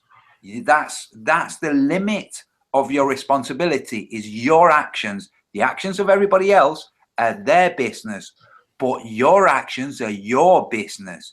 And when you engage in actions that are dirty actions, you don't know the afterwards of it all. You don't know what happens on the other side of death. I'm not saying hell and heaven. I'm saying you don't know the afterwards. But right now on the globe, there isn't an afterwards to a lot of them. There's just no afterwards. So no matter what actions they do, it's perfectly fine. There's no consequences to them. Exactly. But and not just that, but they can, with their globe thinking, they can say, look, I've been a nasty piece of shit. I've got gout. The gout that I have has nothing to do with me being a nasty piece of shit. But on the flat earth, it's a lot easier to think, I've been a nasty piece of shit. I've got gout. I've got gout because I've been a nasty piece of shit. You know, there are consequences to your actions. We know there's all kinds of naturopathic healers that will tell you, you've got this kind of disorder because you've been engaging in this kind of thinking. Yep. You know? And it happens. And you know yourself, Hillbilly, you can tell when you laugh, you've got a sense of contentment, you know, because you're not being a nasty piece of shit. None of us are. No. And we know we're not, you know, and as a consequence, we have this mellow happiness about us that they resent like hell, because they think this mellow happiness that we have is part of the brainwashing we've been subjected to, where we think we're in this flat earth cult. And they don't realize it's like, no. We've realized that we're free, and you guys are in a globe cult that makes your life bitter. And it's a threat. That's a threat to them, because we're being more successful. Absolutely. You know, Oh, yeah. That's what it comes down to. We are definitely being more successful. We're destroying all of their arguments. The only thing they have left is the celestial South Pole, that is sooner or later going to be discussed and explained, because it's happening on the flat earth. It's just going to mean longer study. And that's it. Then it'll be like, this is how it is, and this is why you thought it was describing a globe. But everything else, we've got rid of it. All of it. The freaking atmosphere going up to nothingness in space. The curvature that isn't there. The magnetism that's coming from a source that's not magnetic. All of it. Yeah. Yep, exactly. Absolutely. Well, Hillbilly upset somebody from Discussions or Jim Panda. I don't care. That's the best they can do, is run with something that Sly Sparkane falsely misrepresented. That's the best they got. Proves they got nothing. Proves they need to lurk and hide and wait and hang out. Yep. My God, do they not have anything better to do with their life? Well, that's a question that they laugh at, because what they're doing is everything to them, and even to them it has meaning and consequences, which is they ridicule the whole flat earth. They ridicule so much of what we talk about because they don't engage with it. That's their mission. They see it, and if they're not paid, if they're not part of the employed trained shills that permeate through all our media, then they are adopting the same mannerisms that they're picking up. They're feeding off them, and they're developing their own unique way of what they perceive as tormenting the environment. Because, you know, people love to have opinions, and opinions just get echoed in the noise of comments that get made. And this is that it's their agenda. That's what they do. They like to feel that they're having an impact.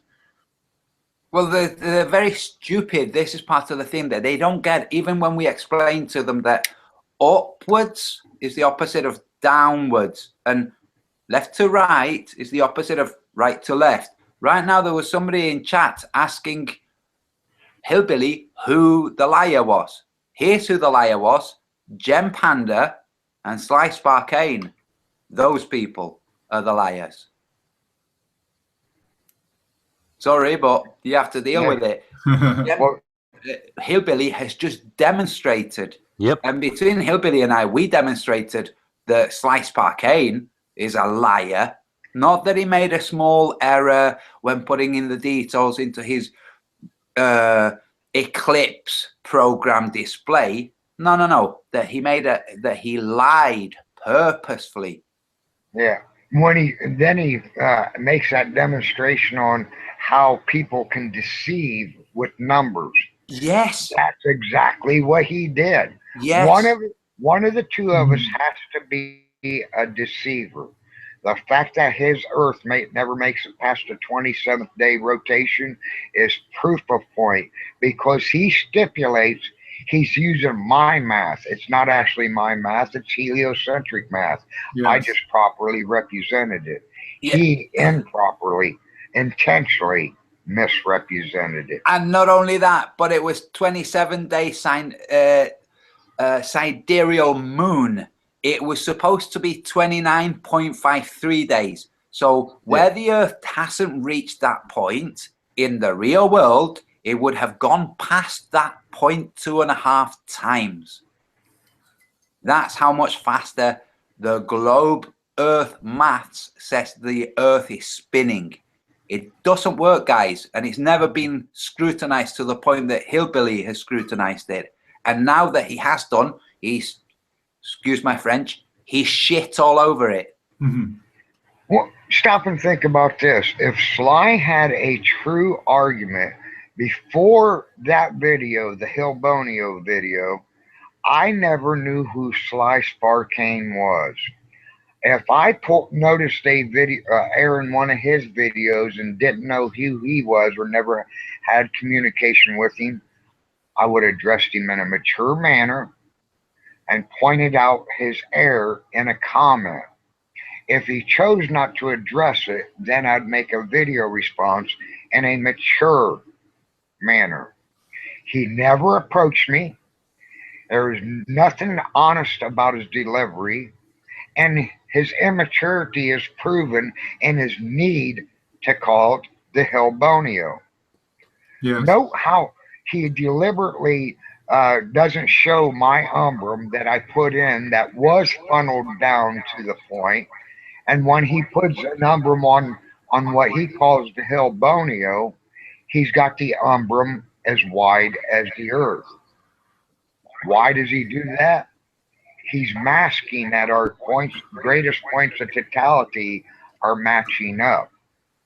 How can they match up if I'm 2/3 of or 0.322 days ahead of him in rotation? From the very start, I should be just a little bit faster than him. So somewhere in there, he speeds it up, but that's when he stops his Earth from spinning. He calls it a glitch.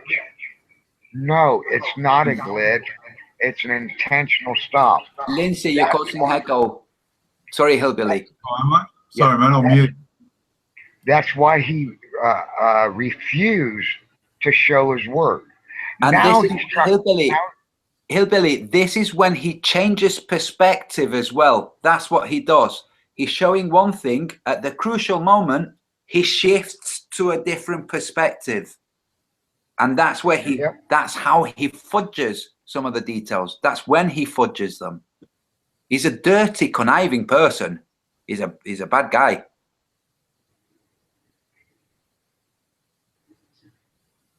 So let me go ahead and jump out of here, and I'll start on that, doing a 29.5 day cycle. All right, Hillbilly, I got one other thing. I was thinking about, you just showed us the Gem Panda thing. I was thinking, how many people on Earth discussion are aware of this? Well, I imagine they probably cheer every time he makes a new mint name. right? We're talking about people that live in a gutter of YouTube. Yep. Now I can only imagine Jim Panda will probably leave me alone for a week, but it's only a week. But for each and every day for the next week, it'll be called out. Today was day 2. Tomorrow will be day 3. And for one whole week, I'm going to point out that his cowardness. Then I'm moving on to Tim Osmond. you know what I can see, Hillbilly? It's going to get to the point where it's going to be very similar to this. They come to us and we say, here, go and fetch. And they'll run off and they'll go, and we'll carry on with what we're doing. And they'll come back and we'll say, okay, here you go. Yep. And fetch. That's what it's going to be. And that's how they're going to be responding and reacting. They're already doing it now. Yep. Either Jim Panda's got to come on and either A, admit that a circle does not have uniform curvature, which no person of his intelligence will do, right? Mm-hmm. A uniform circle definitely has uniformity to it. There's 8 inches in a mile in any given mile, right? Yeah. According to the heliocentric model. There's 8/8 in a mile. That tells you right there, uniformity has to be at the 1/8 of a mile. That's 1 inch. So I'm going to make him prove. Just go out 660 feet in front of you, Jim Panda, and prove 1 inch of curvature using MSLC level or means of measurement. I can prove it to be the other way. I even tell him what it costs about to do it over a mile. I imagine it'd be somewhere around $400. To do it over 1/8 of a mile, we could probably do it for about $100. I'll put up my $100. He puts up his $100. Winner sticks their money back in their pocket. Loser pays for the rental of the equipment. He'll never man up to it. Well, we're not dealing with a man anyways. Well, it's the same as Slice Parquet, and he didn't man up to accept my bet that the 21st of August eclipse will not transpire how time and date describes it. I made the offer twice on video to him specifically. He came and because I had him unblocked at the time, he made a comment under one of the videos. I said, there you are. Hey, never mind this comment bullshit that you're trying to engage in. How about you accept my bet? He commented as if he hadn't read that. So he commented to that comment as if he hadn't read that. I said, okay, you have one more opportunity. You either accept my bet in your very next comment, just type X, I'll video it, or I block you. He then replied, not addressing that. So I freaking blocked him. He doesn't want to put his integrity. Well, he doesn't have any integrity, so he can't use it. This is part of the thing. Integrity is a value tool. It denotes value. When your word means you will do something, there's value in your word. If you give your word and you don't do the thing for which you've put your word, then your word has no value. It's a value distinction, integrity. Well, just like the debunking gravity for $1 video, I told him when he attached himself to that Ever Anderson comment, why don't you address the video versus attack the comment section? You like making debunking videos on me. Debunk my debunking gravity video for less than $1. You can't. You know what they try to say, that I make a negative pressure in it, in this tube, creating a vacuum. I'm pushing my finger down. Any air that did not escape around my fingers before I got on the end of the straw got shoved into the straw, compressed in between the liquid and my finger. If anything, I increased pressure ever so slightly, but I increased it. Yeah. They say I created a vacuum. I didn't stick a vacuum hose up to it.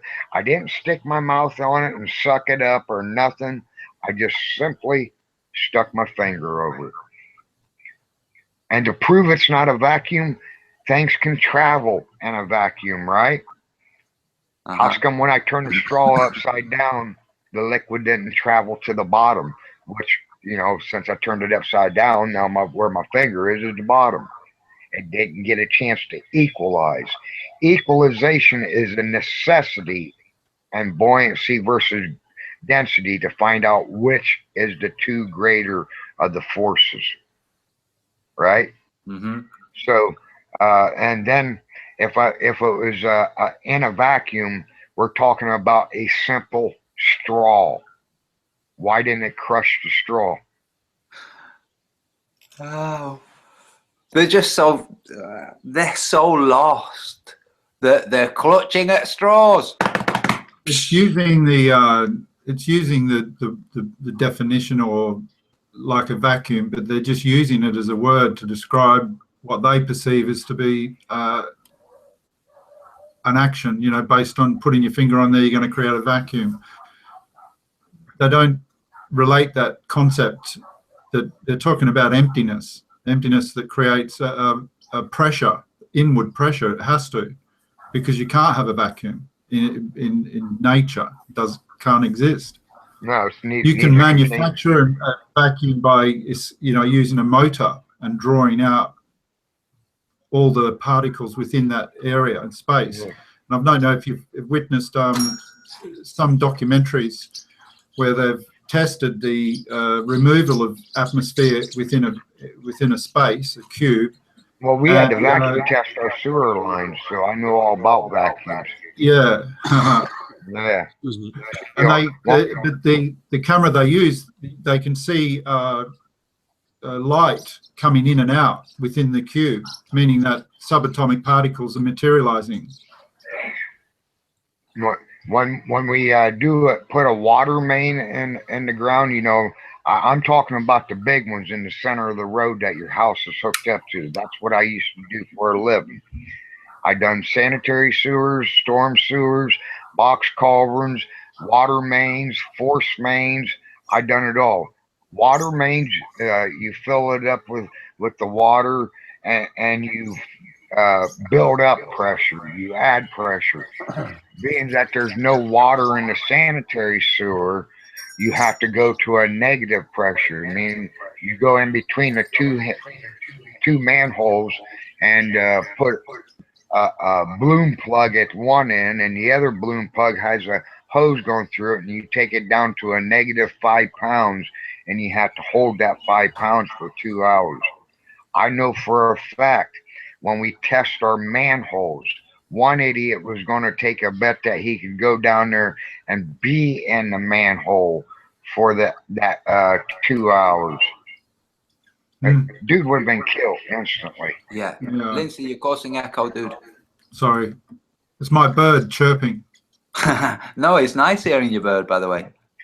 What is that bird? I was going to ask you that earlier. Is that a parrot or a cockatoo? It's a parrotlet, which is it's a bird in nature. It's a miniature parrot. They're South American, I think. And the breeder purchased these two originals, and they've mated, and this is a male. And yeah, they're very, very. They create a really interesting bond to you know, as a mate. And they can live up to 25 years. Wow, 25 years? Yeah. And he's less than 12 months, so he's juvenile yet. He's still developing, but he becomes more friendly, more curious, more attached over time. So yeah, about 5 years, he'll just stay on your shoulder all the time. Stuff like that. Cool. Hey, listen, did you want me to show that little footage? Oh, yeah, go on. I was just playing a little bit around with I'll press share now. And I will stop my screen share 1 moment. Yeah, cool. Oops. Well, Antonio, we can always do an hangout, and we can make something, and I can make the sun and the moon spin around above the disc. Brilliant. We'll do it. If you want to do it on Monday, we'll do it on Monday. If not, like at the end of next week, because I'll need to recover after Tuesday and Wednesday. But if you want to do it on Monday, we'll do it on Monday. We'll have fun. We'll just host a hangout, and you know, I'll put you on display, and there you go. Yeah. Okay. Great. Maybe I can already make some things, because you know it takes a lot of time. Well, no, the drawing is not a lot of time, but make it. How do you say that? Make it. Oh wait, I see something. Lindsay, you're screen sharing the link. Oh, I'm sorry. I'll whoops. Well, it's already gone. It's not a problem. We are snipeable we are snipe protected at the moment. So. Good. Well, I love to do some things, but you know, if I want to make a 3D model, it's really easy. But I wanted, if I wanted to have a different kind of colors, and I want to have the sun and the moon spinning around, turning around. Well, before you do this, Lindsay, I want to show everybody, and you, well, you and Antonio and Hillbilly, and of course everybody who's watching. My work is not only CNC machines. I do this too. One moment, I'm going to screen share one thing. I've been on big lathe machines, and there are carousel. They call it carousel machines. I'm going to screen share a little bit, and then you know, then you can see. I'm sorry for my English, but you will see what I felt when I was spinning on something, and I'm going to screen share it right now. Cool. Here we go. So, as you can see here, do you see it? Yes, a great big spinning wheel. Oh well, okay. This is a turning lathe, but this is a carousel. So this is a small one. This is really big, but this is for me a small one. I used to work on one with the diameter of 12 meter and 20 meter, and then the spinning thing, like you see right now, it's spinning. They call it the chuck.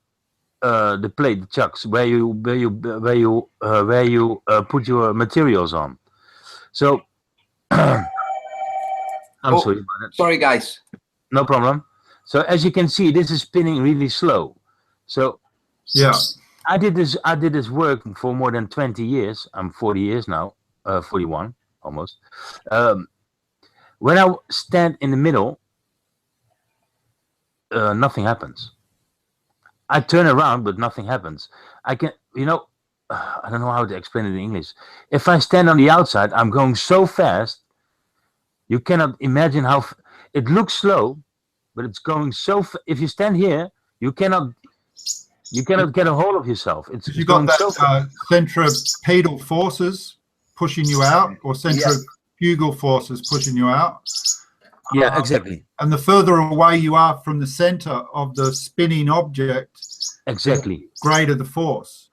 Exactly, that's what I want to say. So if you're on the equator of the Earth, and they say it's a what is it, 1,040 miles an hour? Yes. So 1,034, yeah. Yeah, 1,034. So if you would be there, and let's say you live here let's say the Netherlands is here in the middle. Yeah. And if I would take a flight to the equator, I would be so sick and feel the spin, or, you know, well, can I give you an example of that? Motion sickness. It may be slightly different, but take, for example, if you're living at sea level and then you travel or visit a higher altitude, much higher, say in Brazil somewhere, where your sea level is way above, you're going to have difficulty breathing because the level of oxygen is going to be different. Your body's not going to be able to adapt so quickly. So you will find it difficult, especially if you're playing sport or doing physical activity. Your recovery rate's going to be difficult and all this. So that parallels is similar to this. Exactly. Guys, I totally missed. That was my daughter's just coming round to drop some things off. I totally missed what you were saying with the carousel. Well, Antonio, I've worked with this kind of machines all my life. And if you stand in the middle, well, everybody can notice that. If you stand in the middle, you're just turning around. If you go to, if I would stand here, I cannot get a hold of myself because of the centrifugal. How do you say it in English? Sorry. Centrifugal force. Yeah. So I just told Lindsay, if the Netherlands will be here and I will be wait, living you're not displaying. Wait, or at least I'm not seeing. Ah, yes, you are. Sorry. Oh, yeah. So if I will be, let's say, England and the Netherlands are here in the middle. And I will be traveling with the airplane to the equator of the planet, what they say, the planet. And I would go there and I would spin. Well, let's say I've been all my life in the Netherlands or in the UK. Doesn't matter. I've never been to the equator. I would go there to the equator on vacation, holiday, whatever you want to call it. I will be motion sick as hell. Because I'm not Something used happened to to your audio. I don't have audio? Yes, you do now. Now it's okay.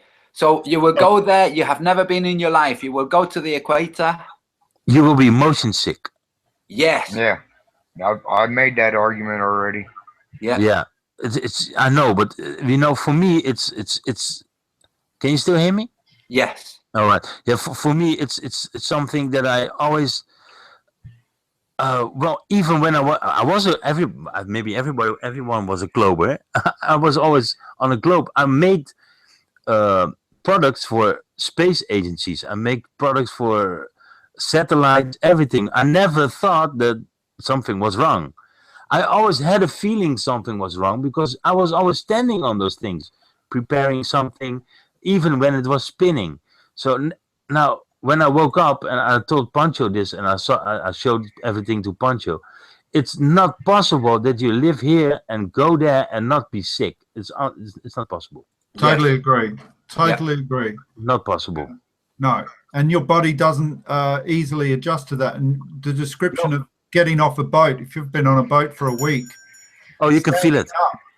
Standing up on a rocking boat creates your ear balance. It adjusts everything. So therefore, by the time you get on the land, your ears are still vibrating in that same expectation. So you're actually feeling the motion, because that's what your ears are doing, sending signals that you're still feeling motion, but you're on flat ground. So your feet feel so stuck to the earth. It's like solid. And all of a sudden, it takes a while for your body to adjust. So they call it sea legs when people, you know, if somebody joins the ship, when they first join the ship, they haven't got their sea legs. The other sailors describe them as not having their sea legs. They bang into the walls when they're walking through the corridors. They have to grab onto things because they haven't figured out later on. Your body does it completely automatically, and you can walk down a corridor where the walls are moving like this, and your legs will be adjusting, correcting continuously. Okay, stewardesses do the same. Antonio, I gotta say something. Yes. Sorry, Lindsay. I gotta say something. If I go to the UK and can you hear me again? Yeah. If I go to the UK and I take this ferry, it's only 8 or 12 hours or something. And it's not a heavy sea. The North Sea is not a heavy sea. It's nothing wrong with it. Yeah. If I come in the UK and I go the next 2 days, if I'm in the UK, I'm go to a bar and it looks like a little bit like a ship or something. I stand there, the whole bar is going like to left, to the right, to left, to the right. I can still feel it. Yes. So nobody, any globe or whoever you are, nobody can tell me if I live in the Netherlands, I go to the equator, I will not be sick. It's impossible. Exactly. Yeah. That's it. And also, this is really simple. I have a pal here in the UK who's in discussions with a German physicist who's proposing to replicate Foucault's pendulum for a debate on the flat Earth. Okay. We have a Foucault pendulum not far from where I am. Now listen to this, guys. They have underneath a Foucault pendulum, they have a compass, okay? And they have the compass out of line. So the plumb ball, the actual pendulum, is not hovering over the center of this compass. They've moved it. Now listen to this. Their explanation is the plumb line, the actual pendulum, when it's not swinging, is pointing to the center of the earth and everything else is out of line. That's their physics explanation. So the question is, what about the plumb lines that built the walls to this cathedral? What about those plumb lines? They weren't leaning, okay? I'm not kidding. This is part of what they say. So when you think of Foucault's pendulum, which, by the way, I've read Foucault's Pendulum by Umberto Eco, okay? It gives a description of Foucault's pendulum as it was originally proposed. It wasn't proposed to show the spin of the earth. It was proposed to show the center of the universe. Ah. That's what it was supposed to be showing. By extrapolating the height of the pendulum and the swing and how much it rotated, you could establish where the center of the universe was. That's what he proposed. Very quickly, people said, no, that's complete bullshit. There's no way that you can establish that from 6 p.m. to 12 p.m. There's no way you can establish the center of the universe. So they dropped it and they said, oh no, it's to establish the spin of the earth. But the original point was the center of the universe, okay? Now, here's the thing. If you have a level plumb Foucault pendulum at the equator, 1 meter north of the equator, hanging, pointing to the center of the globe Earth, the centripetal motion of the spin should cause it to swing out continuously. Oh, yeah. Cause it to swing out and stay at an angle. Yeah. The force, the centrifugal force. Yeah. Yes. Yeah, it will stay on one point. Antonio, quick question. Yeah. The mechanism of how it's designed, long extension, it's obviously connected to a hinge at the top. Yeah.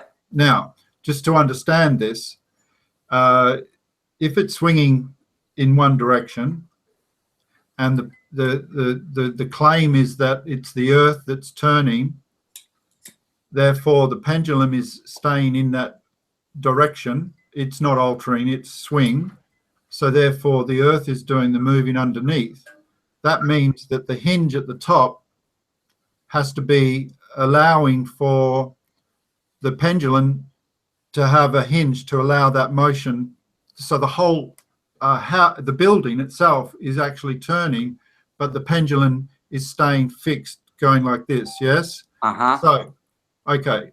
Now, as we understand on our flat Earth perception, if magnetism is the flow of energy, creating a directional flow, which is always in that direction, then we could also say that the actual pendulum is being influenced by that rotation. And as a result, it is the hinge itself, the pendulum is actually doing the moving and Earth is staying fixed. Yes. And not only that, but Aarde was studying back in the days before the Gleasons was created, back in the days when he did Aarde's Failure, which was towards the end of his career as the Astronomer Royal, okay? He was the Astronomer Royal for a long time, okay? And they did studies on behalf of the astronomy, the Royal Astronomical Society, on things like magnetism, okay? And they wrote it in the journals, okay? They're still there for anybody to read. They did studies on the magnet inside all of the Royal Navy steel hull ships and all of the Royal Navies, we're talking hundreds of ships, okay, wooden ships, to look at the effects between steel hull and wooden hull, okay, but also to note the changes. This was the first study. The second study was in locations on land, and they found these fluctuations in magnetism on the compass, Okay. Now, I haven't read through to the point whether, or I don't know whether they did the study when an eclipse happens. But when an eclipse happens, if the magnetic force that's causing the movement, this all interacting with all of the other elements that are available, okay, atomic, subatomic, ethereal, if there's a change, that could explain why the pendulum stops swinging, okay, well, or at least stop swinging in a rotating way and start to swing the other way or become static. But one of the things that Dan Falkenbach told me, he's in San Diego, they have a pendulum there, a Foucault pendulum. He went there one morning and it was stood still, it wasn't swinging, okay? And he said to them, oh man, I came to see Foucault's pendulum swinging. And I said, yeah, we haven't swung it yet. They said, what do you mean? And they said, it stops every day. Ah. Well, Foucault's pendulum isn't supposed to stop every day. No. And that was the curators, the guys who work at this place. They said we have perpetual. Yes. So, like, sorry guys, but the whole, I mean, not to mention the fact that if Foucault's pendulum was to actually work to show the spin of the Earth, it would only really work at the North and the South Pole and no other latitude. Any other latitude would have a swinging to one side, not a continuous rotation as if there was some energetic vortex above us spinning. Yeah. That's what I need to do next time I go to the hospital. Remember that ball I showed you at the hospital? Yeah. Yeah. I got to thinking of it. Go ahead and spin the ball north to south so it gets totally wet, right? Mm-hmm. Then after it's totally wet, spin it west to east and watch the water go down. Mm. Yeah. Yes. Yeah. It's just a natural thing for all energy to want a motion in a circular motion. With the surface tension, yeah. Yeah. Hey, just to play devil's advocate to your argument, they're going to come back with the same argument we do, and the magnetism is supposed to be directional. Foucault's pendulum can swing in either manner. Yeah. That's why you got to be non-biased when you try to release it. You guys got a professor over there that did a video on it to where he talks about one of his colleagues wanting to go down to the Antarctic and do it. He applied for the UN permission, the Great Britain permission, got it, but he had to release, give full details of his test. And in order to be non-biased in the release, the way he figured out to be non-biased was to pull it back to its maximum swing, tie a string onto it, let it come to a full rest, then start with a match, burn the string, and the burning of the string would release it in a non-biased manner. Mm-hmm. He wasn't permitted to take a match to Antarctic. So why didn't they use a hot iron? Mm. Well, you still have to put pressure against the string then. He wanted something to where he didn't have to apply pressure to the string. No, I mean, if they put a hot iron to the string to the point that they can cause the string to combust. You know what I mean? So what I got out of it is you can't have a fire at the Antarctic. Yeah, no, what it is you can't have something that's going to disprove the globe model in the Antarctic. Yeah, there you go. Hey, before I jump out of here, Vinny, I heard Poncho's got a question about his thumbnails. If you look in the side chat here in the Hangout, you're going to see where I posted TubeBuddy. You guys might be interested in getting that. You can control your thumbnails through TubeBuddy. Oh, cool. Oh, thank you very much. Yeah, I noticed that since 2 weeks or maybe 1 week or 2 weeks, if you have a live hangout, your thumbnail will be the same as normally. It's updating a moment of your live hangout, and then you can change the thumbnail. I do it manually right now. No, you can set a default thumbnail using TubeBuddy. Go look at all my Hangouts. They all got the same thumbnail. Yeah, I saw that. Yep, I saw that. Yep, exactly. Yeah, that's TubeBuddy doing that for me. Oh, Other great. than that, I'm going to run the drugstore real quick, eat, then I'm going to get on that 29.5 day eclipse. Oh, great. Oh, so, all right. Hillbilly, blessings to Mrs. Hillbilly and yourself. All right, appreciate it. Oh, I was going to ask, how'd your foot ever turn out? You all healed up on your foot?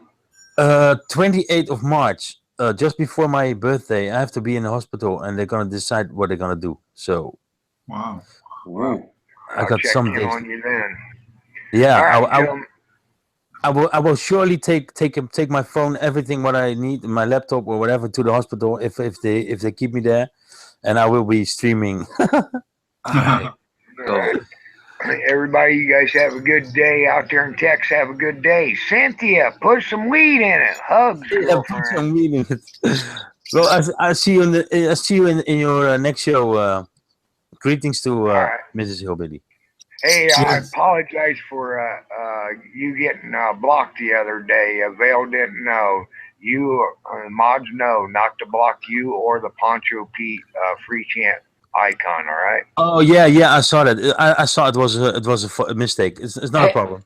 Hey guys, let me just make this clear because it's happened to me. Okay, sometimes you're hovering over a channel because you want to block them. Yeah, you pull up and it says block. Okay, and the chat scrolls. Yeah, I know. And it's now presenting the window to the next comment that you don't want to block. You block that and you're like, oh Jesus, I just blocked the wrong person. But if you don't have access to go in and unblock, you know, you've just totally randomly blocked someone innocent. So it could be that happens sometimes. Well, it's all right. All right. Okay, just so the understanding's cleared up, it was nothing intentional, and it wasn't my mistake, but it was my hangout. All right. Yeah, gentlemen, you guys have a good day. Yeah, thank you very much. It's all good. Good night, Hillbilly. See you later, Hillbilly. See you later. So yeah, well, I'm sorry you've been interrupted, Lindsay, for a couple of times. You want to show us the link? Yeah, I'm cool for that. It's very interesting hearing everything actually. So it's cool. So yeah, let me share this and let me know. I'll let you know I've maximized the screen now, so you can present to me. Let me know when you're ready. Yeah, you present it right now. Cool. Okay, I'll just turn up the volume here. Is it Creative Commons? No, it's just background with images and text. No. Okay, that's no problem. Is it Creative Commons? The video. Created Commons. I don't understand what you mean by that. Creative Commons. It means you have it set so that there's no copyright infringement if anybody uses it. Yeah, no, I don't know how to do that. What do you mean? I'm on the opinion that we can discuss snippets of things like this without. Oh yeah, exactly. Yeah, you're right. You know, we're within our rights to view this and then be talking about it. You know. Yeah, exactly. That's right. So I'm only going to play a few minutes of it. Yeah. Sorry. Yeah. All right. Are we ready? Yeah. Yep.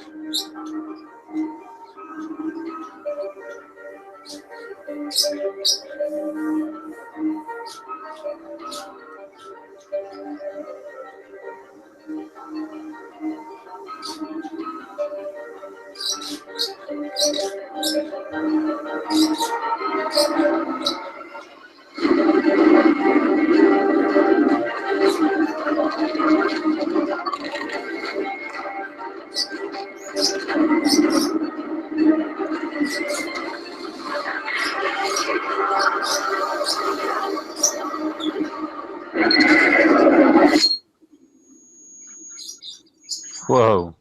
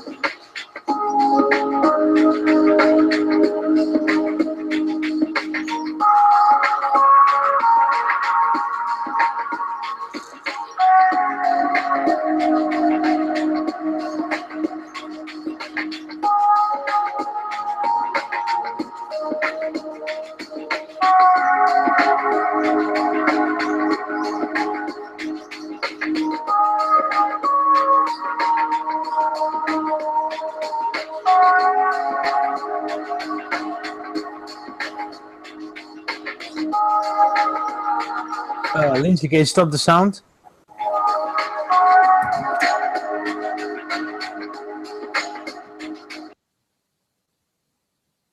I've muted Lindsay, so there's no Okay, sound. thank you. Yeah, YouTube is picking up the sound. Ah, okay.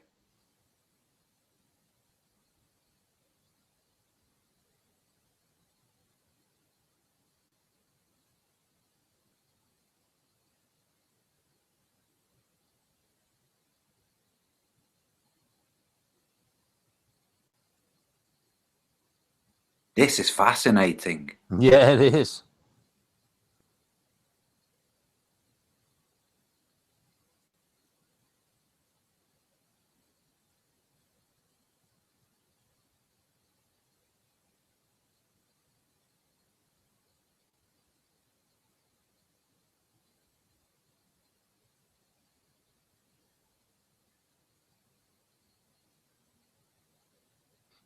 I want to see this again.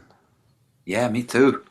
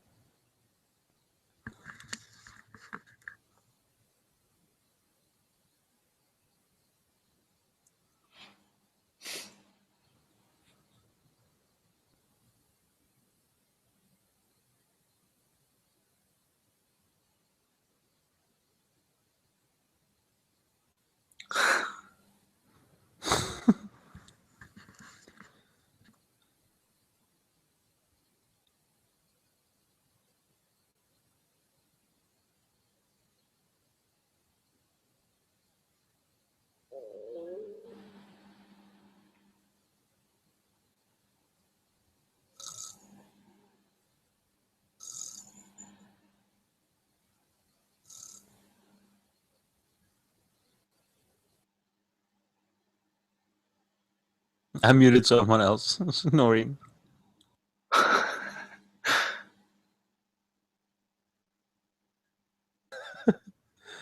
This is really interesting. People in the chat are asking for the link to this video. Yes, Lindsay, I muted you. I don't know if you heard because Vinny wanted the volume gone. Would you pass the link? Or I'm going to have a look in the chat here, see if the link is here. No, would you pass the link to this video? You're muted, by the way, Lindsay. I think he cannot hear us. He changed the speakers or something. I don't know. Oh. So he's listening through his speakers to this and not to us. Right. Okay. Yeah, we can type it in the side chat here. Yeah, that's what I'm doing now. Oh, all right, then I have to stand up.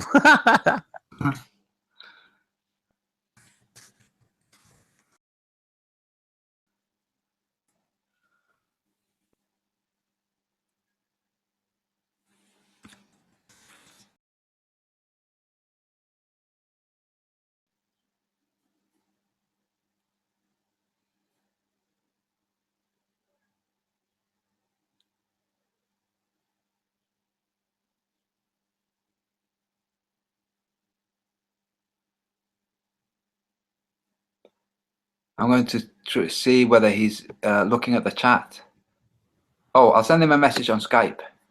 Oh, yeah, all right, cool. Yeah.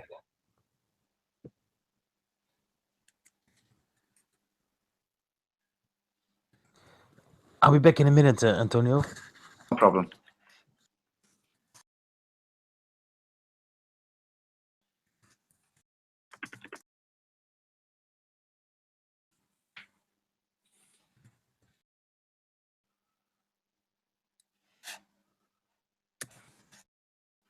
Yeah, he's getting a message. I can see he's getting a message. Oh.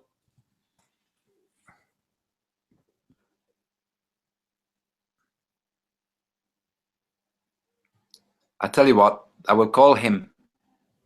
Maybe that will work. Yeah, all right. I will stop screen sharing. Oh, he's done or not? Oh no, it's well. Normally you stop it for a moment and then you discuss it or talk about it and then you go on. But oh, one moment, he's coming back. I think he's coming back right now.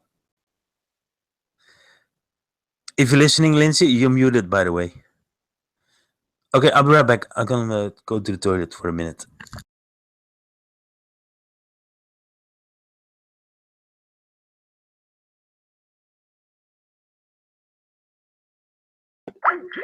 Okay. It wasn't so much we wanted you to turn it off. We needed to communicate with you, but you couldn't hear. People in the chat are asking for a link to this video. Also, I would like a link to this video because I want to watch it all in peace, you know. So will you put a link to it? You're muted, by the way, again. Have you just muted yourself? Yes, I have. Is that better? Yeah, don't mute yourself. This is what happened. the audio was being picked up by YouTube. Vinny asked for you to turn your volume down or switch it off. You couldn't hear, so I muted you. So when somebody else mutes you in a Hangout, they can't then unmute you. They don't have control. You can only unmute yourself. Okay, got it. Yeah, so yeah, that.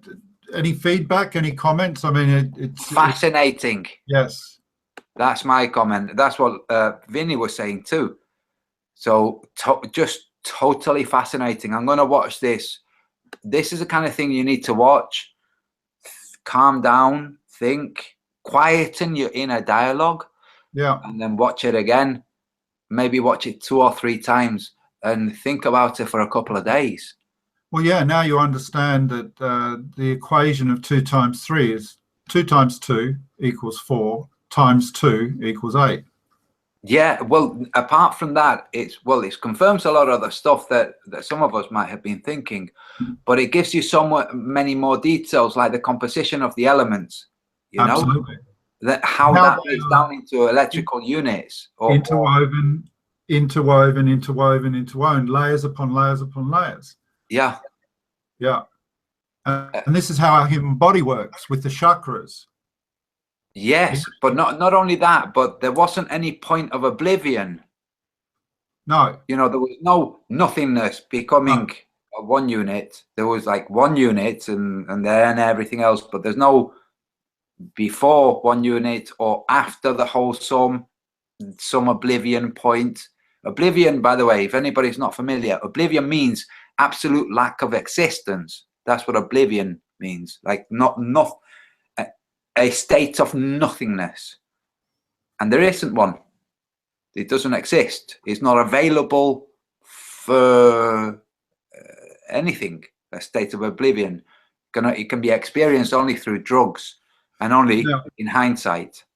I've sent the link and I've put it on yeah, I've got it open. I've got the video open. It's worth mentioning here that interestingly enough, it says that it gives you a warning. This video is unlisted. Be considerate and think twice before sharing. Right. Oh, I think that might relate to sharing it on things like Facebook. Yeah. You know, but it might be worth people. I'm just saying this. That's what I'm going to do right now. If people want to download it, because I'm going to download it in case it disappears. I've already downloaded it. Yeah. You've downloaded it. Good. Yeah. Wow. 4,000 views almost for an unlisted video. That's brilliant. Now, this is the kind of thing that would drive the Globalines completely nuts. No! What are they doing undoing our mathematics? Well, they're basically saying that we understand 600 years ago, Copernicus, that was the transformation into the globe illusion. And at around that same time, you could argue that the science created a new method of how to look at the world through mathematics and through measurements and all that. Yeah. And ignoring the electricity reality of our universe. Well, not just ignoring it. This is the thing. Not just ignoring it. In order to ignore it, you have to create something to replace it. So yes. where he showed a tree plus another tree plus a shovel or a spade, you have 3 what? What do you have? Exactly. And if you think about it, E equals mc squared. Okay, you can break it down to numbers, but what you're doing by breaking it down to numbers is you're breaking down the tree into numbers and you're breaking down the spade into numbers, and then you have the result. If you want to translate it or discuss it with people, if you say, look, E equals mc squared, it's exactly the same as saying, and it genuinely is, energy is the equal to anything that has matter multiplied by smoke or by dream or by anything. What's the result of that?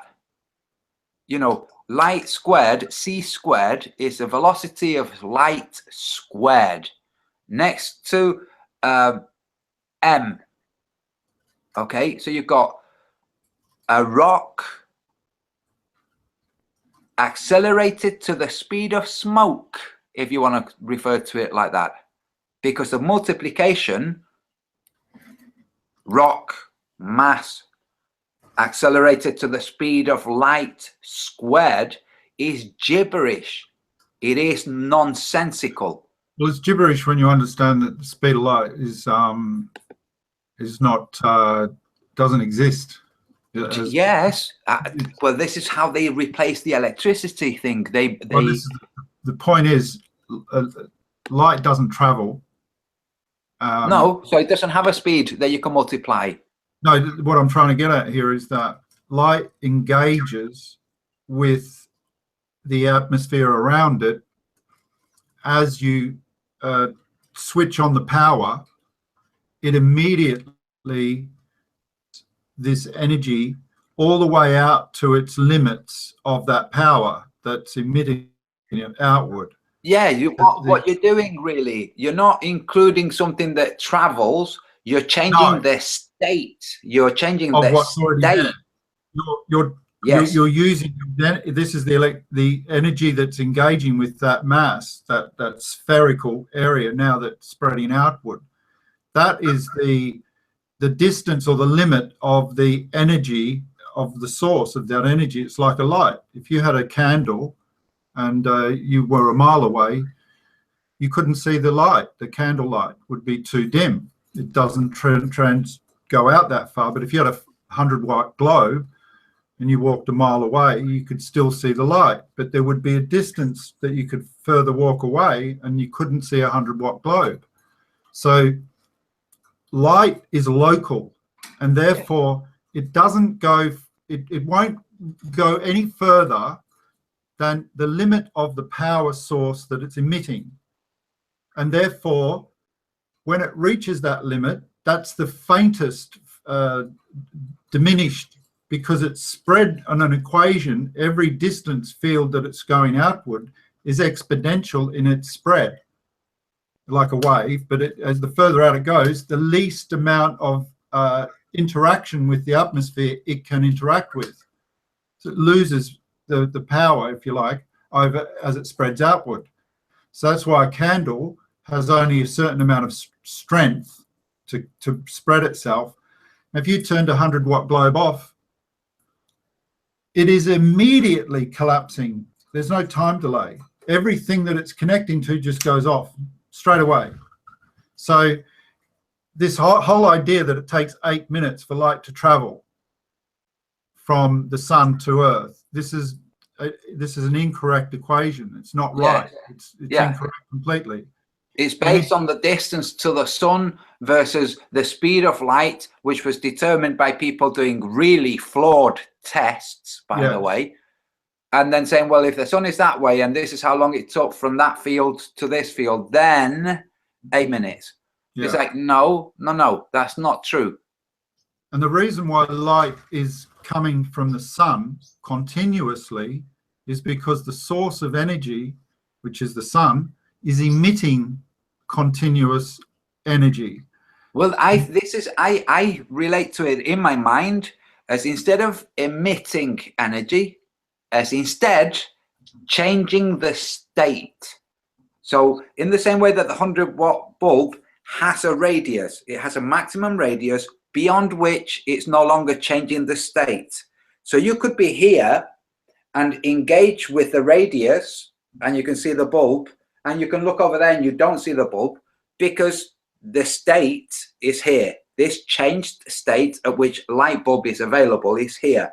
The same with the sun. Yeah, when I use the word emit, what I'm describing is the engagement. I'm just talking from because I'm looking at the sun moving over the earth and how it changes the state. Yes. So what I was going to say is that this interaction with the area it can cover is limited, and even the sun has its limits. Yes. You know, the power that's coming from the sun is limited because it doesn't cover the whole of the plane of Earth at any This is what this is one of the things that the globalings have a huge problem with, because they say, look, okay, if the Earth is flat and the height, the upper, the tallest point at which the sun can be is 3,000 miles from you to that, there must be an angle of about 26 degrees. So where is it? How come it can't be seen from the other side? They don't understand. No, that's not how it works. This is how it works. The light, the sun, has a field in which it changes the state. The field inside that state is sunlight. Yes. Outside of that state, there's twilight. Yes. But inside that state, there's sunlight. Yeah, absolutely. Once that state has reached a point where the twilight has gone, yes, you can't see that. It doesn't mean it's lower. Your eyes anymore. It can't reach your eyes anymore. Well, you're in a place where the state for that area is darkness. The light point is at a different location. Exactly. And that's the point at what you've just said is, even though it's on your same plane of view, it's so far away that the light can't travel to your eyys. Yes, exactly. Brilliant. So here's a hilltop, okay? And here's a 100 watt bulb. And here's a hilltop. And you travel along, dun, dun, dun, dun, dun, and you can see that bulb, okay? And it's not beyond your horizon. And you carry on traveling. And it's not beyond your horizon. Now you go up, it's even less beyond your horizon, but it reaches a point where you can no longer see it, even though it is within your field of perception. Exactly. That's the point. So the point, therefore, is if you've got what they claim as stars light years away, and it's taken light years for the light to travel, that can't be the way, because light doesn't work that way.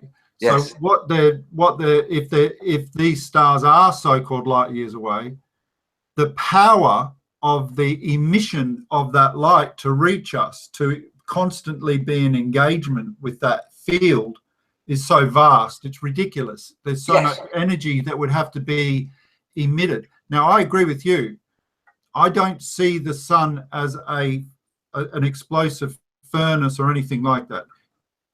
As a receiver of the energy, the magnetism, it's a converter and a transmitter. So as the energy is being received, the sun is a transmitter, or converts it, and then it transmits it.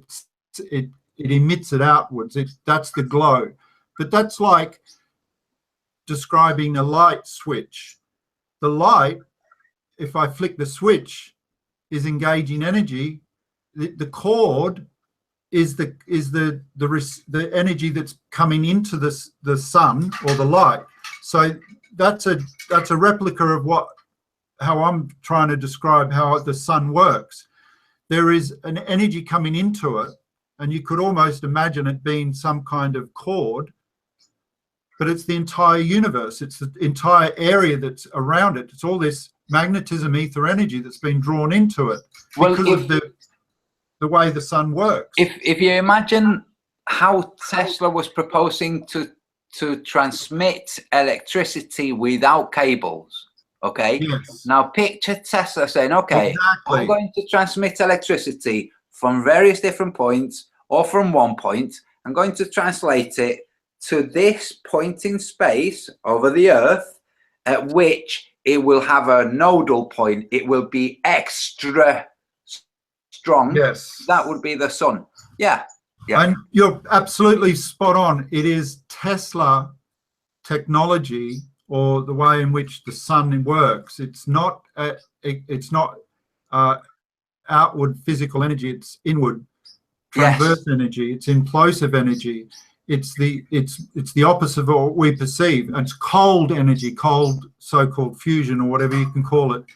And this is why the sun is a converter, because it takes that energy like a Tesla operating generator would do, take the energy and convert it into an external power, the physical form of power. And that's what the sun is doing. It's transforming energy into physical light energy, if you like, that can energize the Earth with these ions, these charged ions. It gives energy to Earth. So we can look at it like the energy that feeds the sun, that causes the source of the sun. Let's call that alternating current. It gets to the sun and becomes daylight. Let's call that direct current. That's it. Works for me. Yeah. Listen, Lindsay, I'm going to have to go. I have to do a few things before my daughters come back. Me too. I just came back. All right. Lindsay, so, Vinny, I'm going to have to drop. I've got stuff to do. I'll talk to you on Monday. No, yeah. We will be in contact anytime. And Monday we're going to do something. I'm going to prepare myself. Brilliant. And listen, we'll talk on Skype and stuff. I'm going to be, I have my girls and things, but it's going to be good. Now what I'm doing is I'm dropping because I need to do things like tidy up, get myself ready, do some shopping. Cool. But I will, although I won't be here, I'll be listening, okay? No problems. And I really enjoyed this. Yeah. Yeah, me too. Right. See you all. Guys. Thank you very much, Antonio. See you later. Hasta luego. Bye all. See you, mate. Take care. Take care. Mate. Poncho, I'm out as well, man. Yeah, it's me, Vinny. Poncho fell asleep, so. Well, thank you very much, Lindsay. It's really appreciated, and I hope you come by soon back and have a lot of. Man. Thank you very much. I enjoyed it. That's cool. You're always welcome, Right, and I see you on the next show on Antonio's. Monday we'll be there. Yeah, excellent, cool. Well, good. You should come and join us next Friday. Oh yes, I will. And I got I got your picture. Do you have another? It's a photo that you sent me. Do you have something else that I can? That was a drawing I made just using paint. You know, Windows Paint. It came. It came to me as a photo to Skype. So, did it come to you as a JPEG? No, as a photo. Wait, I'll give you my email address in the sideboard. You can send it. Yeah, give me. Yeah. Okay, cool. That's strange. Yeah, I sent it as a JPEG. So, yeah, I don't understand how anything can normally convert a file from one type to another. Yeah, it's weird. That is weird. So before I go, just send me. Yeah, you'll give me your email in either Skype or send me your email in Skype, and I'll email it to you via Skype, via your email. Oh yeah, that's right. I already got it here. I got it now. Cool. Is that a dot at the end? .com. Yeah, it must be .com. Sorry. Yeah, cool. Okay. Copy. Where am I?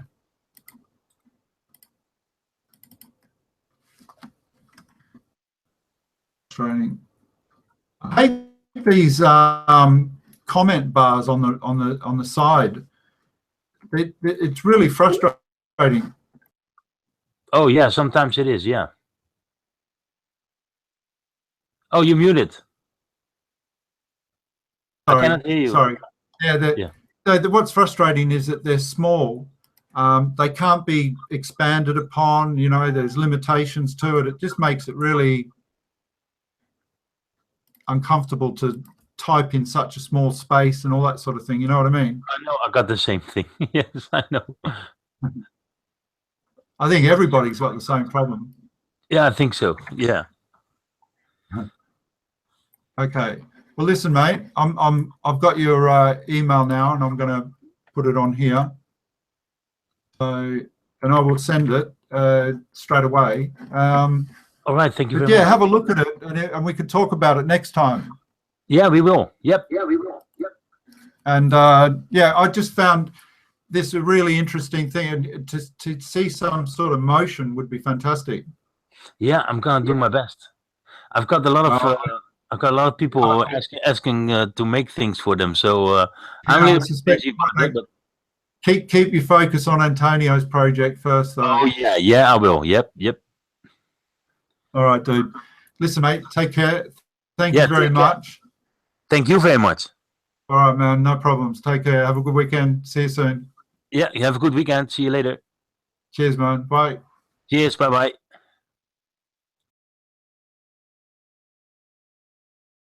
So there was Lindsay and there was Antonio Surratz. Sibrazzi. I'm sorry, Antonio.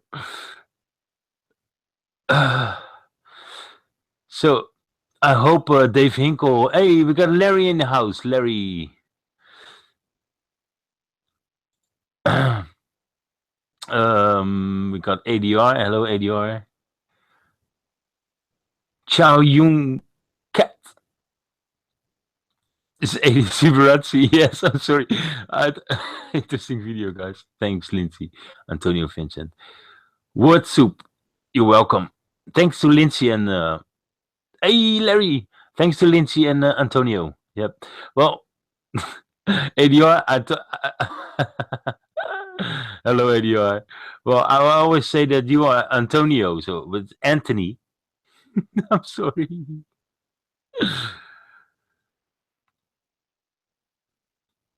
So I hope Dave Hinkle figure out how to use his. Oh, wait a minute. I hope Dave Hinkle found out how to use his Google Hangouts on his phone. But anyway, Julie Lolly, did you get the link? Oh, yeah, I can see it. You got the link. Smoke one, Vinny. No, I'm not going to smoke one. Nope. Not this weekend. Maybe later, but I don't think so. I have to be a little bit sharp today. I'm going to make some 3D models. I'd smoke a cigarette if you don't mind. All right, Joy Lolly. Great. Well, at this moment, Poncho is having a small nap, a break. So if anybody wants to join me, the link is where you want it to be. Hey, Millennium. Yo, yo, yo. Swatchy bot. I'm watching the channel, but not the. Ah, here we go. I gotta save this link. Thank you very much, Political Hillbilly.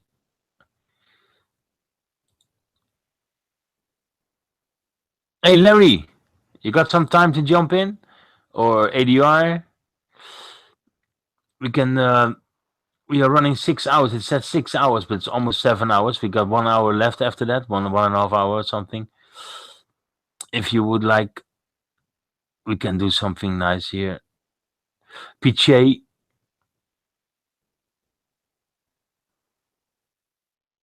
ADR. Somebody wants to join me?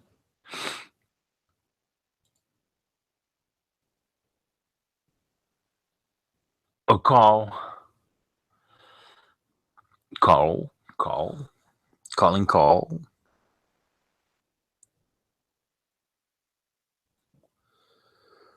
Oh yeah, exactly, Millennium. You'd got him. And whoa.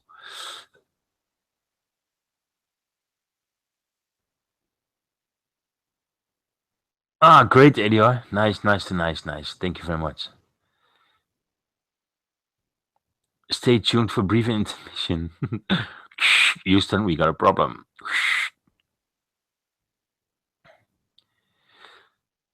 Yeah, you did a great job. And Hillbilly grabbed Jim Panda by the balls. As I can say that. Sorry for my language. But yeah, it's my channel. I can say whatever I want. I would Vinnie echt bezig met kindjes. Oh, good to hear that. It's okay, Jolly. I hear somebody just joined. Where's that Antonio fella? I want to tear strips out of him. Is he? Oh, he's gone. Is he? Ah, damn it. Anyway, Tony was here. How you doing, Vince? How you doing? I'm doing great, thank you. How are you doing? Not too bad. That was I came in at the very end of that discussion, and great stuff. That's the area of speculation I was talking about.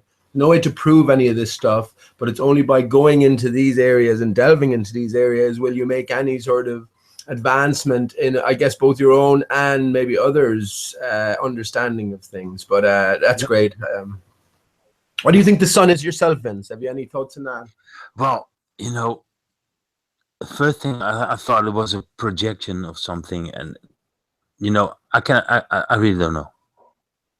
Yeah, I really don't know. I know what it is exactly. It's a tough one. I can follow anybody on the internet who's saying it is this, is that, is that, is this, but I really don't know. I know what it is exactly, Vince. It's the thing that shines out of Tim Osman's arse. Oh my God. That's what he thinks anyway. He thinks the sun shines out of his arse.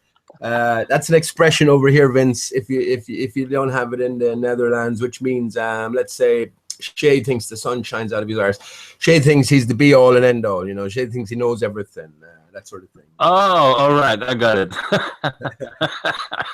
Sort of pompous and vain and that sort of stuff. But yeah, that's and again, once you get beyond flat Earth, and you accept that it is flat and stationary, then your mind will drift to trying to understand these things. And as you say, Vince, there's so many people with different thoughts and notions, and all we do as individuals is put everything that has been put on the table at our own twist. Even, you know what I mean, we're always adding our own twist to things and come up with some sort of workable picture if you're that way inclined. If you're not that way inclined, you don't, it's an individual thing. But it's good to see those type of discussions taking more and more hold, not just here, but in other hangouts as well. Just before I come on here, actually, I was listening to a bit of Antonio's hangout yesterday with Lindsay as well. Yeah, me too. Some great discussion points, you know what I mean, and some great points brought up for pondering and consideration. Yep. Hello, ADR. Sorry, PJ. ADR is here too. Hello, Vincent. Hello, Pete. Hello. Hey, Anthony. How you doing, man? I'm doing good. Yourself? Not too bad now. Whoa. What was that? What was that? I don't know.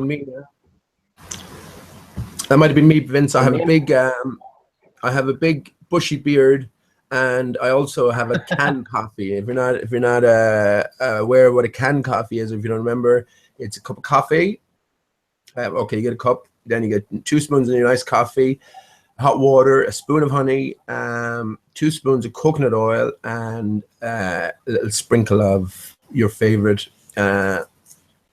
cannabis variety, and mix it all up, and you have a canned coffee. And why I said that is because just taking a sup with my big bushy beard, all of the cannabis oil, or not the cannabis oil, all of the coconut oil sticks in the beard. So when I talk, I sort of flow it off onto the screen, and I just swipe in the screen. So that's a long answer to a short question. Oh. I love the coconut oil. You have no reason not to be as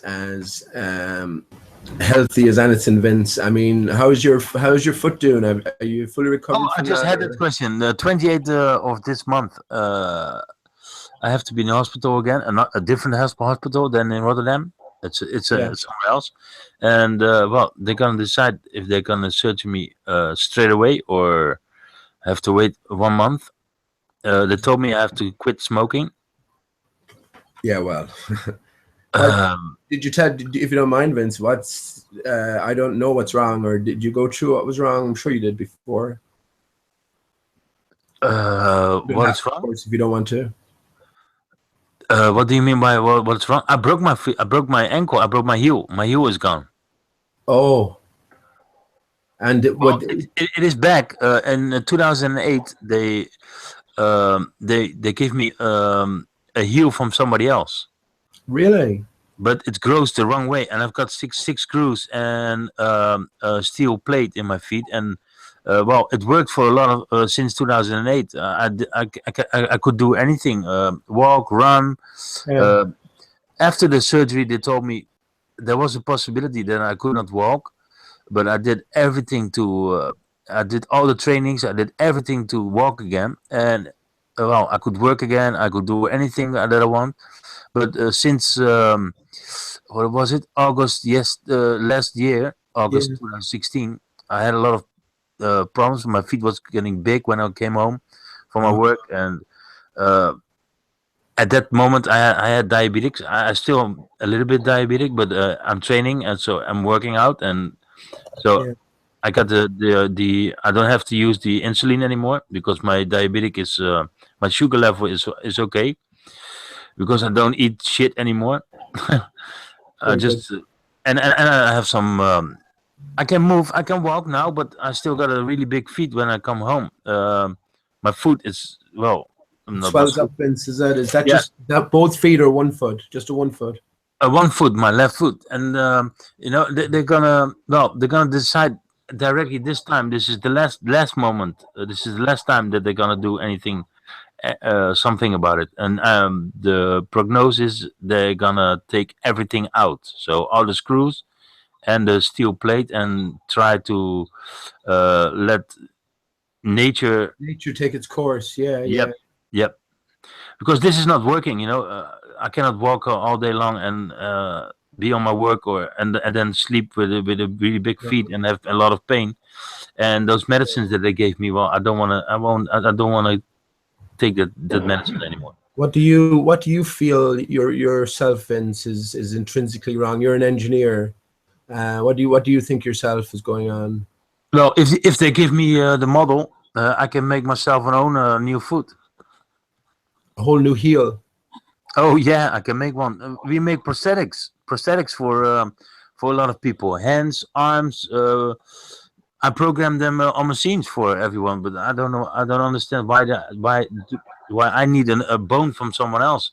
I can make my own heel, but yeah, I understand it's not. It's All you have to do is get someone to put it in for you, Vince. exactly. Is Pete busy? Is Poncho Pete busy this Friday? I'm kidding. I'm kidding.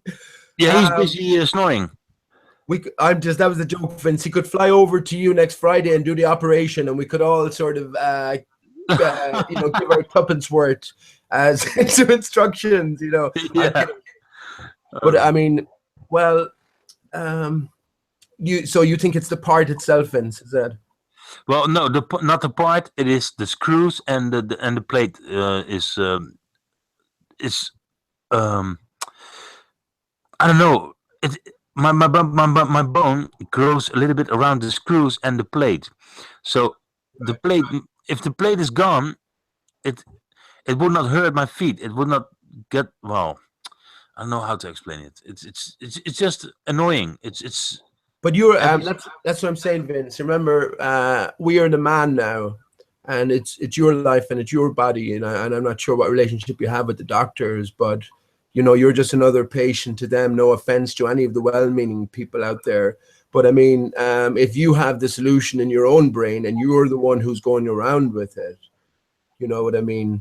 You're the one that has to live with this discomfort and consequences of something that you feel yourself is, the problem, and it's all about having medical expertise and knowledge, then which thing goes where, and that's a different engineering in itself. But yeah, it's your life, man. I mean, these people will fuck around with it. I'm not talking about anything in particular, Vince, you know what I mean? But yeah, you're just another name and a number to them in general. And yeah, exactly. I know, but I'm sorry. One moment, I was watching the chat. Sorry, Pillbox. It was the Nightbot who catch you. I just made you a moderator, so you can spam. Sorry about that. No, you know what I mean. Anyway, Vince.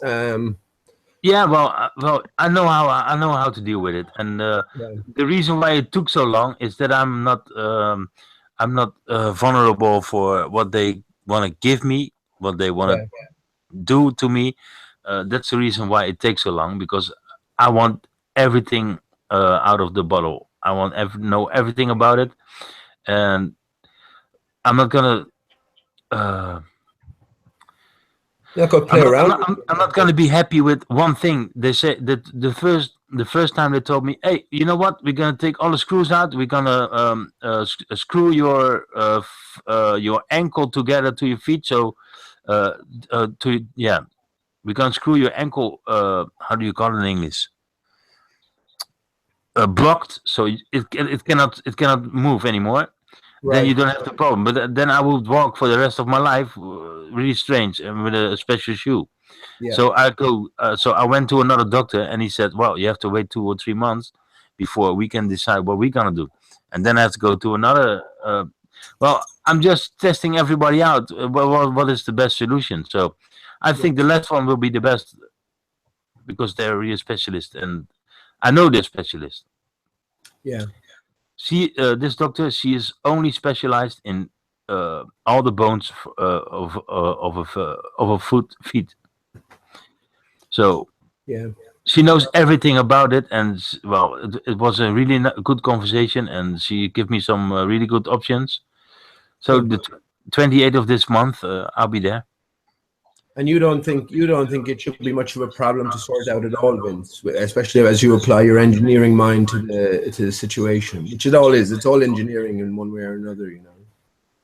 Yeah, it is. Well, this time she told me just take all the screws out and the plate out and see what nature does to your feet. I said, well, that's a really good option. Do fuck all, basically. I mean. You know, I mean, and listen, that's where we're going back to. And our body has amazing powers, Vince, and you know it as well. And in general, that's what I'm saying. In general, I don't want to speak to anyone specifically. I don't know the doctors that you're dealing with, or I don't even know you personally, obviously. But yeah, in general, this is just a corporate sort of profiteering company who strive on the misery of people. You know what I mean? But yeah, I think that's always and ever. That has to be the first. That has to be the first go-to. Is let nature take its course and let your body do what it does well. And listen, as you said as well, you're after getting rid of your diabetes. Well, it was probably the type 1 diabetes, was it, Vince? The less serious. Type 2. No, type 2. If you have type 1, you never get rid of it. Oh no, sorry, yeah, type 2. That's right. Sorry, type 2. So type 1 is the one where you need injections on a constant basis. But you can get rid of that, Vince. Absolutely. Yeah, I did. I already get rid of it. I don't. I need the medicine. I don't need the medicine. I don't need. I still got 20 of those needles to take insulin, but my sugar level is all day long. It's good. So you can put those needles now to other use. I don't know. You know, maybe go back to selling the heroin bundles. You know. No, there are people. That's really crazy. You know, I cannot bring them back to the pharmacy. They don't want it back because they're already been out of the building. Yeah. But I saw somebody on the internet. He's asking for it, but you know, you can do really bad things. But if you are not diabetic, and I give you a shot of 60 units, I can give myself a shot of 65 units. That's the biggest, and that's a rapid. And if I give this to a normal person who doesn't have diabetic, he will die in maybe an hour. Yeah, yeah, it is. It is. People are asking for it on the internet. Some people who are doing a lot of sports, they shut themselves in the ass with it. I don't know. But I don't know. I'll just bring them. I'll just bring them back, and they gonna dispose it. How do you call it? Throw it away. Yeah, or do it yourself, Vince. I suppose you could. That would be easy as well. But yeah, I mean, one thing is that there's plenty of people diagnosed more than ever now, diagnosed with diabetes. So these things are easily come by, you know. But no, I was talking about type 1. Even type 1 can be completely got rid of, Vince. And it's all about blood sugar. You know, it's all about blood sugar regulation levels. And yeah. Over 6 months, your pancreas can regenerate. So if you think about the stuff that you put into your body in that intervening 6 months, that will be vital. And if we combine that with a positive kind of spirit and all that sort of stuff, yeah, completely curable. And yeah, even the worst of cancers, Vince, we know that cannabis oil cures it. Or even you can be sure just people with a change of diet and a positive attitude have beaten it. You know what I mean? So these should always be our first go-to points. Even from the worst. Remember Dave Murphy talked about limbs growing, the possibility of limbs growing back in people. The reason why we find it an obnoxious idea really is because, you know, we all know amputees or whatever, we know the situation. As you said, Vince, you work making parts for amputees, but when the initial injury happens, the doctor's first option is cut and cauterize, and you know, nothing has a chance to regrow after that. So again, it's just a whole different way of thinking with it, and we have to realize that for the most part, these people are working. These people themselves are not our enemies, but they're working for a corporation and an entity that is the ultimate enemy. So therefore, that makes them sort of, you know what I mean? It makes them something anyway, and we have to treat them in that sort of way. It's the same with teachers. It's the same with anyone in position, policemen, the individual policeman, priests. The individual person might be okay, but yeah, they're working for what we can only describe as the enemy of love, the enemy of mankind, really, when we think of the horrors. I mean, I have the, not to go on about it, Vince, I have the firm knowledge, I think, at this stage, that they can grow back limbs in the morning. Somewhere that technology is there and is in use, you know what I mean? Something like you see in Battlestar Galactica. Absolutely sure of it. I mean, a salamander will lose its limb for the sake of the greater body, you know, and within whatever, however, I don't know how long it would take to regrow, but the limb does regrow completely. And if you think they haven't got the genetics down and all of that, long since, you're crazy, man. So that's all taken care of behind the scenes, like, you know what I mean? So I mean, we even see it now that they can grow limbs pretty much anywhere. I think they grew an ear on a mouse's back there a few years ago. So yeah, that's a different level of technology that's really available for us, Vince. But it's only when you lose your health that you appreciate it. And Jesus, Vince, you're going through a tough thing, especially as it's dragging out so much. But yeah, hopefully nature. Again, Vince, listen, and I'll finish it here. But listen, urine. I'm not joking when I say that. Oh I yeah, might look. no. Yeah, I understand that, but you know, it's you know, no. Back to nature, man. Back to Yeah, nature. I know it's nature, but no, it's Yeah. it's. I know it's terrible, but I mean, listen. If you're going to let nature do its work, then we can help nature along because we're part and parcel of nature. But I think in that situation, even to bathe your foot in your own urine, you might not necessarily have to drink it, but I think it would be a great benefit. But something to look into anyway, Vince. And listen, I wish you the very Yeah, best. I'll look into it, and but well, I will say I put some weed in it. Yeah. Oh. Well, you put weed in Danitton in the Netherlands. It's in everything. Everything, yeah. Do you want some weed with your apple? Oh, the apple, please. So, ADI, how you doing, man? I can see you in the chat, but and you're here. Oh. Yeah, I've been talking. Sorry, ADR. No. No, Pete, that's fine. I mean, I have to learn to listen, and I listening to you, man. So well, for as much trouble as we had in the beginning. I'm sorry. Go ahead. I didn't want to listen to him because he's always winning games too. So I was a little bit anxious to listen to him.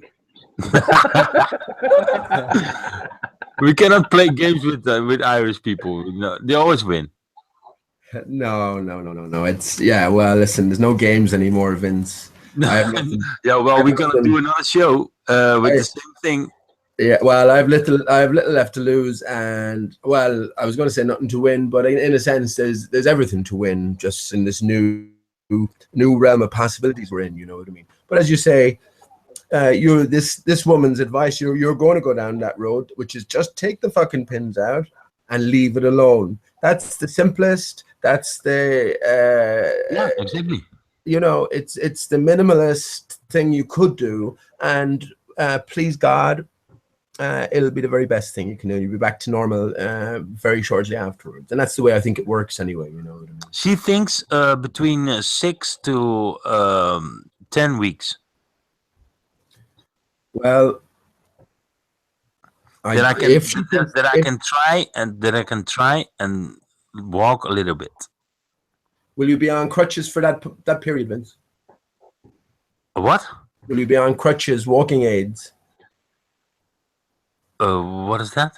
You know, you crutches when you break your leg. Oh yeah. Well, the first I think the first 4 weeks you have to lay down and put your feet up, so the blood flow come back to your. It's not in your feet or I don't know how. Yeah. Okay. And you get something around your feet, like a cast. How do you call it in English? Cast. Yeah. No, we understand, Vince. Well, that'd be And then interesting. after 4 weeks, you can a little bit walk, and then you got a lot of training, and then it's gonna be okay. Well, I don't know, man. She's gonna tell me the 28th. She's gonna tell me everything. Yeah, what I would say, Vince, as well is, you know, think about these things yourself. What you need to do. You know what I mean? All these answers are within us, and you're the one who's going through it. You're the one who's living about it, thinking about it all the time. So you have the knowledge within you to know how to progress. You know what I mean? It'd be very interesting when they give normally 6 to 10 weeks. Well, with a bit of encouragement, Vince, from here and elsewhere, and your sort of whole new positive outlook and your flat Earth outlook, if you will. Jesus, you could be grand in 4 weeks. Do you know what I mean? Anything becomes possible. But yeah, what I say to everybody is go back to trusting yourself first and foremost. You know, because everything does revolve around you, and you're your best physician. Your body knows how to. Body's an amazing machine. It knows how to do everything pretty much, you know. Well, when I had this operation in 2008, they told me, well, probably you cannot walk, and well, I told them, just watch me. I can walk in a year. Well, it took me 1.5 years to walk, but I could walk, I could run, I could do anything. But if they tell you you're unable to walk, well, some people will think, oh my God, this doctor was right, I'm not gonna walk. But you know, the power is in yourself, not by the doctor. The medical profession, Vince, are next to governments and pharmaceutical companies, are the biggest killers in history. So that's what I'm saying again. Bring everything back to your. Sure, you take advice from other people, but you have an engineering mind, Vince, and you have a flat earther's mind now. So you know best yourself. I know exactly what to do. Look forward to an amazing recovery, and don't forget. I hope you'll be on the cannabis oil and all that, Vince. Yeah, well, my neighbor, she had cancer, and she is well, to be honest, her sister had the same, and she did not use the cannabis oil. Yeah, it's without the THC. Yeah, it's without. She's not getting stoned or whatever. She's just getting the good herbs from it. And not that the stone part of it isn't good as well, Vince. But I understand. Yeah, well, well, the thing here in the Netherlands is you can buy weed in every coffee shop, but the oil you can buy it, but without THC. You cannot buy it here. Yeah, you can buy it, but it's illegal. So you have to go to somebody who makes it by itself, or you can buy it. It's not very difficult to make oil as well, Vince. I know. That's what I just wanted to say. You can buy something here and you can make your own oil.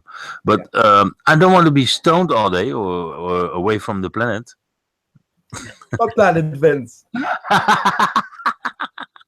You don't want to be Anders Kuiper, eh? What a life he has, looking out at all those little pieces of scenery and different people running around. Well, I mean, but yeah, that's your own business, Vince. You can depending on. You can have a little batch, which would help you get stoned, or it's up to yourself, But yeah, exactly. And what I wanted to say about that is about my neighbor. She's still she's recovering 10 times faster than her sister did, and now her sister is using it too, and she's recovering 10 times faster than all the people there in the hospital.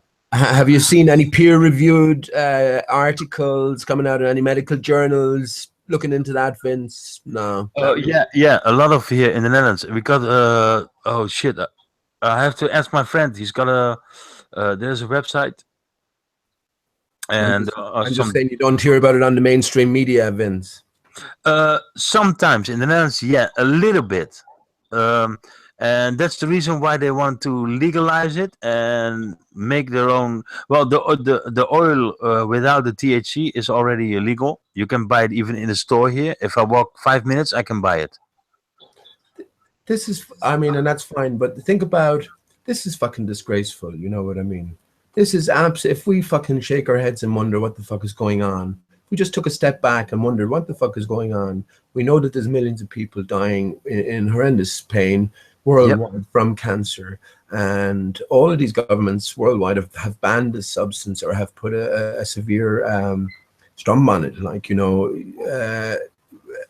what's going on here, Vince? And well, you know what it is? They told in the hospital to some people, don't use that because it's really bad. You got you cannot go to the toilet. You cannot do this, and people were scared of using it because it's by the government. It's projected like drugs, but it isn't drugs. It's a plant of nature.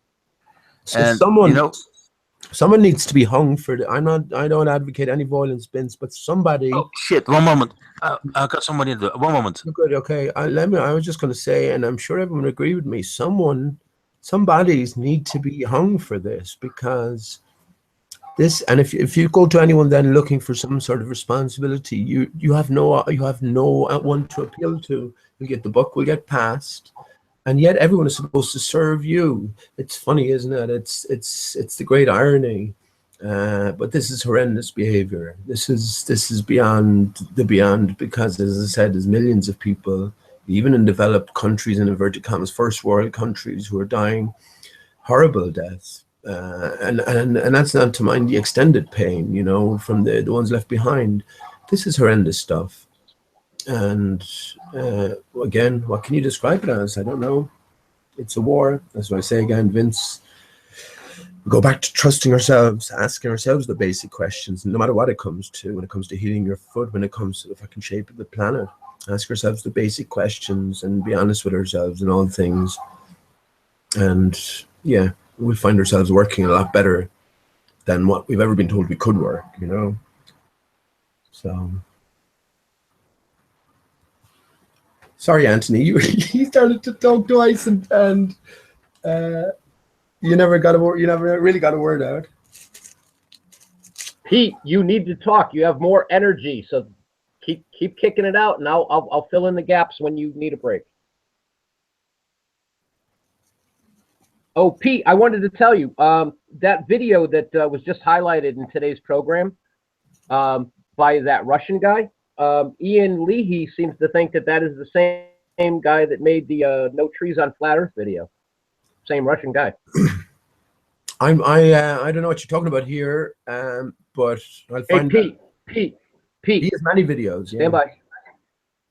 Yeah. Well, I'm going to paste the link because the topic of the show before you came on, one of the high points was that link, and it's called Beyond the Matrix or something like that, but it was done by, apparently, according to Ian Leahy, the same Russian guy. I'm going to post the link in chat so you can see it. There you go. Very good. I'll have a look at that later on. And as I've said before, that wasn't the No Forest of Flat Earth was by far not his one and only video. He had many other videos after that, and I, to my shame, have only looked at a few of them.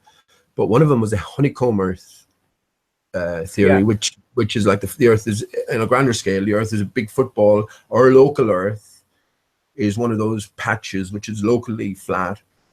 But on a whole, then you have many of those patches forming a sphere Earth, if you believe, you know what I mean? That's the irony as well. If it could be a sphere Earth after all, if you go down that route. But yeah, I look forward to hearing that. What did you say the main topic was of the video? Well, it's rather easy, Pete. It's called The Construction of the Entirety of Everything That Is. And just to go a little deeper into it, to go a little deeper into it, I mean, Pete, you got to see it, because like I'm dying to go watch it. Like I didn't even want to be on the Hangout. I want to go watch it because it's absolutely amazing. And it talks about electrons and protons and neutrons being bunk. Whole theory, so. even the periodic table has been screwed And the guy comes out and says by the Jesuits and all these other people, they took something that was perfectly good for thousands of years, it down and 180'd it to mess with our heads so that we would be stupid and we would be running off the wrong direction at all times. Again, so they could take advantage of carrying on. Yeah. Again, everything associated with the spinning, careering ball is fantasy. Everything. Which came first, the spinning ball or the electron and proton theory? Well, we know one is almost based on the other, isn't it? So both are going to be Pete, but yeah, you got to see this video. This is the hot video of the week, I think. And Lindsay of Antonio fame from the Crushes, I think is his last name Wagner? I think maybe not. He's the English fellow. Yeah. And the nature of this video is that it is it's not publicly shared, so a little bit special. Because why share it? I would say. I mean, they kept it unlisted on purpose. I do not know. Okay, well, where am I at? Okay, I'll definitely have a look at that. Yeah, please. And I look forward to it. Is it a long video? Okay, hour and 57 minutes, so it's not that long. Wow. That's pretty intensive. So yeah, that's one for. Yeah, for later. Yeah. Matrix explain knowledge from the abyss. Lovely. There you go. Oh, Pete, it's right up your alley, man. You're gonna love it. Okay. And I haven't even seen it. We watched maybe 5 minutes of it. Antonio walked away saying, like, okay, people, copy this link, and when you have a quiet time all to yourself, watch it. And then he said, then watch it again, and then let that sink in, and then watch it 2 or 3 more times, right? And he said, that's what I'm going to do. Wow. Well, we live in the age. This is what I've spoken about this as well. This is the dam is after breaking now. And from here on in, it will just be, I feel, well, it has been for the last few years for myself anyway, Anthony, but it'll be just revelation upon revelation. And I take it this is part of it as well. There's so much to consider, though. You have to sort of step back as well. And as Antonio said there, if you're intent on understanding it, then you'll need to watch and consider these things again and again, you know. But fantastic, fantastic. That's what I'm talking about. I pretty much guarantee you none of this stuff that he talks about will be able to be proven, but it will form a coherent whole, you know what I mean? So the old standard of proof will have to be sort of put aside, but it's not about being proven anyway. It's about, in the mind of the listener, a coherent picture being adhered to, you know, or formulated. And you resonating with that, but brilliant, yeah. And again, Anthony, that's what I'm talking about. I'm sure it's a wondrous story. I'm sure it's like absolutely. Well, you decide and report back. That's all I have to say. For sure. Now, what got me was he was talking about the periodic table of elements being thousands upon thousands of years old. But what he also said too is that, if I didn't get it wrong, is that higher up in the periodic table, meaning they have, I'm guessing, less mass than air or water. Funny, because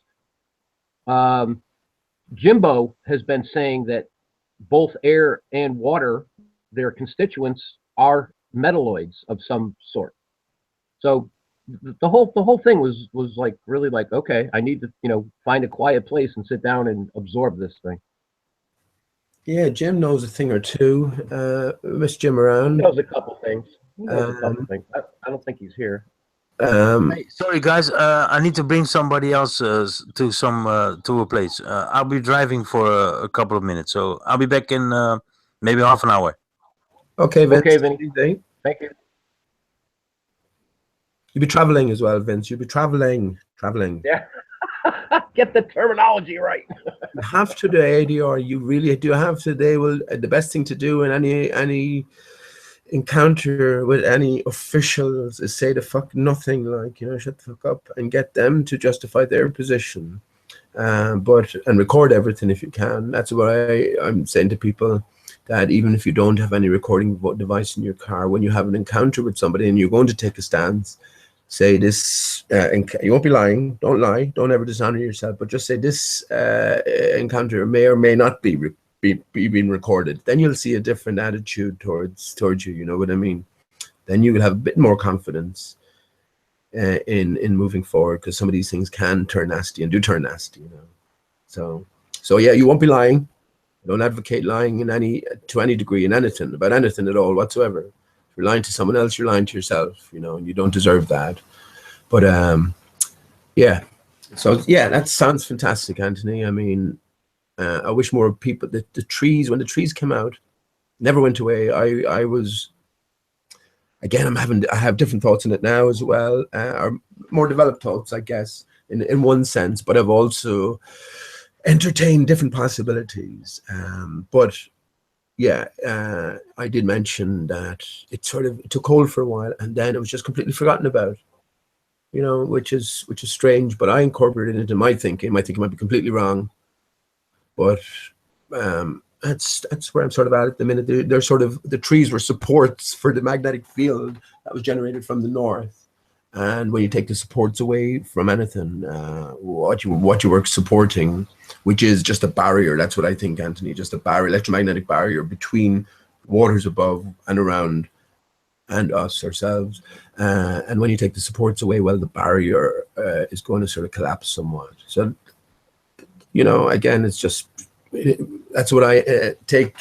And I think, again, if you went further and looked at some of his videos beyond the No Trees video, you'd see that he talks about this large-scale mining operation that's clearly a reality. You can see it on the seabeds, you know what I mean? You can see thousands and thousands of square miles deliberately at Pete, the I hand have a of question. Pete, yeah. Pete, when you say large-scale mining, and ground I just had a thought that, right, well, I had a thought that rushed into my head. Who did the mining, and is there a possibility that it could be a natural mining event due to electrical forces? Or was it beings that did the mining, in your opinion? Yeah, in my opinion, it was other beings, yeah. And it could, of course, it could be any number of possible causes, but just the sheer nature of the flatness across a lot of these examples tells me that it's a deliberate thing. You know, it's not. I can't imagine how it would happen naturally, but you know, who knows? Who knows? Well, it doesn't really matter. I do think it's an attack of sorts, or not of sorts, of the worst type, I guess, by somebody or something. I don't know.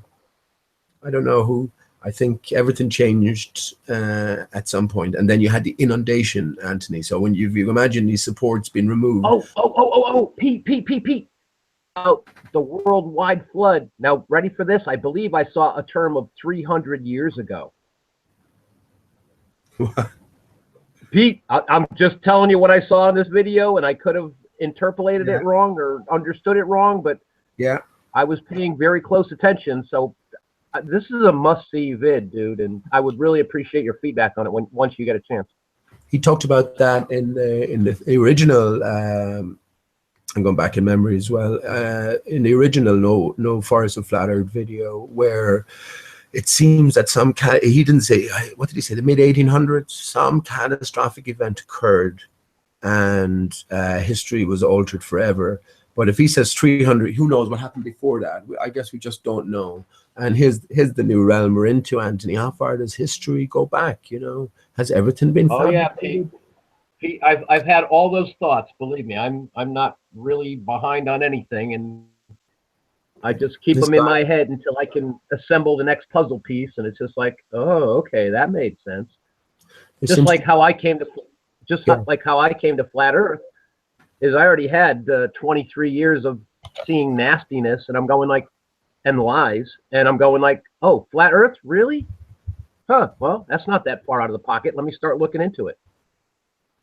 Yeah. And basically, I didn't buy it 100% because I have certain cognitive dissonance built into me from my society and my upbringing. 8 or 9 months while I was an adherent to Flat Earth before I truly got most of it ingrained and overrode the previous programming. But overcome it and override it you did. And again, Flat Earth, I sound like a broken record to myself anyway. Flat Earth is just the beginning, Anthony, you know. And then this man now, whatever his name is opening up new doors. And I think in Russia, there's a different sort of knowledge base they can access. You know, we just everything here is just fucking so controlled, and it always has been. The New World Order has always been here, like, you know what I mean? It's just another con. People, even children now, know about the New World Order, you know what I mean? It's on everyone's tongues, or everyone has heard about it. But yeah, I think there's a different access that they have to knowledge, and Russia is out on its own. So again, everyone is just going to have to take it as they take it. But you can be sure that pretty much, that's what I'm looking forward to, Anthony. Every one of the thoughts that he puts forward will be talking points that could have us talking for ages, you know. So I look forward to that. Hear, hear.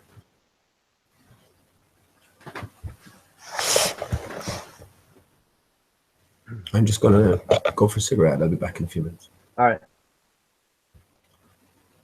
So, shout out to the chat. Carl Stenbeck, Felix I Am, Millennium, good old H2O.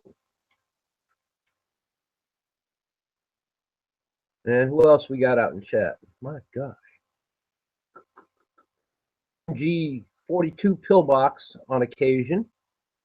Must be working around his ranch or something. And let me see. Wow. After Antonio and Lindsay left. Interesting.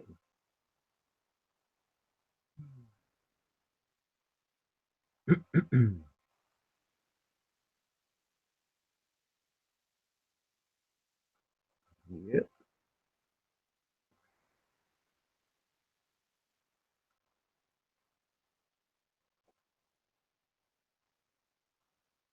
Pimp is listening.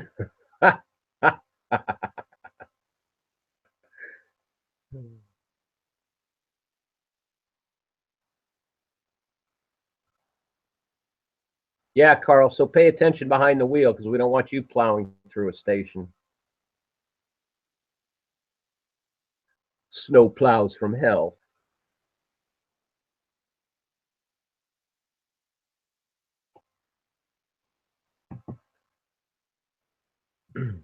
Oh, Pip listening, so's Antonio. Larry, did you call?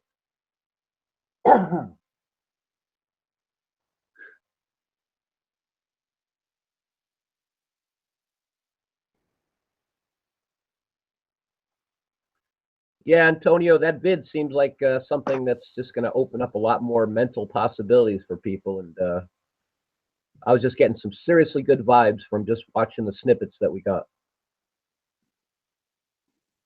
Vinny P listening too. On the road with Vinny P.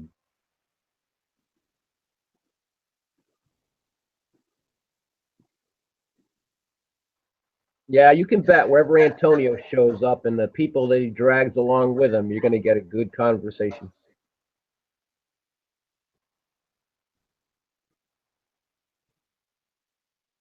MG, you don't need to be snarly about it. I'm trying to be serious about things, and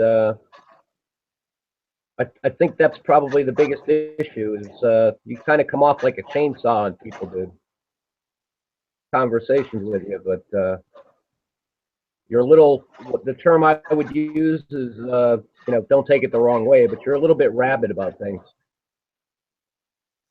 Having a conversation is an equal give and take, not a blast of information.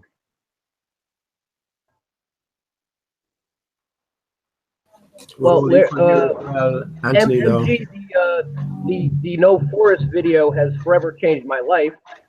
I am in no way absolutely believing it, but it was a great lesson in imagination and just putting stray information that doesn't make sense right now into my head. And I do not conceive of silicon trees there, MG. But maybe in the future I will have more information to fill in my gaps, and silicon trees might be a possibility. I find in general, Anthony, that the people who like to be Bible literalists don't just hate the ideas regarding giant trees. I don't know why. What's the connection? I'm not sure. I have my own thoughts on that, but I don't like it. Again, what I said, and I stick to it, is once you enter flat earth thinking, you have to be open. Your mind has to be open to get there in the first place, but then you have to be open to speculation beyond that.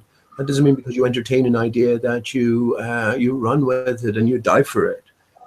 It's nothing like that. There's a whole new book open, you know, and that's what I mean. How are you going to be able to distinguish between ideas if you don't entertain them in the first place? And lots of ideas, when as they're being discussed, can be controversial. And I've said it umpteen times, Anthony, it's never my intention to be controversial for the sake of it, or argumentative for the sake of it. I'm just giving my opinions on where my thinking is, and that's where we're all at as well. We're all trying to formulate some sort of a bigger picture, I imagine. That's how I think it works with us, you know. And we've thrown out the old picture, so the new picture awaits filling. I'll just say about the Bible, if you included a couple of books, even a couple of minor books, they'll change everything. So if you're dealing with a picture and you have it and you say this contains the whole truth and nothing but the truth, but you also accept that, well, stuff was left out that if it was put in, it would change the truth completely, well, then you can't adhere to both positions, you know. It doesn't do. And so Pete Shea, what do you make of MG 42 Pillbox and his very strong biblical beliefs? In chat right now typing, so just if you want to take a look at that, if you can, that would be interesting. I think their respect for Pillbox, you know, I think they're fine, but I have my own thoughts on the conflict. Again, when this flat earth, since I entered these type of hangouts back in August, I think it was, there's been a few points of contention. Armando's famous around here, but he has a few talking points. One is clearly religion, the Bible. Dawkins is another one that comes in. This is a big point of contention. Another one is race, then creed and sexuality, and, you know, other stuff as well. These are three major points of contention within any sort of collective like this, you know what I mean? You can introduce any of these topics and then you'll get dissension and turmoil, I suppose. So I don't like it in that sense. I have my own individual views and I have expressed them. I think there's something else going on in the Bible completely, and that's not to mind the books that were left out, as I said, but that's just rereading well, especially the earlier books in a different sense, especially the creation books, and coming out at a different sense. And all I can see in my own search is just evidence to back up my thoughts on that. But that's going to conflict directly with MG Pillboxes, Paula's, and there's many others as well who are Bible literalists. And I respect every individual, but it's going to conflict, you know. And I'd rather leave it out of it. I was going to say, Pete. So, Pete, yeah. you don't really see any hope of people peacefully coexisting with each other that have those diverse spiritual views. You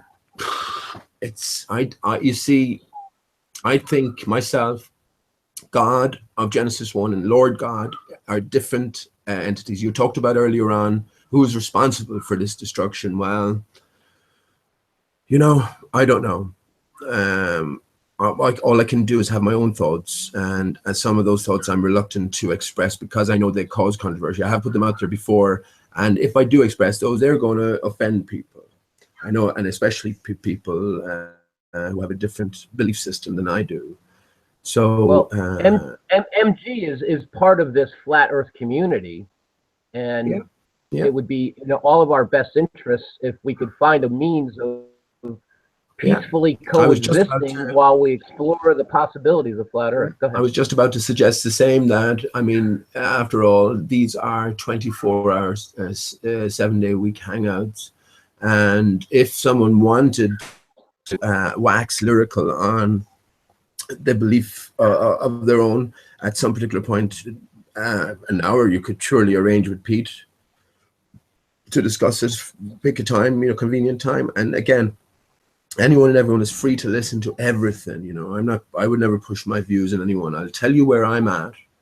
And if you want, again, it just depends on, I'm talking to a screen at the minute, Anthony, which again, just always feels completely unnatural to me. I think it's unnatural for us in a sense. I mean, how many times you've been alone and spoke out loud? No, you do your speaking inside, So again, it's a different sort of a format, and I think it's sort of ironing itself out as well. So there is room for every single thought, but there is no room anymore for leaders on flat Earth. There's no room for heroes on flat Earth. And I think the biggest thing you can bring with you is an open mind and consider everything. Each individual, of course, at the end of the day will come down on their own X, they'll come down on their own spot. That's only knowable to the individual. But in general, we have to be willing and open to entertain many a new thought, I should think, moving forward.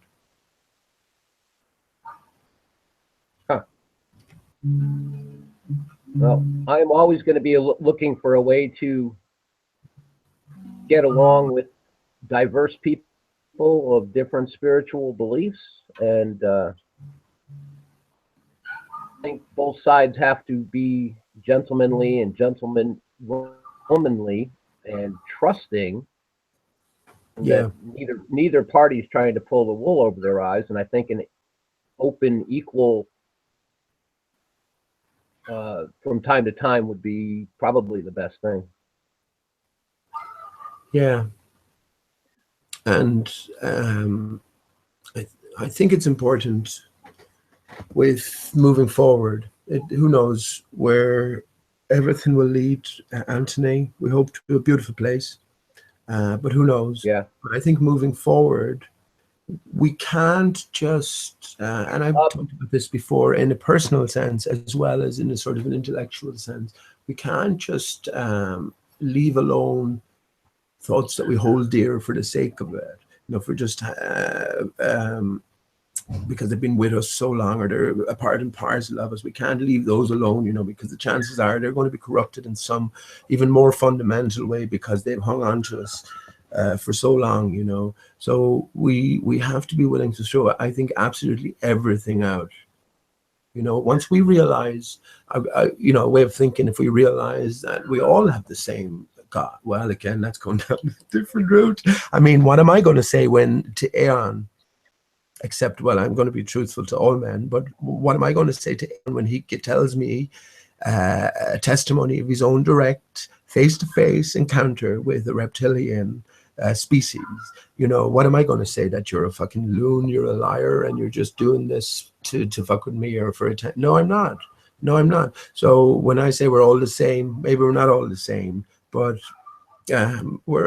we all share, I don't know, again, do we all share the same God? Do we share the same Jewish God? The Jewish God is the God of the Bible. And this is why, I have problems with that. And I think you'll understand why I have problems with dealing with anybody who thinks that I'm a lesser creature to them. I don't care who it is. I don't care what race, what they want to describe themselves at. If they want to do that, I want to know that that's what they're doing. And because I certainly don't do that to anybody. I can't make that claim over anybody in my reality or in my belief system, So, yeah. Everything has to go back on the table, and all of these questions have to be answered. Is the Jewish, again, Anthony, you might give me an answer. Is the Jewish God my God? And if the Jewish God isn't my God, I want to know what the Jews think of me. So, all of these questions, basic fundamental questions, but the answers will be very telling, And this is a time of openness as well, for me anyway. And if I don't get an answer from somebody here or somebody elsewhere, well, I'll continue on thinking until in the manner I do think, until I do get an answer.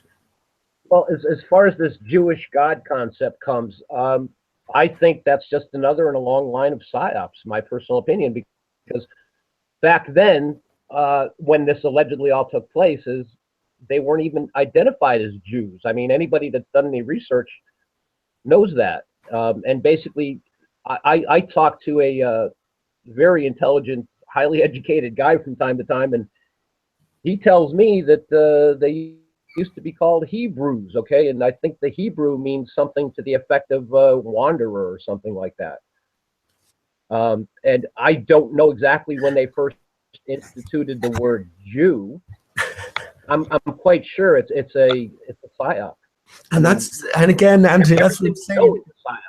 It can be so confounding in the mind, because how far does that's a big question in my own brain. How far does history go back? And again, is tales of 2,000 years ago completely utter fantasy? Again, I entertain all of these things. What we do know is we're under a system now, and at the root of this system are certain powers. And again, it's just another question that needs answering, along with the hundreds of other questions that need answering. You know what I mean? But I think it is important. But you talked about some sort of coherence moving forward. Absolutely, absolutely. But I think we have to recognize as well the reality of things, and there's no telling anyone anything anymore. And I said that to my son, Age, and you get very disappointed. Einstein was my hero in a sense growing up, you know what I mean? Mine too. Yeah. A man whose brain worked so magnificently. He could describe the universe. He could think in terms of such massive scales and in terms of miles and time, and just mind-bending thoughts he could wrap his head around and describe them beautifully. But all rubbish.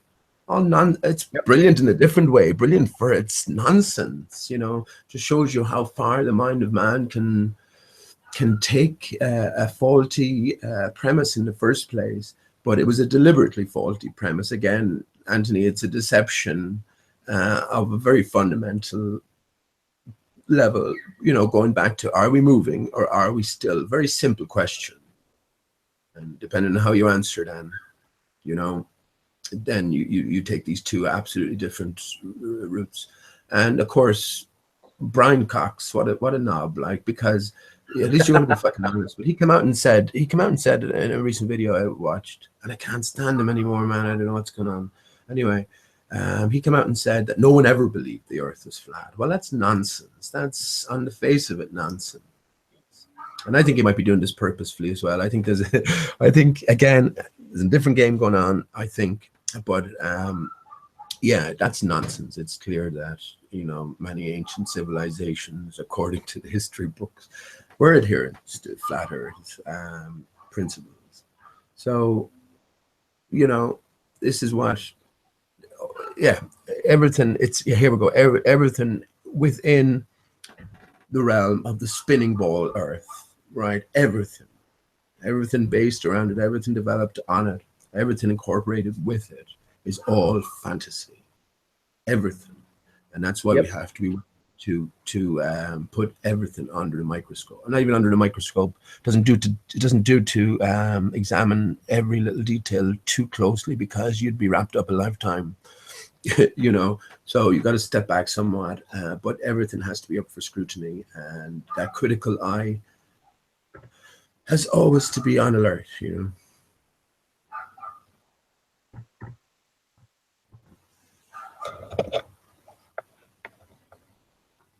Basically, in the chat, David Howard has just said, it's like in America, the white man asks one Indian tribe, why are you fighting with those other Indians? And basically the Indians reply, because you pushed us off our land onto their land. David Howard, well said. And I'm not laughing at that. I'm just laughing at the irony of it all. yeah. So, but I really would like to get along with folks. But I think the mistake was made is when we tried to let people know that what they hold most sacred to them may not be absolutely that sacred. So we damaged, or not that we damaged, but we impacted their reality, and they're very upset about it. And this is the strength, the very strength and weakness of man, that, as you said earlier, easily led, and these imaginary stories that we're told take hold within our minds and become reality, no matter what the topic. Yeah. And Larry says he's from the "Where the fuck are we" tribe. Thank you, Larry. You're in New Jersey, Larry, Northern. Go ahead, Pete. I'm sorry. No, you're good. You're good. What was I going to say? Oh, you were directing that that comment both towards general public, but also towards people in the flat earth, Anthony? I was just my commentary is the force that imaginary stories have, and they become real if not challenged over time.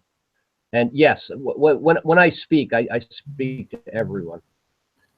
You know, I guess flat earthers, ball earthers, yeah, whatever. And we often stress this as well. I think it should just be a give me at this stage, because so much goes into the realm of speculation once you start talking beyond flat earth, as Anthony and Lindsay demonstrated today. You know, you go out and try telling somebody that the sun is cold, you know, that's crazy talk, but it's a valid avenue of investigation, and to me it makes sense as well. But yeah, Pete, none of us can ever be. Pete, wait. That the concept that the sun is cold is crazy talk. Were you speaking or literally? Just to a member. What's your opinion on that matter? To a member of the general public, or even to anyone in academia or anything like that. Oh, absolutely. Oh, I see. 180 degrees, Anthony. I told you that. But I mean, the point is that let it be known from here on out that I filter everything 180 degrees in light of circumstance and evidence that's been consistently exposed for the past God knows how long. As far as I know, I'm the first to suggest not that everything is flipped 180 degrees, but this reason why everything is necessary, amongst other reasons. If you get a coin, if you get a flat disc, a coin, and you flip it, put it between your finger and your thumb, and you flip it exactly 180 degrees, just 1.5 turnover, and you sort of fill the space as you go, you get a globe, you know? So nice. If you flip it back, if you flip the coin back and undo, then you have the disc again. So, and I literally think on all the big things, not everything, of course. I mean, I claim to be a man. No, that's flipped 180. I'm a woman. Well, that's a different thing again. I mean, what exactly are we is another question. But yeah, you know what I mean. Any of the stuff that's pushed out is just absolute truth, and in all its purity or impurity, I guess we found out. But that's the point. The point I was just trying to make is that pretty much everyone, once you go beyond a certain limit almost, and you don't even have to go too far. Once you leave the flat earth, you recognize there's no curvature, no movement, grand. Then you go talking about what? The sun? Well, then you're into a whole realm of everyone having their own specific ideas based on other ideas. So, you know, it does become difficult. So there is no one with any particular truth. There isn't. You know, there is no one that can tell anyone else that you need to think this way about this, or that you're behind in some sense of others who are further along. No, that's not the way. If you have an idea and you feel strongly about it, you can just say it and put the idea out there. And if a discussion develops around it, good. Or if it doesn't, that's fine as well. And that can apply to everyone, you know. And that's how I see us moving forward. No more dogma. I like it. No more. Yep. Yeah. No more. No more John Garfield blues. You know that song, ADR? Why don't you play me some of it? I think it's time for a musical interlude, Pete Shea, if you're in the mood. Do you know did you ever hear that song, John Garfield Blues? Do you ever hear of John? I don't recall, but if you play me some notes, I may get stirred by the note. That's what I'm saying. Okay, I'll. If you want, no, not a problem. Yeah, why not?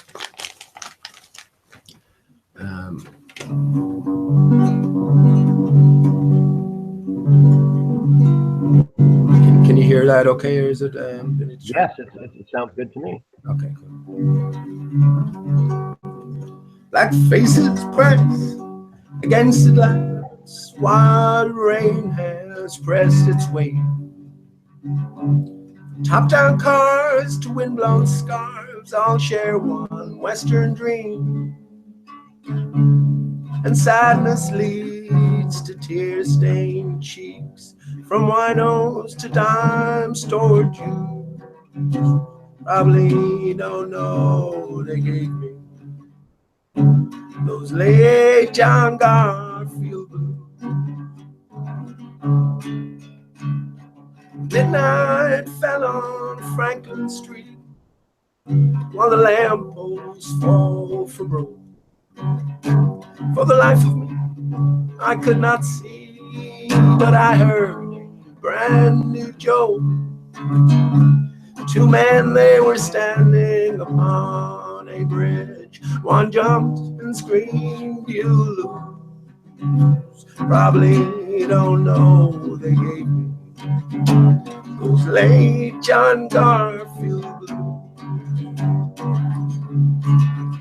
Young man sleeps with his dreams at night. Old man sleeps with his conscience, while the men of the earth sit perfectly still and live their lives in between. I'm going away to the last resort in a week or two real soon, where the fish don't bite but once a night by the cold light of the moon. And horses scream, the nightmares dream, while the dead men all wear shoes. Probably they know they gave me those late John Garfield blues.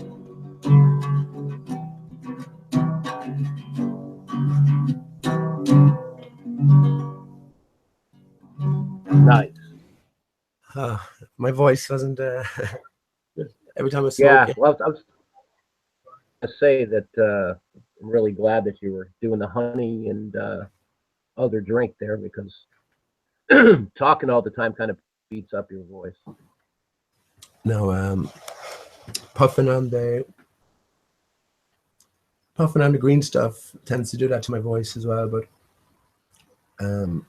yeah. See, I have a conflict with that. I think the proper way to consume that stuff is to eat it, not to moke it. Yeah, it's only a minor thing though. Tends to go away after. Yeah, no problems. It's I never really got used to cottonmouth.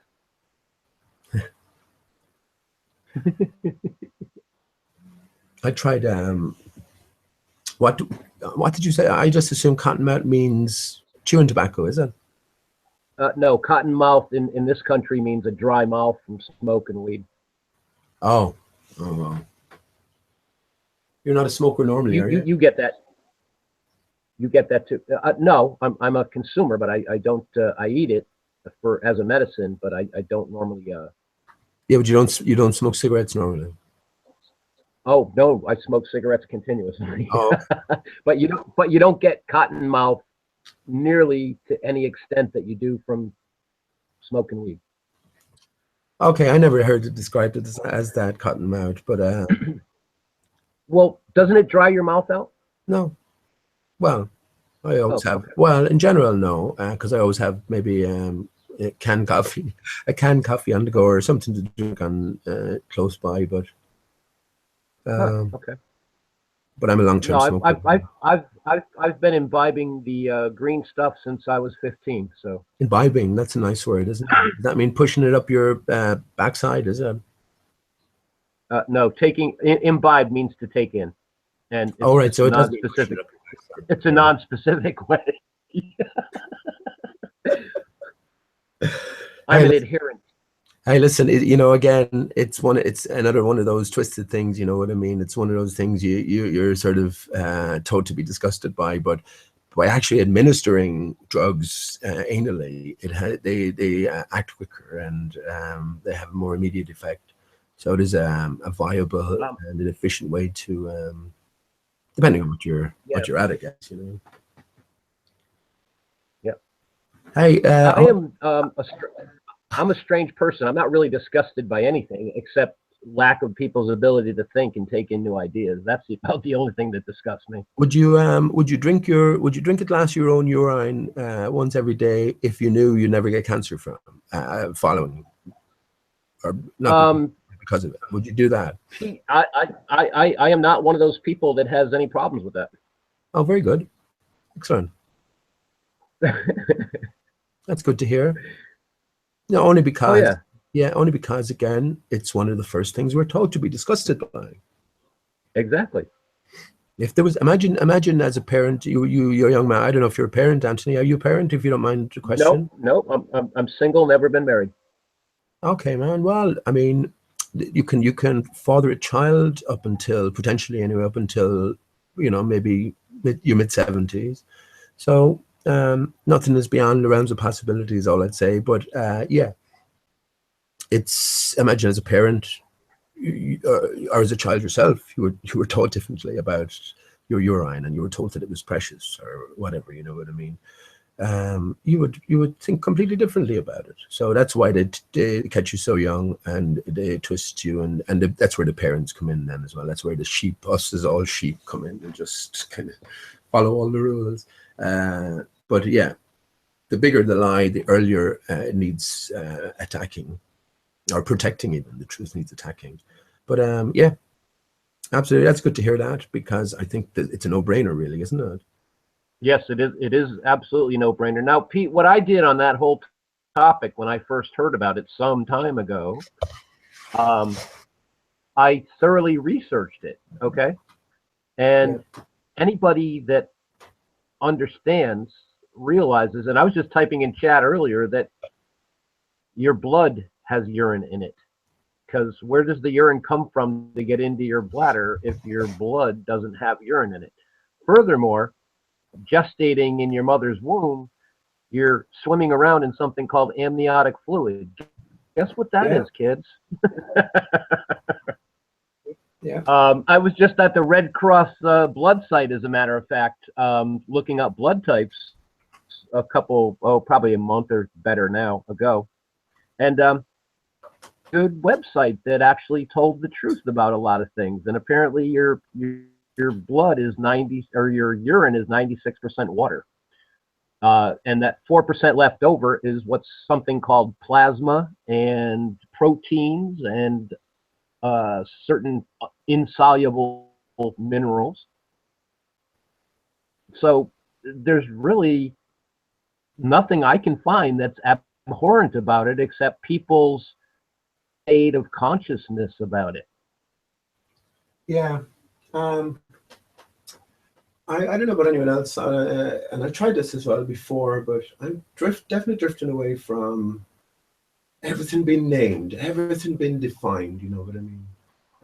And I spoke to Aeon about this before, about how they've captured our imagination, our ability to create our thinking images, right, and just trap us inside in their world of spellcraft with all the words that they use. But yeah, when you go back to fundamental, everything is water, imbued, imbibed, and it's just of a different form, and trying to sort of continually cut it up and examine it and name this and that aspect of it, when you lose the greater sense of it, greater essence of it by doing so. And when you combine, well, I guess you come to that way of thinking in the first place because we realized that everything that was so well defined and precise, within the old world that we held to be true, when we found out that this is complete with lies, then you have to start thinking in a different sense completely. But that's what I think we can, need to go back to. You know what I mean? Not sort of how would you say, breaking it in even a quantum sense, breaking it down into sizes, infinitely small. This is crazy stuff, and it just baffles and bamboozles the mind and the body and the spirit and the relationship between us and our earth, or living earth. It's a living earth of a different form. That's why I think oil is, Anthony, oil is the lifeblood of the earth, you know what I mean? Just as our own blood is our lifeblood. But it's just a different form, and it's not something that you will be able to define in words, but you can imagine it. Pete, try this. Pete, try this thought on for size. In our body, water is the main constituent of our blood, of our organs, of our flesh. Okay. Now we also have a system in our body called the lymph system. Okay, and what the lymph system has to do is it removes the old dead tissue from our body. Pigs also have a lymph system, okay? White, gooey looking material. And the way our body works is our lymph is removed through our feces, okay? In pigs, and you can see this on a pig, is they actually have tubes that end up down in the bottoms of their hooves. White, nasty looking substance. Now, to make the comparison is, I think water is the lifeblood of the earth, and oil is something much more like that lymph component that we have in our bodies. Okay, it is the stuff that's been broken down, and it's generally, in my personal opinion, only a waste product of the earth. And it basically is something that gets ejected, and then when it does, or the atmos, it basically finishes breaking down because there's bacteria that actually eat it. That's why we're not of oil on the surface instead of water. Just my thought. Yeah, there's many different possibilities, and the Inquirer has much to investigate, I suppose, and just come up with your coherent picture. At the end of the day, that's the best you can do. I think everything is simple, ultimately, Anthony. And I think, it's by getting back, as well as the outside changing. And again, I'm speaking to myself as well. It's the inside as well that needs to cleaning out and needs tuning up, and it needs the manual needs a good sort of going over, you know what I'm trying to say? So I think that everything does change, and we need to get back to some basic core. And I think if we do that, then our capabilities are almost limitless, you know what I mean? And we will just view everything. And again, I'm really looking forward to looking at that, to our video now, because I know it's going to spark a whole new set of neurons. But yeah, that's the point, that we have to be open-minded enough as individuals to entertain a whole new universe. And I think once we do that, then we can get back to a simple, wonderfully simple truth of everything. Yeah, because truth is not complicated. Truth is easy, and it's evident, self-evident. Becomes complicated is lies, and you have to cover lies with more layers of lies, and more and more and more and more, until you end up in a state of what we're kind of in now, which is almost absolute confusion. Party line.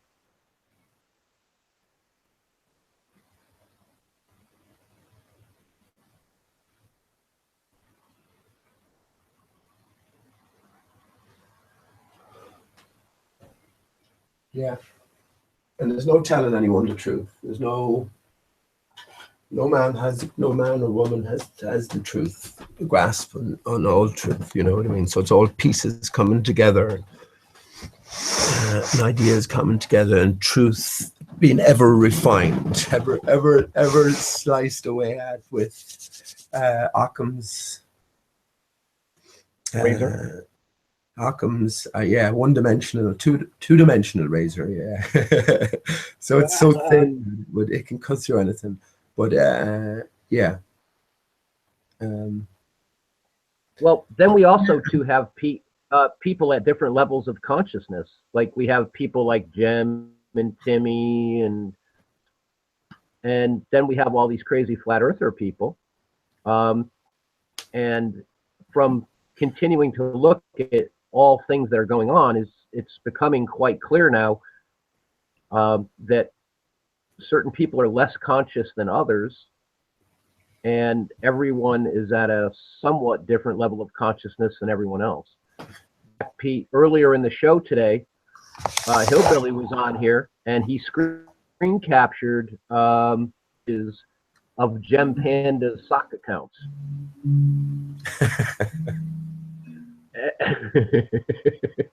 and the discussion was all about that, and Antonio and Lindsay were going like, oh my god, wow, and Vinny was going like, oh my god, wow, this guy's like psychotic. And the reality is I like the guy. He is a decent guy, but he goes to some really bizarre places, and he is in such a state of fear. He has to, like Stockholm syndrome, side with his captors, which is the authoritarian regime that brought him up. But hang on, you don't think he's I was going to say that's all well and good if we take it that everything's above board, but you don't think Jeremy is an act or a paid actor? The only thing I can examine is what Jeremy shows, and him being a paid actor, I have not seen any evidence for myself that would suggest that. I have heard allegations from other people saying that he worked for the BBC or something, but I had a 3-hour conversations with Gem Panda about 1.5 years ago, and believe me, it was very extensive, and he was I actually put my home for They do like to get really engaged with you, because if they're on the clock, they're on the clock. They're getting paid for it. But I understand, yeah. Okay, well, no one would behave like Tim or Mark Taylor or Jeremy or Quartus or Zeiss or Bash Prompt. I could go on, or Dawkins, or I could go on and on and on and on. No one would behave sounds like they behave. And again, I talked about it briefly with who was it? Was it Jibby yesterday?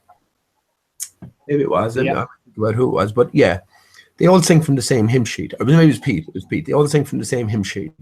So it's not just, you might give them the benefit of the doubt on any particular one topic. Jeremy making good, valid points about the validity of the Moon Apollo program. You know, you can, if it was just individual things, but it's not, you see.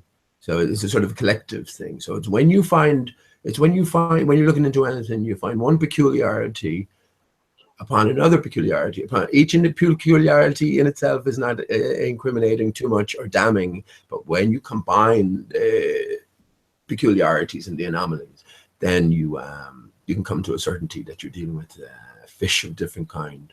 So I long since understood this anyway, and if you want to continue to give Jeremy the benefit of the doubt, I guess you can do what you wish, but I certainly don't entertain that any longer. These people are. So wait a minute. Pete, do you think that no one is paid? Clearly, you're clearly saying that these people are some kind of a formal group that is being orchestrated? Sure, absolutely. Okay. They've all been in contact with each other through the gaming community. Yeah, but Pete, they could say the same thing about us flat earthers, basically, because we're all of a singular superficial opinion as well, which is 180 degrees out from their opinion. Okay, we all hold that the Earth is flat, dude. Well, we all hold. I think one thing we can hold to is the Earth is not as described.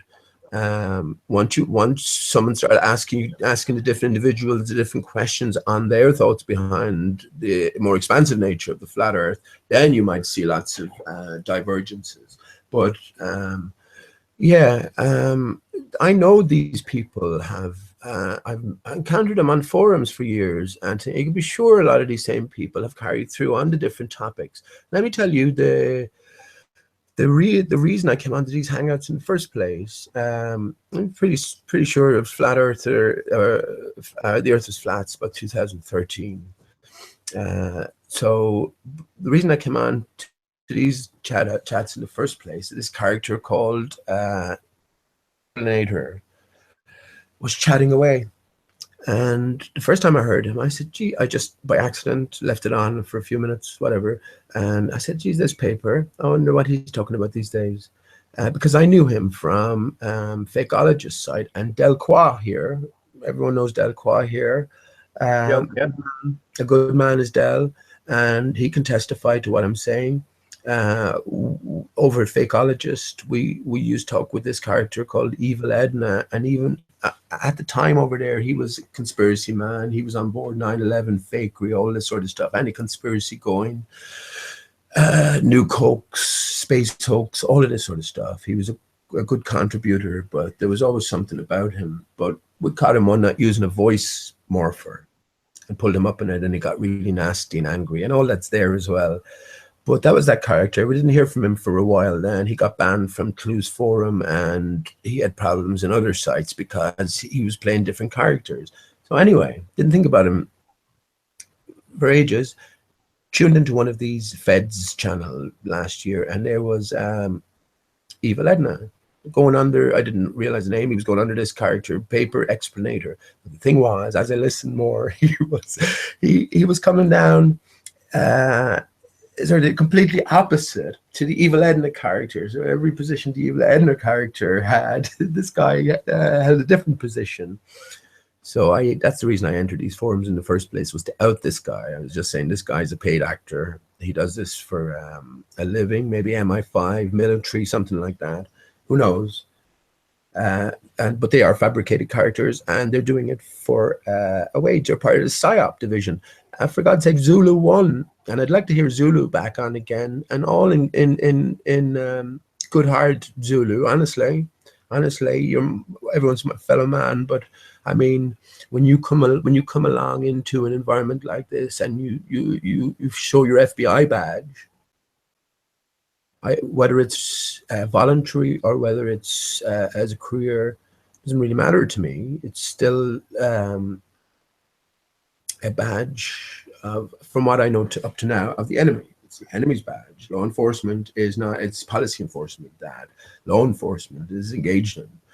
So as I said, certain things need to be above board. There's no pussyfooting around in this, and the truth is always there. And that's what I said to Zulu One. You know, as long as you're here in honesty, that's good. And you know, you're not part of, you know, you're not bringing your associations, but that needs to be developed further. You know what I mean? But anyway, the point is that, you know, oh yeah, that's why I said Zulu One. He said his brother works with the FBI in the PSYOP division.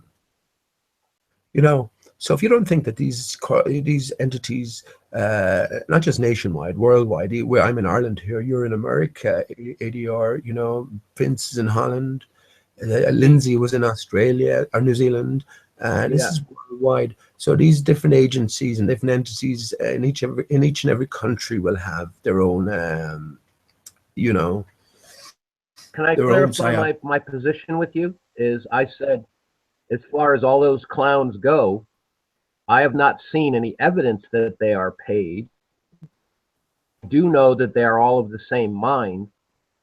And I do know for my own reality that according to my mind, that they are all damaged individuals because they cannot see what's plainly in front of their face. Well, that's why Pete doesn't allow them in here anymore. That's why they sort of branched off. That's why Ed's channel is on its last legs, really. I went over there briefly yesterday. There was nothing happening here. But Yeah, it's like anywhere else. You have a collection of people. Some you'll be able to talk to easier than others. But yeah, there was no one there. There was no one there. And I heard somebody talking about Hillbilly, and how if he was face to face with Hillbilly, he would do all these horrible things to him. You know what I mean? And that included cutting off limbs and body parts. But all for his stance and his investigation into Sandy Hook, which is clearly on the face of it a fabricated affair. So this guy is too smart to know that, or to not know that. So for him to take this position and stance is completely unreasonable, which is what they all do. So why is that? Now, why would a genuine investigator, a man who is just out seeking truth, behave like this? Well, then your answer is no. I haven't seen any evidence that they've been paid either, ADR, but I know from what everything tells me, every sense of mine tells me that they're not doing this for nothing. They are paid. There are PSYOP departments out there. There is money invested in protecting truth. Again, I could expand. I think there's a greater game going on, but that's something else. But at the very minimum, you can accept that these people are paid, but I'm absolutely sure that they are. You know. Not all of them, Jeremy. Well, how can you be absolutely sure if you have no proof? That's a conundrum there. I can't logically understand that. Well, I said on one, was it maybe the hangout just ended last year when things were a bit calmer, and Mark Taylor is quite funny actually. They're all quite funny if you realize that they're all playing a part. One thing they know is each actor knows the other is acting. Again, I'm just speaking from my own thoughts and my own realizations, but I did ask Mark Taylor after one of the hangouts went out, what are you on for doing all this, Mark? 50 grand? Because let's say he spends 10 hours a day either in the chat texting or online talking or whatever, on air talking. That's still 10 hours of his time, so he's going to be on a fixed rate or whatever. And I said, what are you on, 50 grand? And he said 50 grand. That was in the 80s. So, yeah, but wait a minute. No How do you know that he's not enjoying pulling your leg and going along with your to be, I don't want to be mean about this, but it's a lesser form of paranoia when you think you know something but you got no absolute proof. It doesn't rise to the level of a psychosis. Oh shit, I can't remember the proper psychological term, but it's like an affliction, but it's not an overwhelming thing. And how do you know that Mark Taylor wasn't just pulling your leg and going along with started and expanding on your own story? I mean, there is, as I said, there is no evidence. How do you know? But hang on, how do you know that there is no evidence of proof that people are getting paid? I would need to see a check stub, and I would need to verify the person's. So you have you suspicions that some people are paid? I'm not ruling it out at all, Pete. I mean, everything is on the table until it's removed from the table. No, but hang on, that's a bit wishy-washy, or you think, are you certain that there are people who are paid? Are you certain they're not? You're open to the idea until better evidence comes. Let me clarify my position as much as I feel comfortable to do. Sure. I have no doubt that somewhere at some level, money is changing hands for services rendered. Clear on that. Okay. Now, as to the individuals that may or may not be getting paid, I have no direct evidence. Well, you can see how that leads to a difficulty in the sense that if you're dealing with these individuals, and let's say you're coming from my point of view, and I'm sure that they're paid, and you are given the benefit of the doubt, you can see difficulties definitely. No, Pete, I'm not giving anybody the benefit of the doubt. I run on logic, evidence, possibility, and probability, okay? The probability is very high that they're getting paid. The possibility is very high that they're getting paid, okay? Have no direct proof, brother. I That's know all that. I'm trying to So I'm with you on that one, Dan. I just told you I don't have any proof either. Right. So, but so when we I am, go, I so am what not going to make claims. go with Pete, possibility. I'm not going to make claims without proof. Well, all we can go on is All I'm possibility. saying. What claim can you make, Dan, that you have proof for?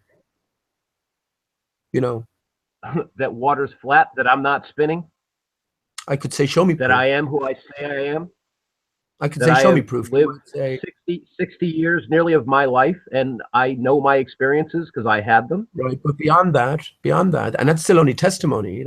We have to take your word for that.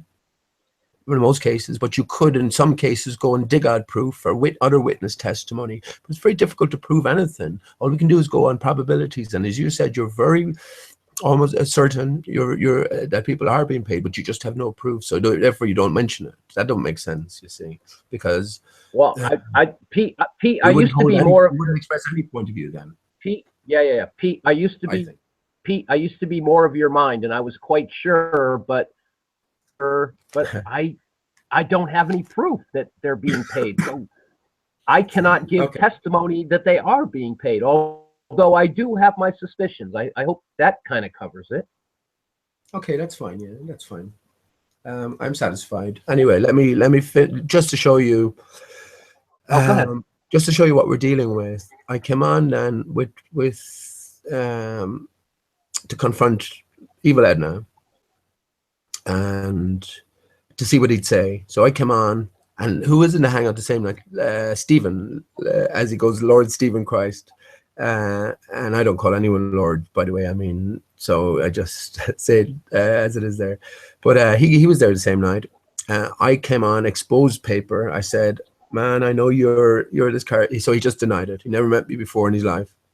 So now just chatting, I explained the situation. Things got a bit heated, a small bit, because he had to deny everything, you know what I mean? And I was certain it was him, but he just denied everything. And he knew that I knew, you know what I mean? So he's just playing his role. He denied everything. But as I did this, then he came out with the fact that he had terminal cancer. And I'm laughing. And this is just the way it goes. Anyway, coincidentally, just after I outed him, he tells everyone he has terminal cancer, and he spins a yarn that he had 8 months to live, and then he found out he had 4 months to live, and all this sort of stuff, and that's why he's on here. But it's all, from my point of view, it's all a yarn. But when you tell people this, people don't know what to do. They have to take such a serious claim seriously, you know, because they can't imagine the type of mind who would make this false claim. Even if they had suspicions, they have to give the benefit of the doubt. But I didn't. I was having none of it. So, I mean, I was painted the bad guy again from the start. But he's still alive now. What is it, 8 months later? Still on forums, still, you know, bothering, spending hours trying to convince people that they're retarded for considering the flat earth. And again, still holding the opposite character to the character that I was accustomed to. But that's the type of stuff that you're up against here. And sure, I told you myself, I can't prove anything. I can't prove jack shit about the man. I don't know anything about him. ADR. Never seen his face. Don't know his real name. Don't know if I fucking wanted to trace him. If I had to do, I guess I could make an effort, but I'm not fucked. I'm not bothered. I just, in my own brain, I know I'm dealing with an adversary here, and I don't need any more proof than what my own encounters and my own senses tell me. And all of these guys hang around together then and back up one another on every conspiracy topic. So this is all the different stuff I've been going on, and we'll never have proof of anything, but I'm happy enough that it is the case, and we do well to recognize that it is the case, you know. Well, I would like you to show me a pay stub at some point, but okay. No, I know. You know, just to play devil's advocate, because I like putting myself in trouble in the tar bucket all the time, is no trouble. They have exactly the same view of us that we have of them. Back each other up, and that we have phony evidence that we're passing off as real. We make that claim against them. And they even claim that people like Mark Sargent and Patricia Steer are paid agents. And it might very well be. It might very well be. One thing I will say is, anytime I've done these any of these type forums, or up to and including this present day, I am speaking as individual. And anytime I have been on, and like Pete here, and I'm not sure about yourself, but we've argued against 5, 6, 7 people at a time, them all acting as a collective, you as the individual. So again, it's a contrived effort, and just from going through all those experiences and being called every name under the sun, you know what I mean? But I've been able to bear it because I'm aware of the game. You see, I know that each of them know each other, going back some, different relationships, but going back sometimes years, and each knows the other is playing a role. Now whatever the greater picture, you don't need to go there. I don't need to go there. Just need to understand that basic level. And Jeremy is of the same kind, and so is Tim Osman, and so are many others. I said it before, the place is infested. Flat Earth is infested. It's only the biggest thing ever, Anthony. And if you haven't been through the traditional 9/11, traditional inverted commas 9/11 awakening route, in other words, you find out different levels of truth, and then you're on forums trying to find out, or tell people the truth, or find out more about whatever. If you haven't gone through that, well, then you mightn't get a grasp so much what I'm talking about. But it's the same. It's just a different forum that they moved on to. Now is the audio forum here. Before it was the written, and these forums now, the written forums are sort of dying out. I see it as well. They're becoming irrelevant, and more people are listening into these type of communications. But if we think that it's not going to be controlled, I mean, it's crazy talk. Again, Flat Earth is only the biggest conspiracy ever. So there's going to be, and sure, we can't prove anything, but I'm not going to fucking suppress my true thoughts and things because I can't prove something 100%. Well, no, Pete, no one's asking you to. It's just that, Pete, what I'm aware of, just as a side note here, is both you and I and the Brits and the Scots all speak English, okay? Can almost not be further from the truth, because other than a base vocabulary, we all have our own idioms and thoughts as to even words. Before I got active on the internet, I thought posh was something other than what it is. So a lot of it, even though we're not conscious of it, gets lost in translation. What did you think posh was? Posh over here was like well-to-do, but over there you guys kind of like thumb your nose at it for the most part, because it is well-to-do, overly well-to-do, I guess. No, it's the same here, man. Well, no, posh is something that we aspire to here in the U.S. if you're within the American Dream Society, which I'm not, but yeah, posh is the same here. It's not something, I wouldn't say it's something you don't aspire to, but it's sort of like a class distinction, you say, or they're the posh people. Right, exactly, Pete. And that's my whole point, is that our different dialects of the English language cause a lot of misunderstanding and non-clarity. That was the whole point that I wanted to make. Yeah, but you didn't explain it at all, because our definitions of posh are pretty close. Well, they're not, but okay.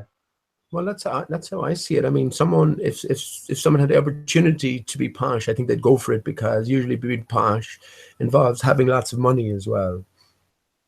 So okay, well, here's another example. Funny. Normally call a friend a mate. Okay, a mate to us is more restricted to your significant other. You know what I'm saying? Yeah. But that's just. I know, but it is. That's the point. We don't in Ireland here use that too much. That's more an English thing. Yeah, well, there you go. But I mean, I have to talk to people in Australia, which is really messed up. I have to talk to people in England. I have to talk to people in Ireland. I have to talk to people in Scotland. And it's just the little subtleties of language that makes it extremely smooth and well understood get missed. Well, And let me put it this way. I just wanted to generally bring that point up. I mean, Yeah. it doesn't cause an impossibility, but it does make it a bit more difficult, is all I'm saying. Yeah, no, yeah, okay. We can accept that, and there will be minor problems, but that's all I consider them, minor problems. But let me put it this way. What percentage certain are you that the Earth is flat? What percentage am I? Yeah, you can't say, I don't think you can say 100%. No one can ever say 100%. As we just talked about the honeycomb model there, that would mean that the Earth, even though flat locally, as a whole, you have to redefine what you mean by the word Earth, and then it potentially could be spherical in shape after all. And imagine it was something like that. That would justify the lies of these ballers somewhat, wouldn't it? I mean, if it was... Well, Pete, what I always tell people is that from my 2 years of looking into it and my own personal observations, that it certainly appears to be largely flat with bumps on it and holes. Okay, can you say the same thing now about Jeremy? Well, I'll phrase a similar statement. That he's largely flat with bumps and holes? No, I'm talking about in terms of degree of certainty, and Jeremy and paid included terms. Yeah, Pete, because I live in my own reality, like what I think is the most important thing to me, and I'm sure what you think is the most important thing to you, and everyone else has their own, Sure. any given topic, and that's as it should be. And we also share what's known as a common reality on things that we can agree and identify. And I have had personal, what I consider in real life to a point, Jeremy, okay? And I have to tell you is that I had Jeremy stunned at my ability. There was a certain point in the conversation after about an hour and a half. It was a 3-hour conversation where I was thinking Jeremy's thoughts before Jeremy thought his thoughts, okay? And poor Jeremy is sitting there stunned and shaking Jim to keep speaking because he's going, how do you know what I'm thinking before I think it? And I says, well, because I've modeled how you think. Basically, after an hour and a half worth of conversation, were you? I knew what he was going to say before he even realized what he was going to say. Were you both naked? Dude, what? Did you come up? That's one thing. I bet you never said. Hey, hello guys. I'm sorry, I just came back. Hi, Vinny. Hi, Vince. We were just talking about the possibility of ADR and Jeremy being naked as they had a deep conversation. Oh, come on. Don't talk about it here. Well, guys, I'm not sure how long we got, but I already fixed the next hangout. So if this one is over, we're going to jump over. I'm a little bit busy, but yep, I made it on time. I see. We're still live. Cool. Okay, you're the great. best, Vin. Thank you. Next event will come up when this one is over. But I'm a little bit busy at the moment, so please Enjoy shout. yourself, I can hear you guys when it's off air. Just say, hey, Vinny, and then I start the other one. All right, so we'll swear at Vinny when it goes off. Okay, cool. Anyway, Pete, it was a wired telephone conversation. My home phone, which is what I took the call on, is just a very simple wired phone. I do not own a cell phone, and it was not over the internet. It was before I got active on Skype. There's no chance of any pictures, so it was merely mind to mind. Oh, really? How did you?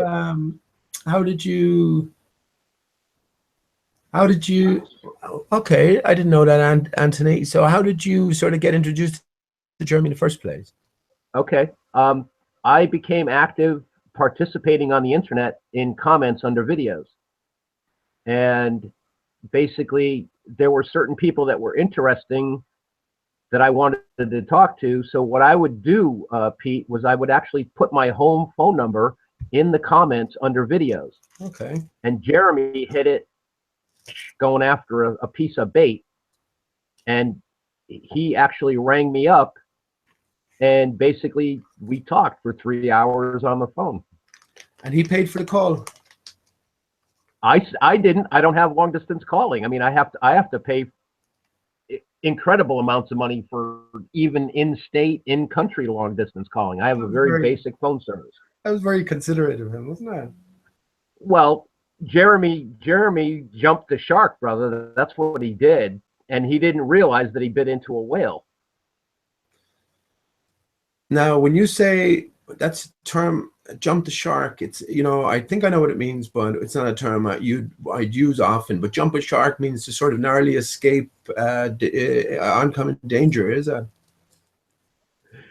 Yeah, if you jump the shark, it's basically like you think it's one thing, but you basically self into something that you realize you can't deal with, such as a shark, and the shark will eat you. That's basically my understanding of jumping the shark. Is you can't ride a shark like you ride a dolphin. How's that? But why would you jump? No, that hasn't made it any clearer at all. Okay. Basically, jumping the shark is merely a slang for decided to come up against somebody that we never decided to go up against. What's your term over in Ireland for that? There's nothing springing to mind now. I'd have to have a think about the concept, because I'm still not understanding the concept completely. Well, here's what it is. Just picture this, Pete. You're out in the ocean and you're fishing, right? And you're thinking you're going to be fishing for a certain type of fish, right? You know, something good to take home and grill up and eat and all that kind of stuff, right? Yeah. Somehow a freaking whale got a hold of your bait. Okay? Now, not only are you not going to be taking the whale home, taking you home, because the whale has just taken control of your little skiff or dory and is dragging it out to sea. Okay? Yeah. So in your arrogance, Gem Panda, what he did was he called me expecting to wipe the floor with my flat earth ideas. What I did, as a matter of course, is like just being a decent person.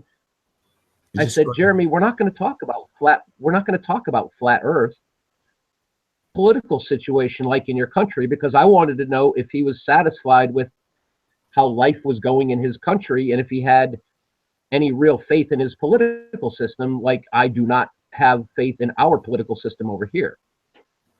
Wasn't that the whole purpose of the conversation in the first place, or why he rang you? Because he wanted to talk about flat earth. Yes, he basically took the whole bait, hook, line, and sinker. But we did talk about flat earth at the end. Why would you? I wanted to get to know who Jeremy was before we got into any conversation, because I needed to know how he thought about things. Just like Pete, if you meet somebody on the street, you're not going to start jumping into controversial subjects that you have no idea that this person even cares about. If you meet somebody on the street, you exchange niceties at first, and then you inquire about, okay, well, who are you? This is who I am. And then you get into another level where you go, well, this is what I think about this political situation. What do you think about yours? Because you live in a different one. And then, you know, we go like, okay, so, you know, what's your living conditions like? Are you happy with what you're living? How's your job? Do you like your job? Okay. You get to know somebody before you take the bull by the horns and start wrangling with them about abstract steps. But then you go back to flat earth. I mean, that was the whole purpose of you leaving a comment in the first place. So of course it was. So what do you mean? You're not going to? So he rings you up. You won't talk about flat earth. You talk about different things. Get to know each other first, and then we talk about flat earth, right? And did you do that? Yes. And how did that work out for you? Well, Jeremy was so sure of himself. He says, "Oh, so you don't really believe in flat earth?" And I says, "No, Jeremy, I absolutely do." Okay. And so that was another one of Jeremy's 10 or 15 second like personal timeouts. He's going like, everything this guy told me led Jeremy to conclude that I did not believe in a flat earth concept. This was all in Jeremy's mind, okay? So that prompted Dave Hinkle. I'm confused on the shark thing. Okay, I'm an idiot. What can I tell you? Thanks, Charlie, and thanks, Dave Hinkle, and everybody else that wants to correct me. About what? And then I did a peanut butter commercial. Did you? No, I'm just reading comments while I'm talking to you, Pete. But anyway, I actually had a very pleasant conversation, and well, let me ask you this then. Have you affected Jeremy's point of view on any topic whatsoever, in any way whatsoever, since you began talking to him, or I don't know how long you continued that? No. I had one phone call with him, and I've been asking him to call me for the last year and a half so that we could continue, and he will not call me. Why not? Did it end badly? Was one of you naked? Pete, what is this? Are you trying to be funny? Yeah. Jesus.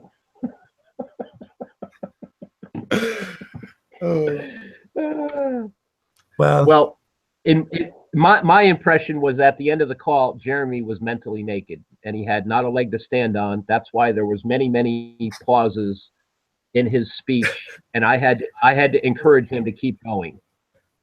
So he was at the end of the conversation. He was a naked, disabled man. Mentally, yes. Mentally, Pete. Oh, okay. So yeah. he had a physical leg to stand on, not a mental leg to stand on. Okay. Dude, I have no idea. And beyond that, the great difficulty when it comes to having conversation with diverse people is that we really don't have a clue who anybody is, and that's the virtue of us, myself, and yourself talking right now. Is I'm getting slowly a better understanding of who Pete Shea is, as Pete Shea is getting a better understanding of who Tony Russo is. And when you think about it, and I've asked the question before, think about the friends you have in your life and how you develop those friendships over time. You don't enter into any friendship easily or lightly. No. Yep. And this is even how would you say it? Oh God, I'm after it. This is a new format, right? So there's no obligation on you in any sense, and that's on the individual in any sense to be friends with anyone. You know, there are millions of different individuals and different personality types out there, and you can use your own criteria based on your own life before you decide who to make friends with on whatever level that you do. We've all been taken in and been betrayed by internet friends in one form or another, you know, the people who you thought were on your side suddenly turned out not to be. But we like to think that we don't behave like that. And you talked about them talking about us. No, it's not quite that simple. Like they can say everything that we say about them, about us. No. We have been involved in open, honest investigations for the most part. We're asking the questions that haven't satisfactorily been answered and which can't be answered, and they're defending as a collective an untenable position on not just one topic but many other topics as well. So yeah, you just have to realize that is the nature of this arena here, the internet arena. Many of us spend many hours doing this, you know what I mean, in isolation, I suppose, as well.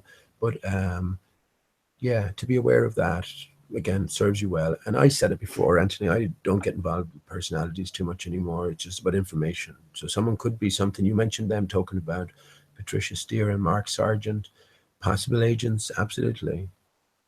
Yeah, can't rule it out, and I won't rule it out. But that's fine. That's just me. I'll always say as well, if we consider there's a bad side, is there a good side? You know, there could be. So who's working for who, or who could be? You know, you've got to incorporate this into your thinking as well. And that's one man or one woman's journey, one woman's processing. And I guess there's so much of our thoughts that we don't share with anyone, you know, because you might feel the need first and foremost, but also because it's not anyone else's business what your thought process is, you know. Exactly, Pete. Well said.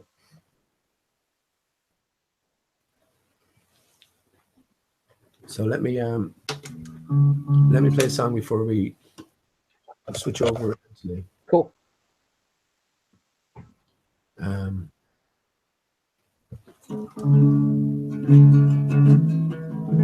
Let me just get up the lyrics.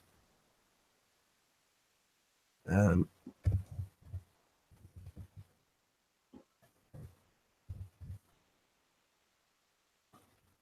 I hear singing this the other day, and I realized I hadn't sang it in years, but it's only a quick song.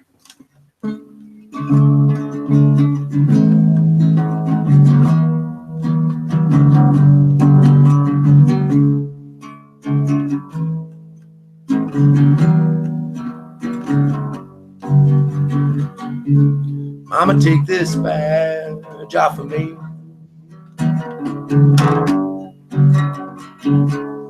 I can't use it anymore. It's getting dark, too dark to see. Feel like I'm knocking on heaven's door. I'm knocking on heaven's door. I'm knocking on heaven's door. Now I'm knocking on heaven's door. Feels like I'm knocking on heaven's door. I'ma put my guns to the ground. I can't shoot them anymore. A long black cloud is coming down on me. Feels like I'm knocking on heaven's door. Now I'm knocking on heaven's door. I'm not knocking on heaven's door. Now I'm knocking on heaven's door. Knocking on heaven's door. Mama, take this badge off of me.